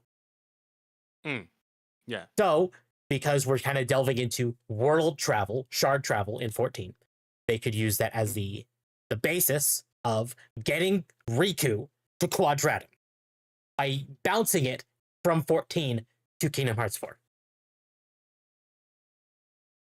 Okay. I mean, but here's the thing, right? Like this whole collab, like I'm not opposed to the idea of making it like a bigger, more significant thing. But at the same time, I don't think they can make it so significant that you like as a Kingdom Hearts player and as a Kingdom Hearts fan, you need to go make a fucking FF14 account just so you can keep up with everything that's going on in the story, because like that shit ends up being significant I would to the agree, Kingdom Hearts story in some but way. Yoko Taro has already said the Nier collaboration of 14 is canon to Nier. So I get that, Yeah. but bro, like I'm just saying, as a fucking exhausted get it. Kingdom Hearts fan, I really wish they would not. I really hope they would not do that. Please. I think I don't it have would, time to play FF14, man. I just don't. I think Also, it I don't would want to pay a prob- fucking monthly subscription. That shit sucks. I think the 14 team would definitely do it in such a way where it's like you get bonus context, but they might have some like But you can do without it. soft context within the game that doesn't explain that bit, like the intricacy of that, of like the Gotcha. actual story, but just know Riku went to go find Sora. He found a way to Quadratum. Point A to point B, you're done. I just don't want to get into Kingdom Hearts 4 and Riku and Sora meet up and they're dealing with some bullshit and Riku's like, man, this is like that one time after I met his stolen. Like, you motherfuckers! Yeah, no. I highly doubt they're gonna mention that. We got it's shit and Edgar just right on the spot, man. I'm telling you. It would make a bunch of people start playing Final Fantasy. You know that. Absolutely, 14 would spike. Listen, I do want to play it. I own it. I have it on fucking console. I bought it when it was on sale a while back. I just, again, time. Yeah. And also, the fact that I bought the damn thing at a base price and still got to pay a monthly sub. Shit sucks. Yeah. Fuck that, man. I still Why am I pay doing monthly, both? but I love the game. One or the other, though. Like, okay, like monthly subscription, I wouldn't mind if I didn't have to pay a base just to get into the fucking game in the adding first place, man. Kingdom Hearts to 14 to the free trial is a good compromise. Except 2026 is when the next 8.0 expansion for 14 is coming out. At least what we How long assume. has this game been going at this point? Since 2013, since A Realm Reborn. So God damn. yeah, it's gone for a while. So We still got a lot of stuff to do. there's a lot of content. Fucking But nuts. I think it's been because of that, existing that long. they will probably tie in that story to the latest destination we go to. Which means no matter what, you would have to finish at least the main story for 8.0 for that. And what my guess is that this is going to come out probably in 2026, maybe 2027. Okay, all right, question. How let's say I just started the fucking game, right? And I to some extent at least care to know like the story up to its current point. How long is it taking me to get from like base game through the several expansions 100 hours. to Over 100 hours. fuck? God damn it. I'm going to give you a little bit of a bone if you're willing to buy the game again on PC. The base game and first does shit two not have crossplay? it does have crossplay, but Okay. but the first so A Realm Reborn and the first two expansions, so Heaven's Word and Stormblood, I know it's a meanie, but it's very true, are all free up to level 60 and all the content for free. There's well over 300 hours of content they just hand you for free. Yep. Gotcha. Well, here's the thing, right? When I bought the thing on sale, I'm pretty sure it came with the first 3. Yeah. I think it's So- like everything but the last 2. Yeah. The most recent 2. So at that So point, I do probably have a would've couple been- of expansions lumped in with the package. I So, got. but And because one you of our already chatters own brings those, up a good point that you can skip the story. I don't recommend it because you'll have no idea what's going on. but yeah, you can Akko, do that. don't skip the story. No, don't worry. I just skip cutscenes. I don't skip story. All right, yeah. If I can tell you what, one of these days when I feel like I can really dedicate some time to it, yeah, grab the both of you, and I finally jump on the monthly sub, and we all like go through the story and see what the fuck's going on. You guys can explain things to me as needed. I think And you we- will we like just it. Do it that way. If you, so one of our friends, one of Akko's other mods, Cat, he absolutely was like on the fence because like the monthly sub is always a turnoff. I get that. Yeah. But he actually sat down and played it, and it quickly became one of his favorite games of all time for its story. I want to be a monk. Monks do are in that. the game. Here's the thing. Okay. You can be every single class on one character. Yeah, I did hear about that. Like you can just kind of like hot swap classes and whatnot, and that's a good You're actually thing. encouraged That's very to. nice. They encourage Solid. you to do that. Good shit. Shout out my Oh. ninjas. Hello, Ava. Heyo. How you doing, girl? Thanks for the re-up on your membership. Oh, hey, wait with the membership and wait. This is the same elf we were talking to last night, right? Yeah. Okay. Hey, how you doing, girl? What? She said she liked my voice. I figured she deserved a little something for the for the membership, right? That's funny. So I don't know how much more time Akko wants to go for. I'm okay going for a lot longer, but it's up to Akko and you, Jess. How much more do we have? Because I have work tomorrow. If anything, I wanted to at least cover the Star Citizen video, which Well, everyone, is it seems that 23 minutes. And at I the really rate we're don't wanna sit through pausing, that. we're not going to do that. I really don't. I'm sorry, Tim, but I just can't. So That's fair. We have been, how long are we going for again? 4 hours. Okay, so Maybe we'll save this video for next week, chat. Or we'll watch you can also it. pull it up on your end too, like Yeah, when or- you Jess stream. being a creep. Shut up, Shiroi. I'm not a creep. Or we'll watch it on my stream. I'm matching her freak. Okay, that's it. Speaking of chat, because we're winding down, I will not be live on Friday. Oh no. Why not? I have prior obligations. They were set for Wednesday. And then we realized that my new GPU comes in on Wednesday, and I don't trust the postal service to not be scumbags. So I would delayed that until Friday. But that means either sacrificing my repo stream or Final Fantasy VI stream. So chat, there will be no Final Fantasy VI this week as well. I do apologize. But I will try and get a stream in at least on Thursday. Otherwise, what are you two up to this week? Do you, Akko? I I don't think I can mention. I have something I'm doing on Saturday. I don't think I can say what it is just yet. Okay then. Other than that, I got my normal stuff for this week. Okay. Which would be what exactly? Under the tea on Thursday, hump day on Wednesday. Might be hanging out with Royan on Friday. And I know you're joining us for Repo as well on Wednesday, Occo. Sounds like good times. He wasn't freaky enough. Oh. We'll work on it. We'll work on it. But that's all you got. I mean, tomorrow is D&D day, so we'll be over on Rose's channel doing some D&D. You know, the fucking quest through every dread plane continues.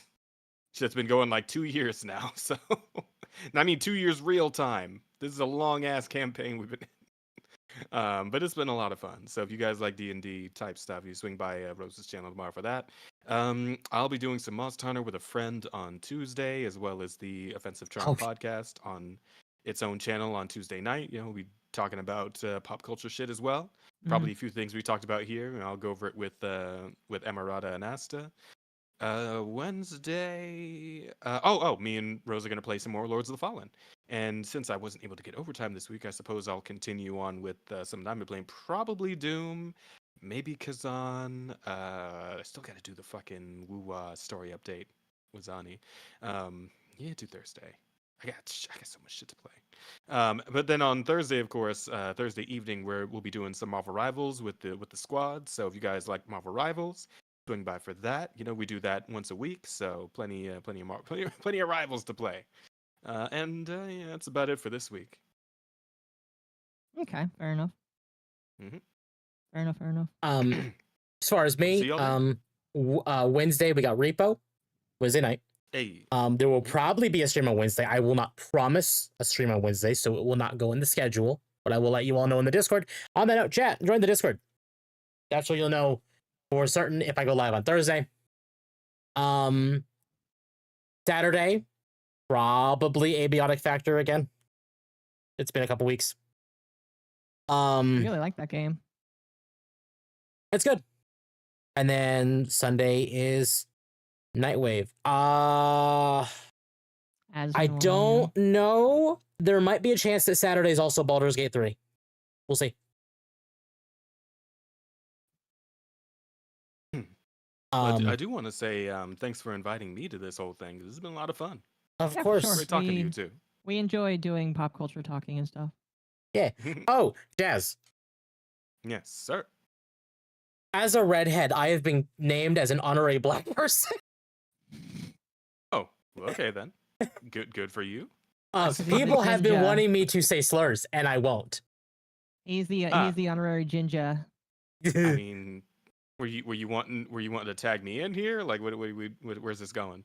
I have no idea. Actually, people want me to say the N-word, and I need the N-word pass because I'm not. Oh.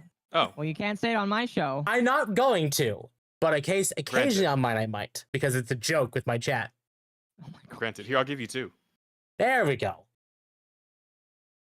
All right, chat. Who are we rating tonight? Oh man. Mizu is live. Bonnie's live. If Mizu's just streaming, go to him. Yeah. Okay, so we're rating Mizu. Yeah, Mizu's doing that new game. Before right? I leave, What's it though, called again? Yes, I need to read my supas. So if you're gonna bounce them, I'm just gonna start reading these. If that's okay. I will wait. I will stay here. Read the supas. All right, let me read some of these that I did not get to read from the last stream. Of course. Mercenary for 2. Amy legit scares me. I can't stand her.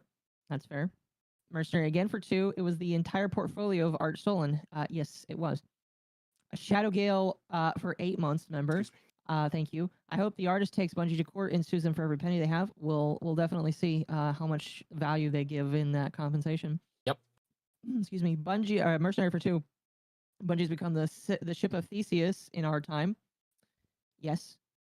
Wolfsbane for 5, it's bad when Activision Blizzard tells you to hold back on the greed. Bungie is a husk of its former self and has squandered everything. I agree.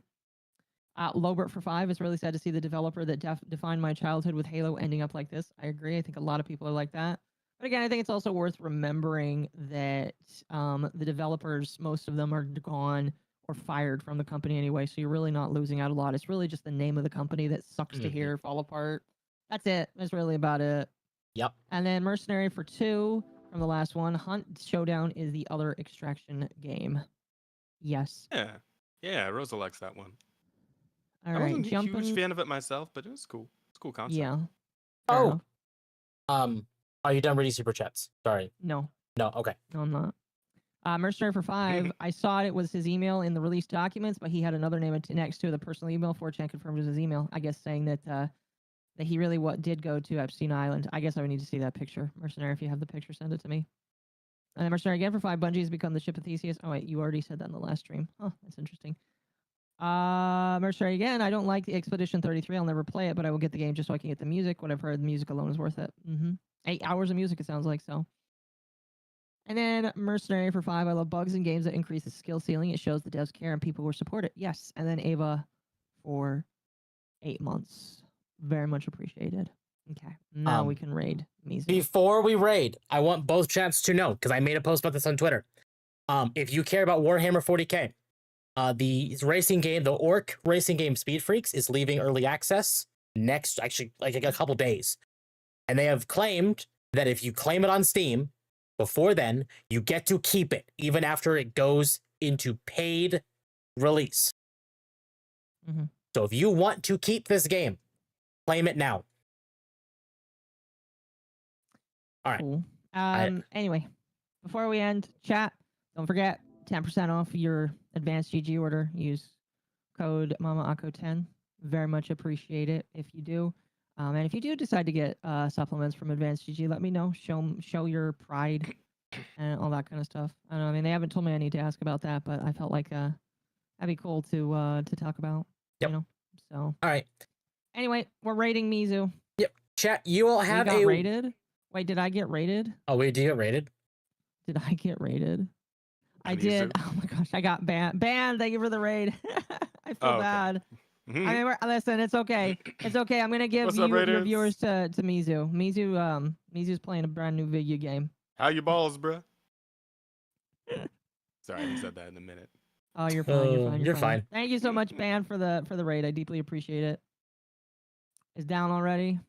Yeah. Anyway, chat. Thank you so much for being here. You guys are fantastic. Go say hi to Mizu. Go give Mizu some love, chat. Yeah, give Mizu the love. Give Mizu the love. See you later. Bye, chat.